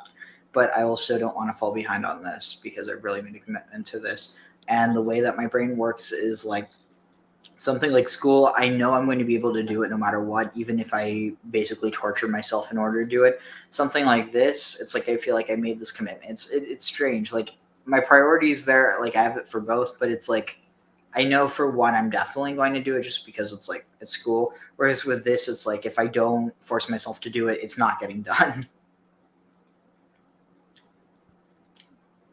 But all he's willing to say is I haven't seen him, and he's gone away from me. He's left. Right, and so here is Yaakov, just like the pregnant woman in Mishpatim, Also, and just like Rachel, Zero, who gave birth to. do you appreciate the pun of the name of this episode? I'm not sure I've seen it because I came in late. It's at the top. Not on my screen. Everyone was, but not a way I can see. 2 girls, 1 Jacob. Cub as in whelps. What? No, like 2 girls, 1 Jacob. Well, technically 3 girls if you throw in the handmaiden. You mean 4? Beach Boys, 2 girls for every boy. Yeah, I'm not going to explain it. You either get it or you don't. On that note, Benjamin, a child already went out from him. And now what's about to happen is he's afraid about the next child. I mean, like, I want to clarify. It's because it's such a big part of meme culture. I'm just leaving it. No, I'm leaving it there. Well, if you really want to know, just search the first 2 words and search for meme, and that's all you need to know. Make sure you search for the. Actually, you know what? Just don't look it up. Just don't. This is like bad. You're trying to get more people to look it up. You know that. Meaning of Yaakov? Never mind. I feel like everybody who's going to watch this knows probably, but no, it's like All about Benjamin coming out from him. And look back at verse 22. I'm going to be honest. It was the first thing that came to mind because it's such an easy pun. Whereas with anything else, it would have required a lot more thought, and I didn't really. I was just trying to get the stream going, but it turns out it didn't matter because I spent hours working on the. Talking about the Jewish meaning or something? No, it has nothing to do with Judaism. It's a pop culture reference, and by pop culture, more like poop culture. Ugh! Oh God! South Park thing or something? No, I'm not explaining it. Like I've explained enough. You hear what Yehuda says will happen. It's like if Binyamin I'm polluting all the holy Torah with the filth of the internet. leaves Yaakov, if Yaakov loses Binyamin. Oh, he's a לא jack off. אוכל הנער לעזוב את אביו, What? ועזב את אביו ומת. He's a jack off. No, it's hilarious because like you really don't understand. I mean, like it's not like the funny thing isn't that you don't get it. It's because like it's it's like just people on the internet are disgusting. Let's just leave it there, okay? Actually, to be fair, that it wasn't just the internet. I don't know the point is people are disgusting in general. Basically, we're fallen from Eden. We ate of the tree of knowledge, and some people they ate a bit too much of the tree of knowledge of good and evil, and then they focused a bit too much on sexuality, but like didn't put any constraints on that, and then that's how you end up with really, really strange stuff. They're all hopped up on the mandrake. Yeah. But you did really strange stuff with generations of brothers marrying sisters. Yet somehow it's when we get the internet that this stuff really ends up, this shit ends up hitting the fan. And it ends up with the surrogacy. Because somebody's used too much of something and become barren. I think they've been practicing contraceptive herbs that may go a little too far, so then they got to farm the job out. Interesting. The boy can't leave his father. If he were to leave his father would die. So our father would die. Yaakov would die. He's basically saying that is death for a child to go out from him. It's Yaakov's own death. Right. Yeah. Child leaves Yaakov, and as a result Oh my of God. child leaving I Yaakov, feel so stupid. I just realized the song Am Yisrael Chai, so which means that the people of Israel live, and then the next verse is Od Avinu Chai, our father still lives. And so I'm thinking, well, the only thing I'm thinking in this Avinu, it's probably referring to God because God's our father. But no, in this context, it's actually referring to Israel or Jacob, like, you know, personify the people personified as the ancestor. So it's interesting, the idea that the ancestor is still alive because of his descendants. It's almost like his seed lives in him, and now he lives in his seed. Any thoughts on that? One of those senses of immortality is you have immortality through your children. And I think it's echoing some of that tag. You think it almost might, because I know there are, like, for instance, like the Druze religion, they believe in reincarnation, like to the point that like they believe that that people in their family are reincarnations of other people, like further back in their family. So it's almost like your kids are your respawn point. Another layer of incest across the ages. Where's the incest in that? Well, if you're, well, I don't know. If they're, it depends on if they're an individual reincarnation or if they're kind of spread out into multiple persons. Oh, I see what you're saying. Is it really incest to have sex with your great-great-grandmother? Tag. The question is it really incest if you have sex with yourself? Yeah. I'm not talking. If you got to wait 7 years, it's quite a buildup. Talk about a buzzkill. Imagine if after all that time it turned out that unfortunately the little blue pill hadn't been invented yet, but he needed it in the course of those 7 years, but he didn't need it before. And if you're not allowed to own it, meanwhile you got Raquel Welch there. What? just thinking of Raquel Welch, like a Rachel coming off of that. Onanism, you can't spill your seed on the ground. You just got to hold it.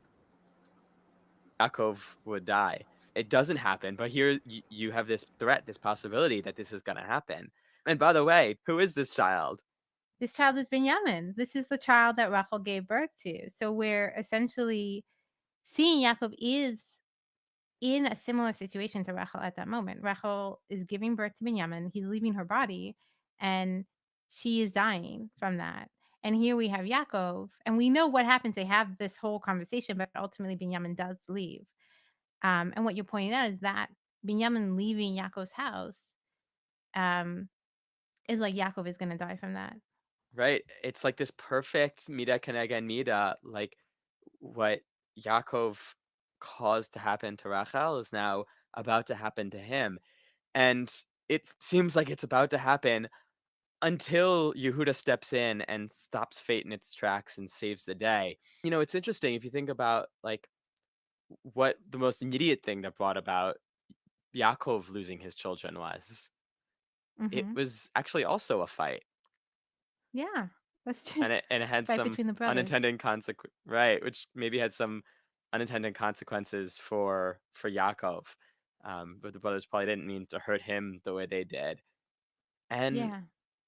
then if you think backwards, right, because this all started with the fight between Yaakov and Laban, which really called him the way they did for Yaakov. But the brothers probably didn't mean to hurt him the way they did. And Yeah. then if you think backwards, right, because this all started with the fight between, actually also, you know, about what Yaakov fate track. It's about to Rachel is now until if you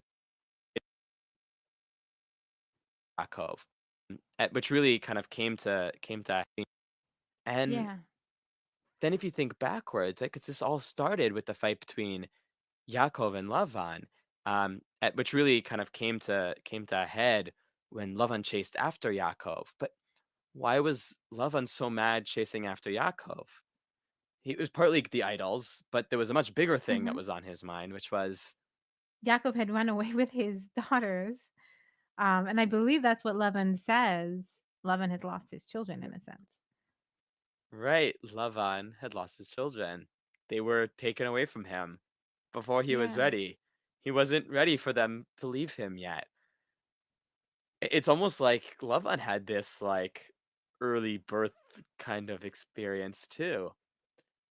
And then if you keep working backwards and you think, well, what happened before this? There was another fight between people. You had Yaakov and Esav who were fighting, and that also led to someone leaving their parents. So Yaakov left their parents because of the fight between Yaakov and Esav. And what's the language, it uses there? It's the first word of our Parsha, right? Vayetze. Yeah, and Yaakov went out. And he wasn't just going out from the land of Canaan, he was also going out from his parents in that same language. So we have this cycle of fight, children being forced to go out, fight, children being forced to go out, fight, children being forced to go out. And it's just like this horrible, terrible cycle, which eventually at the end of Bereshit gets stopped, and Yehuda does what he does to stop it, and Yosef does what he does to stop it. Yeah, you just have series of fights and leaving. And again, we can like go through it and mark off who we think is responsible, who we think is collateral damage. But I would say when you have a family like this, and this is your family history, there's a lot of collateral damage in that, right? Like there's a lot of people getting hurt. For sure. So, Ari, this is fascinating. We ended up jumping all over Genesis. I just want to take a minute to pause and think back to what we've seen. So, you showed us these laws in Mishpatim, and we saw that they jumping all over Genesis. I just want for sure. So, Ari, this is fascinating. We ended up jumping all over Genesis. I just want to take a minute to pause and think back to what we've seen. So, you showed us these laws in Mishpatim, and we saw that they seem to actually apply to cases in Bereshit, and it seems that the core case is Rachel's death. That seems to be our cornerstone, I would say, right? Like we have a woman who's pregnant who dies in labor, and what we've seen is that death itself is actually part of this larger fight between Laban and Yaakov. Um, and then we were continuing the implications of that, right? Okay, so if this story in Shemot lines up to the story between Rachel and Yaakov and Laban, and we're just following through on our cast of characters, Yaakov seems to be the person who is then the person who you would expect to be punished. And what you show me is that actually does come through, that does follow through. Yaakov does seem to be punished, and he seems to be punished in this reciprocal way that lines up with the punishment that we've seen in Shemot. And you show me that this cycle of violence is actually part of the larger story, right? So we have this case in various ways repeating itself. Um, so I'm on board with you for all of that. But I remember you saying that for you, what this really changed was how you see that fight between Laban and Yaakov. And so I'd love to go back to that. Right. So for me, what these connections in Parshat Mishpatim made me realize is that this thing where Yaakov says this curse and it ends up leading to the death of Rachel. It's not this isolated thing. It was part of a fight Hmm. between two people, neither of whom wanted to hurt Rachel. Right? Rachel was Yeah. Lavan's beloved daughter and Yaakov's beloved wife. None of them wanted this to happen, but they were fighting. And when two people fight, there's gonna be collateral damage. There's gonna be unintended consequences. That's beloved wife. None of them wanted this to happen, but they were fighting. And when two people fight, there's gonna be collateral damage. There's gonna be unintended consequences. That's the nature of conflict and of fights. And I always read this story of this fight as being really one-sided. And I always read this story of this fight, like and of fights. And I always read this story of this fight as being really one-sided. Lavan's this terrible guy. He's tricking Yaakov constantly. He's abusive. He gaslights him. When Lavan finally tries to leave, Lavan doesn't let him. And so, like, what choice does Yaakov have? Like, of course he has to run away in the middle of the night. How else is he going to get his Hmm. family out of there? He seems totally justified. And I think he is. And if I was in Yaakov's shoes, I don't know what else I would have done. But then you could also look at Lavan's side of it, and you could see how heartbroken Lavan was. And he says, "Vatignovat levavi, you've stolen my heart." And however justified one side may be, a fight is a fight. And the way Parshat Mishpatim shows it doesn't say what the fight's about. It doesn't say who started that fight. It says there's a fight, and and not just he hits a woman, they hit a woman, because to a certain extent, like anyone who's involved in this fight is responsible for the damage that is Yeah. caused. And this has unintended consequences for Lavan. It has unintended consequences for Yaakov and for Rachel, and even for the next generation, as this cycle of conflict and children getting pulled away from their Hmm. parents continues. Oh yeah, tying it into what's going on today. And I think that's like an important thing because at the end of the day, regardless of, who starts a fight or whatever, at the end of the day, both people who take part in a fight are responsible for the damage that takes place as a result. And then it's like the thing that it seems happens all too often is each side just wants to blame the other rather than realize that they're both responsible for what's happened. While I agree with you, I think more emphasis is on the person who starts the fight. Obviously. Because if somebody throws the punch, what do you expect the other person to do? Just sit there, take it, and fall over while they keep getting punched? It's one of those is where is the least of, from my perspective, where's the least amount of damage done? And sometimes the least amount of damage done is fighting back and accepting you're going to get some peripheral consequences. Tag. Yeah, but like what I'm saying is like the damage that you do. I'm not saying like, oh, someone attacks you and you attack them, and then as a result they attack, and then like they end up hurting. Like if you end up hurting someone I mean, like I feel obviously there's nuance, but still, like to at least admit that both parties are responsible, even if it's not equally. Well, and then the enmity that was sown in the beginning from the Father, the Lord, uh, predetermined all of these conflicts.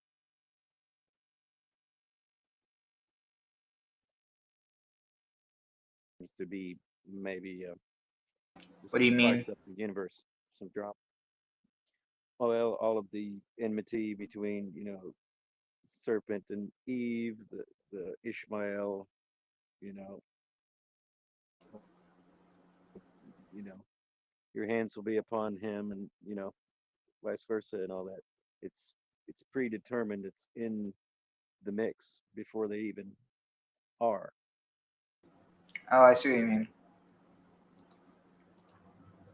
That's interesting. So if you And just yeah, read, Oh, yeah. if you just read Genesis, if you understood in the Zoroastrian sense with Ahura Mazda and Ahriman, that they're just those two contending forces of the universe, and one understanding of that is that that creates a challenge, and so there's a fulfillment and a development that occurs by having a worthy opponent, and that you want that worthy opponent. You don't want the absolute lack of that, because there are certain aspects you could never develop. Yeah. It's almost like you have one extreme and the other, and by combining the two, you get the middle path. Mhm. without Shemot. One of the things you're saying is Yaakov would look like an innocent victim himself. He would look like someone who's just trying to, do what he can to have freedom. And Laban's the bad guy. But once you see all these parallels and you're lining up the cast of characters, and it hits you that, oh, Yaakov is not just an innocent player in this. He lines up with one of these two men who's having the fight. And in Shemot, the responsibility lies on both those men. Like we said, only one is punished, but in the language of Nagfu, that plural language, there is a sense that these two people are responsible for this fight. It makes you go back to Genesis and kind of check yourself and say, oh, wait, have I been going too easy on Yaakov? Because the implication in Shemot is that he is partnered with Laban as one of the fighters. He is not just the innocent bystander in this Also, episode. I don't know how I haven't And thought so of this yeah, I see before, that does actually. but it almost feels like Laban might, and this might also be a reason why there is such negative imagery of Laban that's used. But I wonder if Laban, his name literally means white, is connected to, because basically, if you double the nun, you change Laban to Lavanan, Lebanon. It's Lebanon. It's literally the name Lebanon. So I wonder, like, is Laban, Lebanon?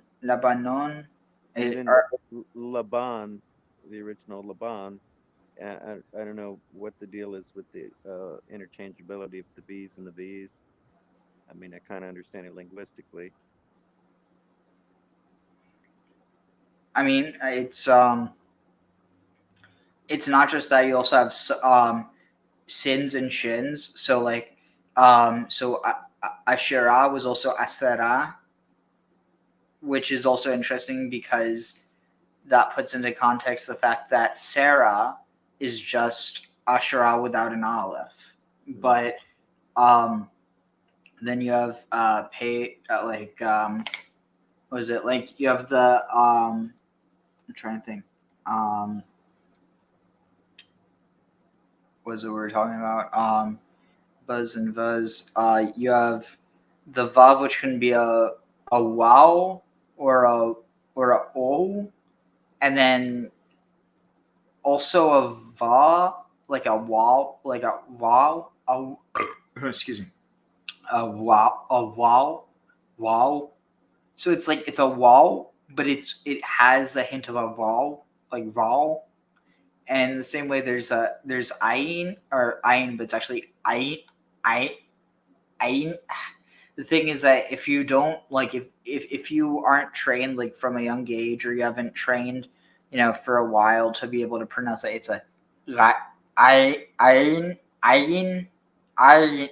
It's like, it sounds absolutely ridiculous if you can't pull it off.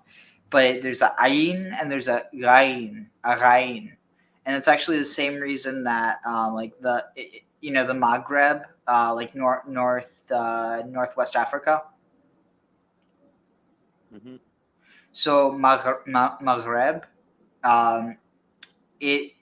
and because the ayin can also be gayin, so west in Hebrew is ma'arav.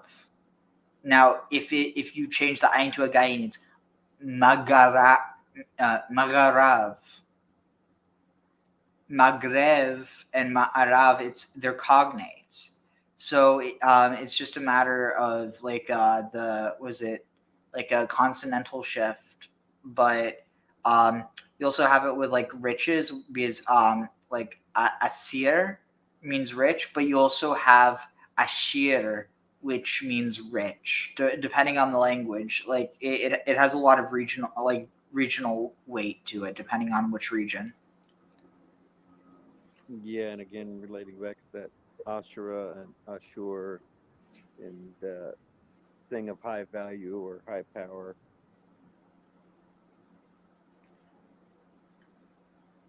Yeah, and then you also have, so the root for righteous, yashar, is only one root off, and like ashar, so like it has to do with this idea of shar, like because shar means straight, so yashar means to be straight or to be righteous, whereas ashar means I will be like straight, or in which case it means like in order, everything is okay. Be in the whole notion of straight being correct and crooked being, like wicked or bad or sick. And so within this context, blessed is asher and righteous is yashar. And like one of the terms that's used to refer to Israel, I think it's also used in Messianic language, is the term Yeshurun, which it's actually from Yashar, not from Yasha, which is the root of Yeshua. So it's not connected to the name of Jesus at all. It's Yashar, which means righteous. And I mean, you do definitely have notions of this that get embodied in Christianity, but they don't focus on the name Yeshua at all. Not that I've ever seen. But you have those different attributes of the high God. You sort of have the conceptual overlap with like a ruler or a rule, straight, righteous, right angles. You know what I mean? There's a lot of interesting conceptual kind of interweaving. And the word for soul, earlier they talked about a soul for a soul. What's the word for soul? Is that one that's atma or something like that? No, nefesh. And so is that a sense of an everlasting soul? No, nefesh is like, it's the life that's in the blood. And so basically once you stop breathing, you're like, you don't have a nefesh anymore. But the interesting thing is nefesh can also refer to the body itself. Like a person themselves. Mm-hmm. And by nature there remains as well. So it's completely contextual. The way in which it's used determines its meaning. Mm-hmm.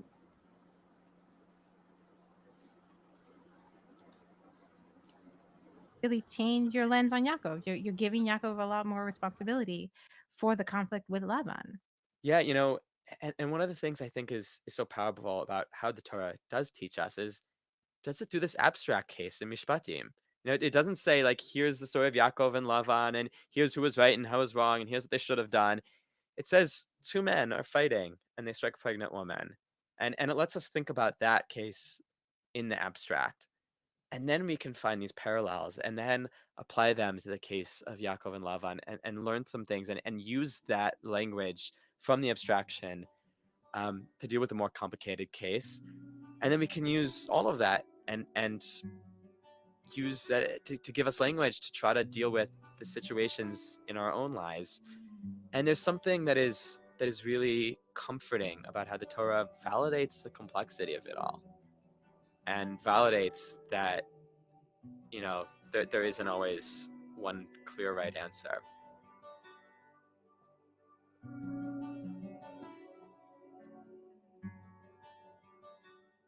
All right, we're almost done. We just have basically just one more thing to go through. I thought Jacob had like 60 kids or something like that. No, where'd you? Oh, you're thinking of 70? Yeah, no, I was thinking 70. So yeah. No, so what that is that's because banim or b'nai just refers to the offspring or descendants. So it's his 12 sons, and their descendants, which ended up being 70 total. But realistically, so it's the 70 sons of Yisrael versus the 70 sons of El. Yeah, I was gonna say no parallels there at all. I was gonna say, how many daughters did Jacob have? One. Just one. Well, maybe. What I've That we what know I've of. noticed is that in the beginning they're saying who the father and the daughter and the children are, and later on they stop mentioning who the wife was, who the daughters were, and they're only after a while there is no more record What do you? of the women. That's not true. I They still record the women. It's just they don't record from the women. They record from the man, but they do record women from the man. yeah, but they're not recording the wives. They're not recording so much the daughters anymore. They're recording who the wives are, but they're not saying who the daughters are, and you can't trace a matrilineage. Okay. It also depends on whether it's like a direct genealogy or whether it's just a genealogy as part of a larger narrative. Well, these are the ones where they just list on forever who begat, and then after a while it changes. In the beginning, there was all the detail. Later, just about the male figure mainly.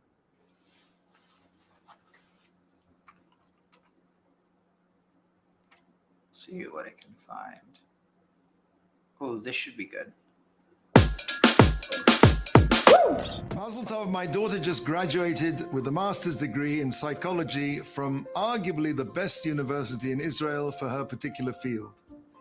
Nearly all the other students there were from very secular backgrounds in Tel Aviv and Hod Sharon, and she was one of less than a handful of Orthodox women there.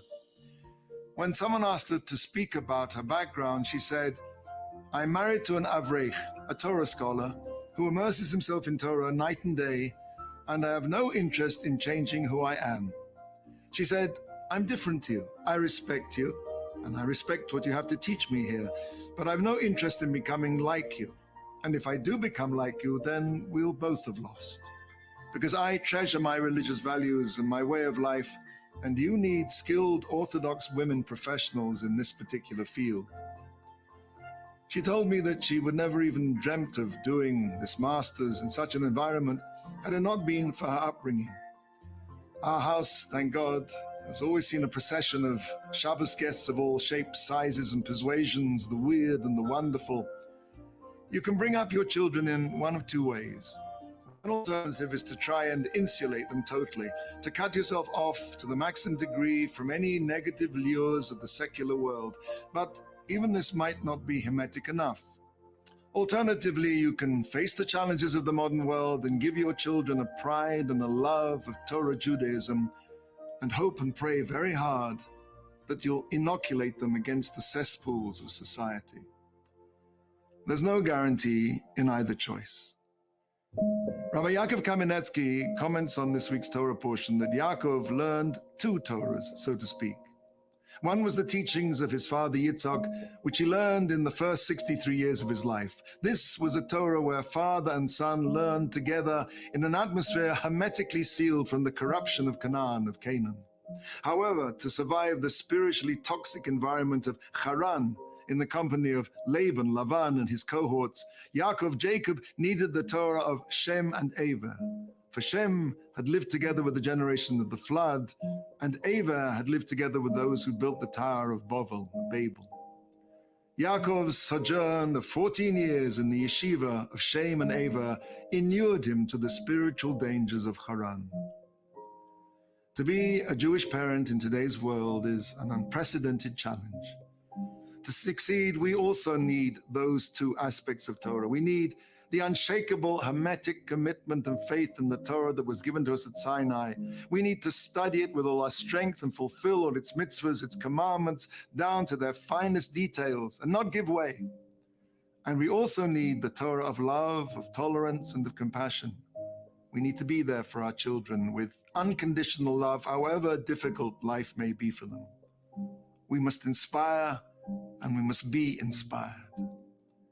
And with these two Torahs, and with a lot of prayer and the help of Hashem, we'll protect our nearest and dearest from the worst that the world has to offer.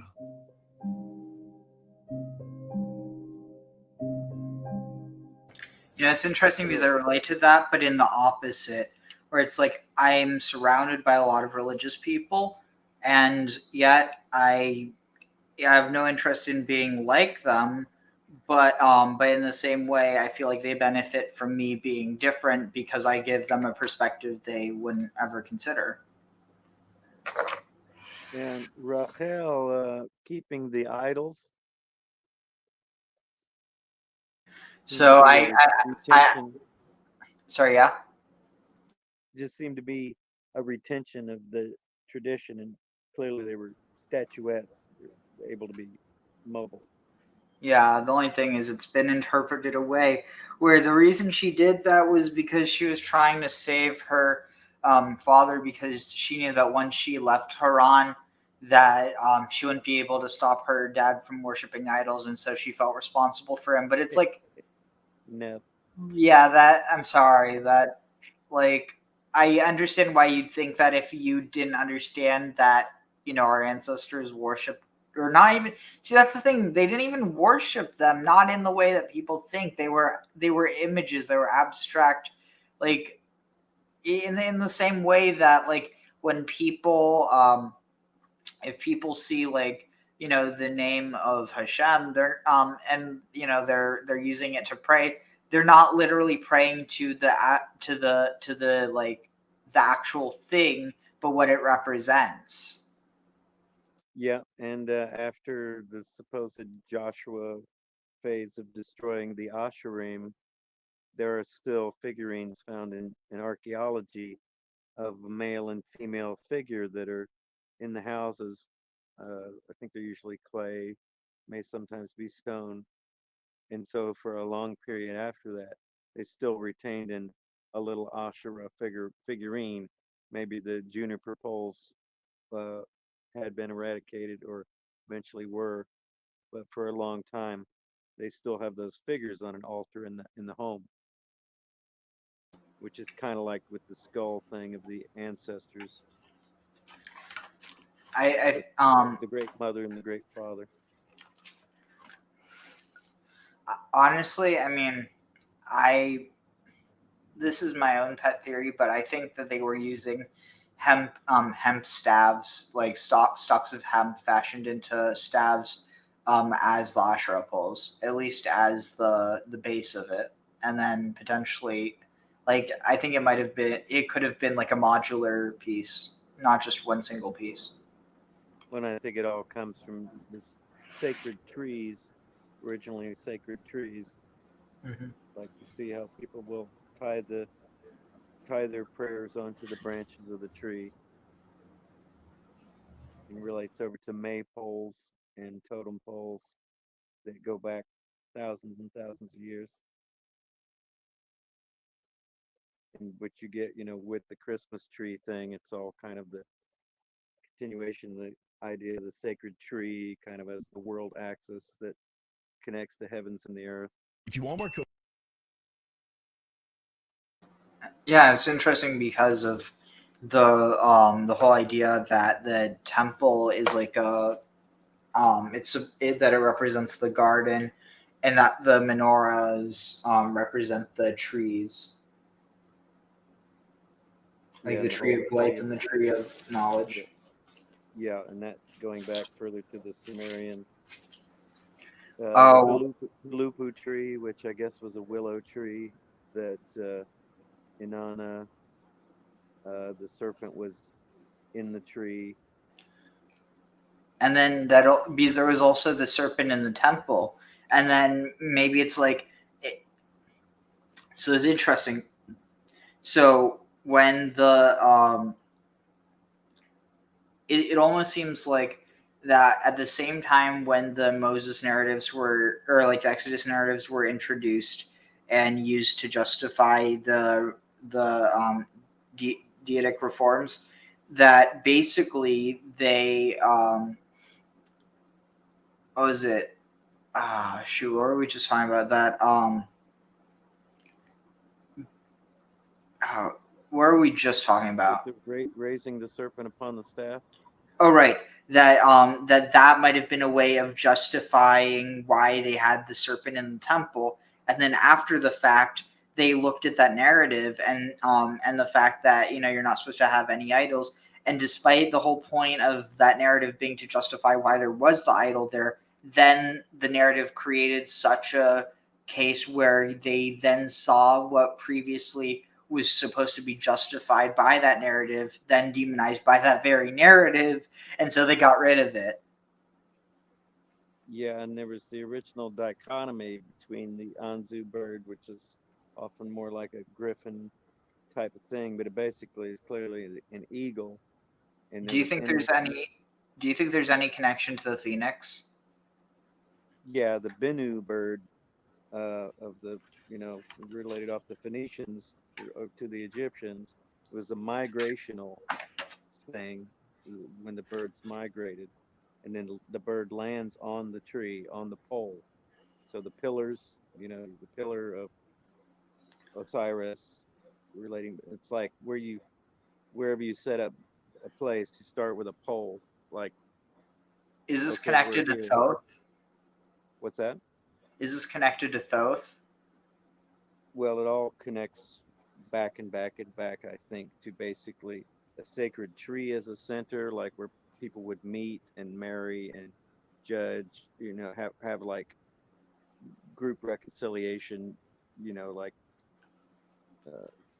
what is it called? Working out issues between people. These things would happen as a landmark kind of a thing, but also kind of a holy power to the sacred tree, especially if it had been founded and someone was buried there that was an ancestor, even more so. But the eagle and the snake were in enmity in these early Sumerian myths, where it's the eagle, I think, eats the eggs of the snake, and then I forget whether it's Enki or Gilgamesh aids the snake to get back at the eagle, so the snake hides in a carcass of a bull, and then the eagle, and then now you have that with the eagle and the snake on the Mexican flag. You know what I mean? There's this enmity, but and you get that in the whole caduceus of the snake rising to the bird, and I think there's a certain recognition there that there's a similarity, and it represents evolution. That they see the reptilian aspect of the eagle being related to the snake, and as the lowest and the highest being. So it's all that alchemy that you get with the Kabbalah, not just left and right, but the highest and the lowest. And the union of that is the tree, because the eagle lives in the top of the tree, and the snake is kind of the roots of the tree and lives in the tree. So you have oneness when you have them all together. Well, you have the strong parallels with Norse mythology, where you have the bird in the top of the tree and the dragon gnawing on the root and the squirrel that runs back and forth torturing the two of them. Yeah. And Basically it's ancient shamanism. It's kind of one of the most remnants of, I think, original indigenous culture worldwide. yeah, one of the levels of interpretation of myth that I have there is it's like consciousness. And you have like the snakes being like the base level of consciousness, and the eagle being like ascending the higher level, seeing things from on high. And you have the like with the caduceus and the turning, it's usually about 7 turns of the twistings going up there, and it's basically like a rising of the consciousness from the base level up to the eagle level and giving flight with the wings. That's as one of the represented. Yeah, yeah, and and that's Kundalini. one where you have the again, it's cross-cultural, the whole bird versus snake sort of battle tag. And yeah, the Kundalini rises from the base chakra through the 7 chakras. It's what you're getting kind of depicted there. There also seems to be kind of a Gobekli Tepe, an identification over. They seem to kind of, this is one of you say they can't understand it without microscopes, but the spermatozoa, well, there's the phallus more macro level, but spermatozoa, and that as an initial stage of life, the snake as an initial stage, and then later on, how the fetus will develop limbs, it's all kind of, what is it, ontogeny, recapitulates, phylogeny, or whatever. Well, you also have they could just The go from the nesting tadpole. aspect of development of life. The tadpole goes through those development stages too, from going from looking almost sperm-like to growing limbs and all of that tag. And Anyway, let's continue. Let's see what happens. blending of the salt water and the fresh water. In this week's Parashah, Parashat Vayetze, we read about the story of Jacob, how he leaves his home and travels towards Charan, the strange vision of the ladder. But I want to focus on what happens when he arrives at Charan. He arrives early in the morning, and he notices that there are a bunch of shepherds who are all sitting around, lazing around with their sheep. Jacob is perturbed. These are obviously men who are employed to care for the sheep. A bunch of shepherds who are all sitting around, lazing around with their sheep. Jacob is perturbed. These are obviously men who are employed with their sheep. Jacob is perturbed. These are obviously men who are employed to care for the sheep. And he goes up to him and says, "Gentlemen, what's going on? Why aren't you working?" To which they respond and say, "We need to give our sheep water. However, there's this massive rock over the well and requires each and every one of the shepherds to gather together to shift the rock so we can give our sheep the water, and then we can go out and they can go and graze. So until everyone arrives, I'm sorry, we have to wait." And while Jacob is listening to this and their excuse, Rachel arrives with her flock of sheep. And Jacob is so taken by her that he walks up to the rock, shifts the rock out the way, and gives the sheep the water. And our rabbis comment and say, what was the reason? It was a heavy rock. And they respond by saying that the love of Jacob for Rachel gave him the power, the superhuman power, to move the rock. I would like to suggest an alternate answer, and that is that the rock was never that heavy, and the shepherds were just offering an excuse. And here is the important lesson. In life, there's always going to be excuses. There's always going to be that massive rock that's going to prevent you from doing what you have to do. I'm sorry, I would love to help, but I've got no time. I'm sorry, I would love to, but my schedule is too heavy. But if you analyze it, you'll probably find that you do have time. It's just a case of being motivated and wanting to do something. Our rabbis describe that the rock and the water in this scenario symbolize the rock of the water is the symbol of Torah. Mayim Chayim is described as the Torah. The rock are the Mayim Chayim is described as the Torah. The rock is the impediment, the blockage, the excuse that prevents us from achieving our learning and our growth and of our spiritual growth. And every one of us has that rock that is sitting on top of the well. The excuses are plenty.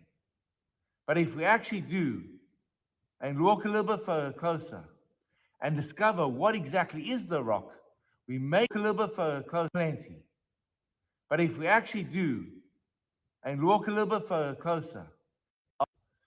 And every one of us has that rock that is sitting on top of the well. The excuses are plenty. But if we actually do and walk a little bit closer and discover what exactly is the rock, we may just find that it's just made out of paper mache.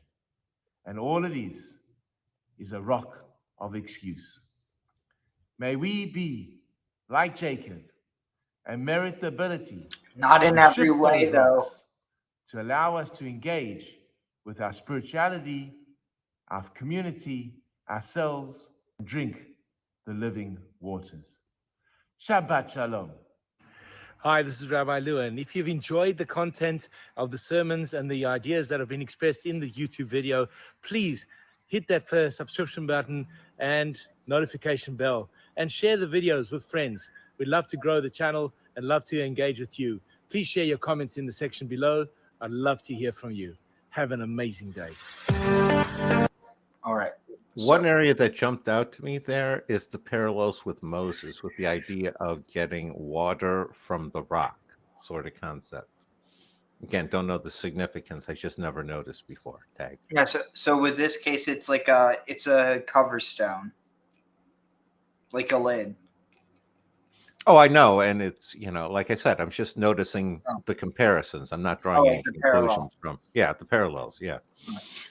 All right. So here, let's finish this up. So it goes till, I just want to make sure where it is. Oof. That is 28. So 27. All right. So let's see.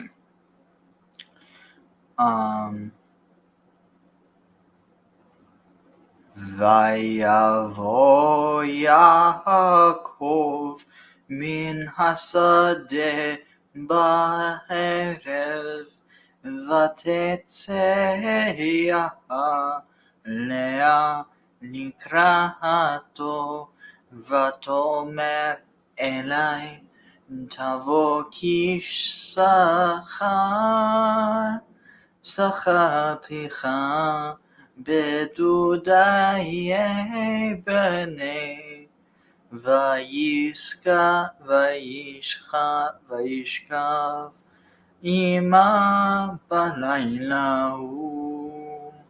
וישמע אלוהים אליה, ותהר ותלד ליעקב בן 50, ותאמר לאה, נתן אלוהים שכרי אשר נתתי, שפחתי לאישי, ותקרא שמו יששכר, ותהר עוד לאה, ותלד בן 60 ליעקב, ותאמר לאה, זבדני אלוהים אותי, זבד טוב, הפעם יזבלני אישי, כי ילדתי לו 6 בנים, ותקרא את שמו זבולון. ואחר ילדה בת, ותקרא את שמה דינה,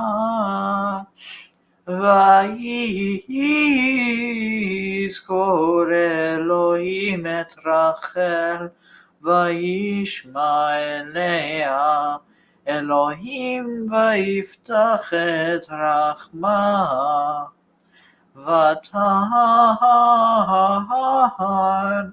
ותלד בן ותאמר אסף אלוהים את חרפתי ותקרא את שמו יוסף לאמור יוסף אדוני לי בן אחר ויהי כאשר ילדה רחל את יוסף ויאמר יעקב אל לבן שלחני ואלך אל מקומי ויהיו לארצי תנה את נשי ואת ילדי אשר עבדתי אותך בהן ואליך כי אתה ידעת את עבודתי אשר עבדתיך ויאמר אליו לבן אם נא מצאתי חן בעיניך ניחשתי ויברכני אדוני בגללך. And I'm pretty sure that's let's see. Yep. Okay, so let's just where are we?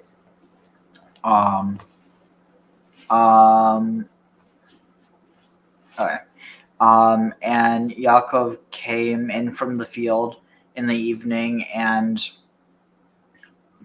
went out to see Leah and greet her. And Leah went out to greet him and said to him, "Come,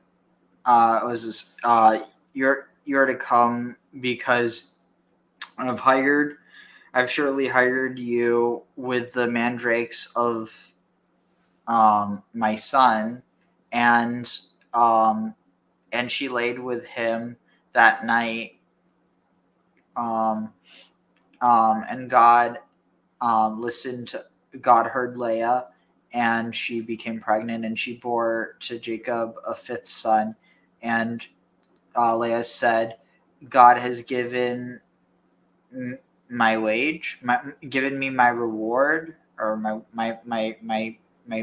pension that I have given my handmaid, for having given my handmaid to my husband." And what's interesting is she names the son from her handmaid Asher, which is almost probably like in reverence to Asherah. So it's almost like she's blessing. Because notice here, Elohim within this whole parallel I put forward would be Asherah, whereas what is this?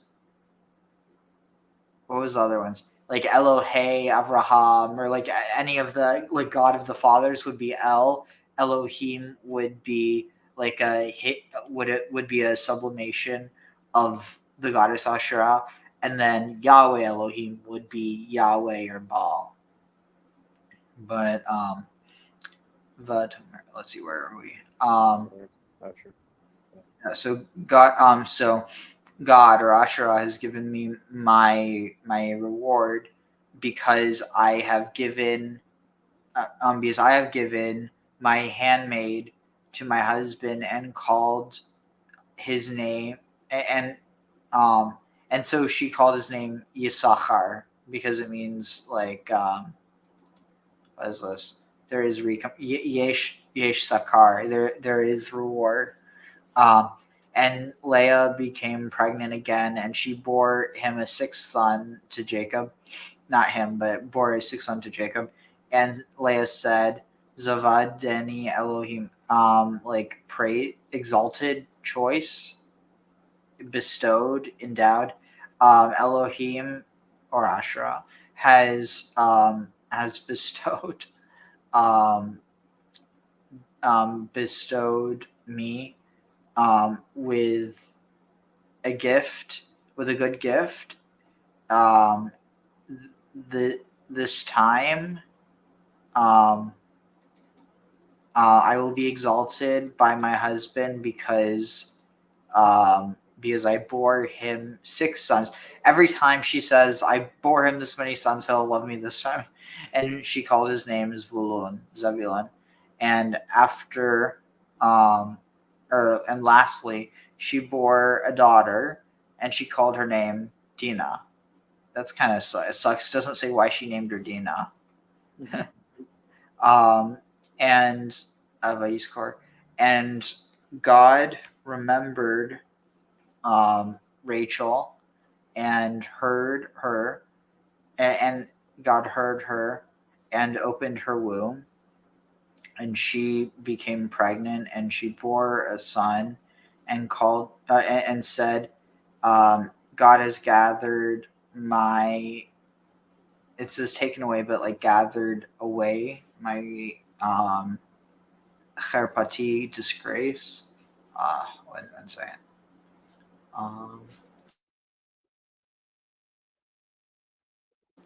Let's see. Wait,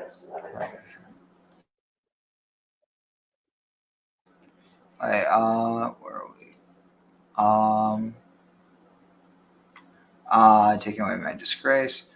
And she called his name Joseph and said, I don't may so it's interesting because here it says, notice this, Elohim or Asher has taken away my disgrace, and so she named him Joseph, which is to say,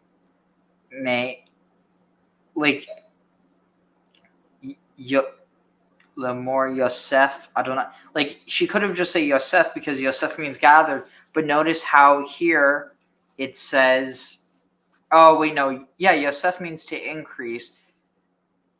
The point is, she could have just, you don't have to say Adonai here, but the point is, by saying it, you're implying this change in, manifestation of God.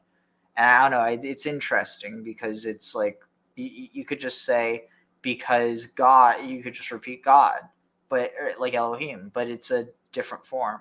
Kind of like is carried on later with Yeshua, Jesus, as a manifestation.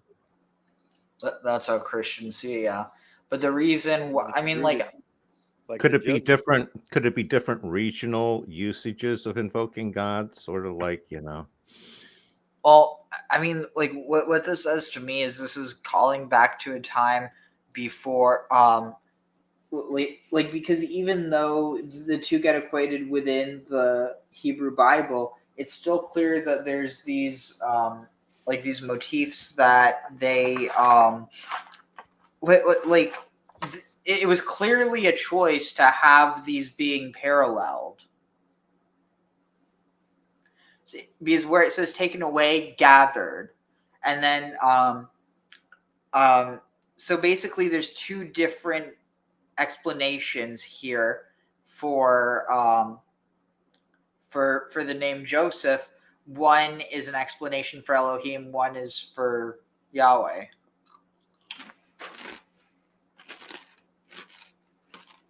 You know of the parallels with the Joseph story and the Jesus story of the sold for 20 pieces of silver and 30 pieces of silver, and I think of some of the other. There's at least 5 or 6 details that both went to Egypt is another. Yeah, it's interesting because I don't think I've seen any, but any other ones where it's where it has this like parallelism between the two, or this contrast rather.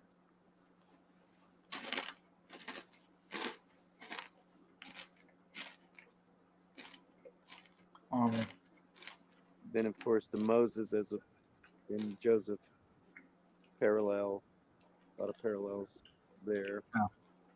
Okay, so so may Adonai increase for me another son.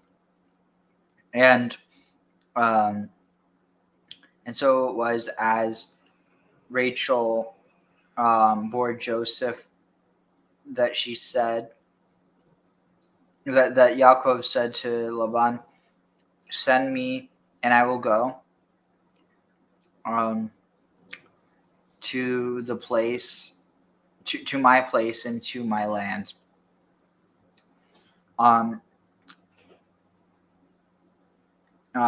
Give me give me my wives and my children, that I have served you for them, or served you for them, and I will go, because you know that I am your servant, or you know that I have served you, that I you know that I have served have served you as I have served you, for you know what. And he said, and he said to him, and Laban said to him, if it pleases you, if you please, if I find favor in your eyes, um,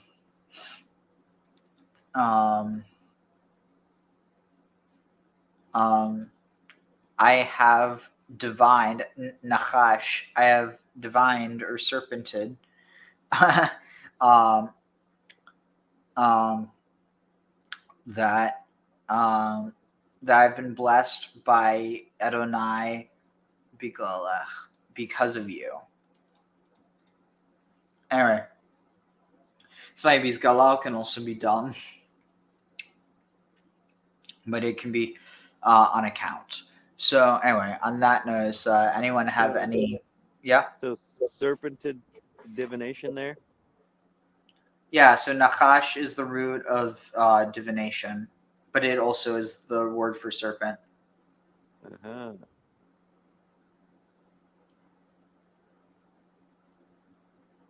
So what are your thoughts about that? It's just many signs pointing back to the older indigenous shamanistic magic, plant magic stuff, animal magic there. Well, you got to incorporate what works. Yeah. Otherwise, how are you going to get people to follow your new religion?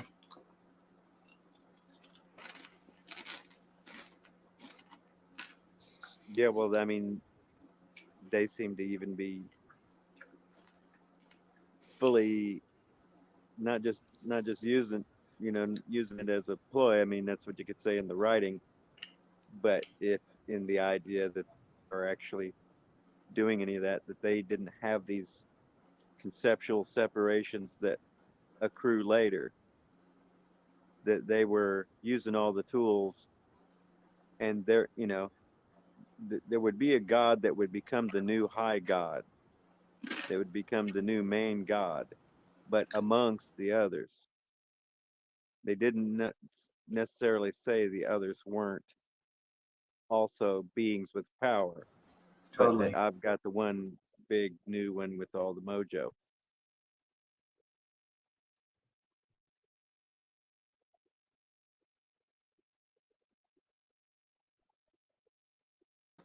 Any And thoughts, yeah, Fran? Sorry. Yeah. I don't know. Just that again with the retention of the idols thing, and the women's religion. There was sort of women's religion, and then the men's religion. Like with the what is it, the Berbers and stuff.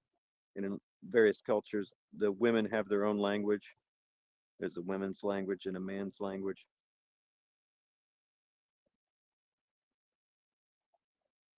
And that's how women have preserved things that the men can't understand what they're talking about.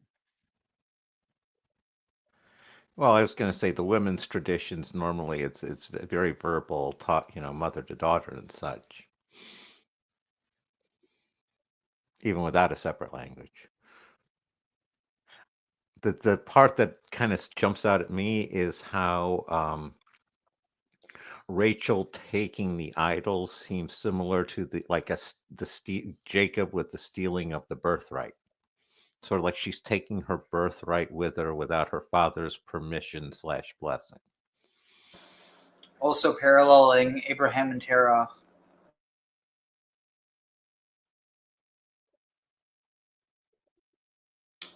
Where he smashes the idols rather than take them.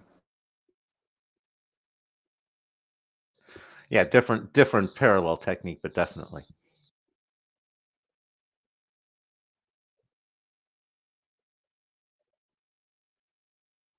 But it also, I mean, she's leaving home, and that's her way of retaining,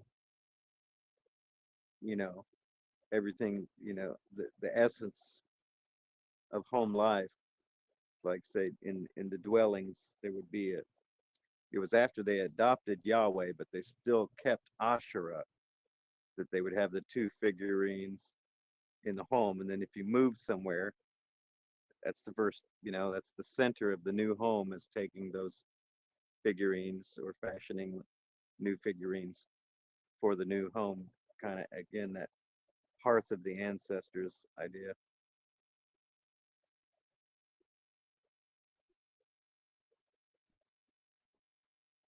Imagine if it was something like Laban's wife, that it was her idols, and then she died, and so that's the only thing that he has to remind him of her. And then so his daughter takes it, and now he's mad because he doesn't know if she's taking it, but he thinks that someone's stolen his wife's precious things. Yeah, it would probably, and it kind of shows it maybe being more on the mother's line. And I guess if they were metal, there would be the scenario of whether they would be melted down, but there's no suggestion of that.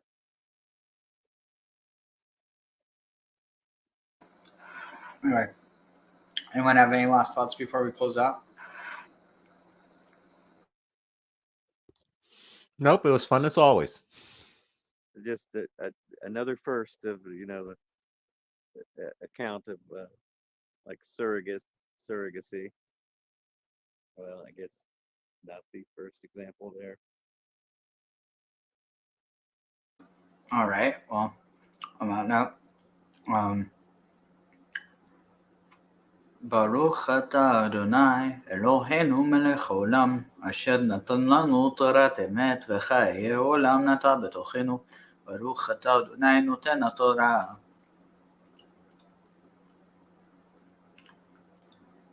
So on that note, I'll see y'all, ideally in less than 24 hours, because I am trying to catch up, and we did half of a chapter, or entire Parshah today. Well, more than half. What are you studying, and where are you going? What do you mean? Your university and your topic, your subject. Religious studies major, anthropology minor. Okay. Yeah, I saw the one little short video where you were showing Asherah's nipple, and you said the letters. You said the letters of the university, but I'm at ASU. What is that, Arizona? Yeah. Okay, so that wasn't in Israel? No, I wish. Okay. I see. Okay. But yeah. Anyway, on that note, take care, everyone. And bye-bye. Yeah. Where is it? Want to tell the Rebbe the words of the new song that we're singing with Mashiach, right? So I'm just going to read them. Am Yisrael, have no fear. Mashiach will be here this year. We want Mashiach now. We don't want to wait. Okay?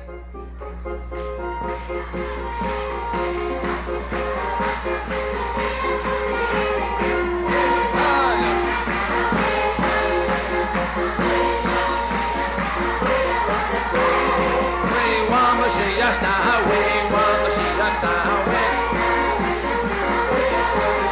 Oh yeah, Yisrael have no fear, no, she'll be this year.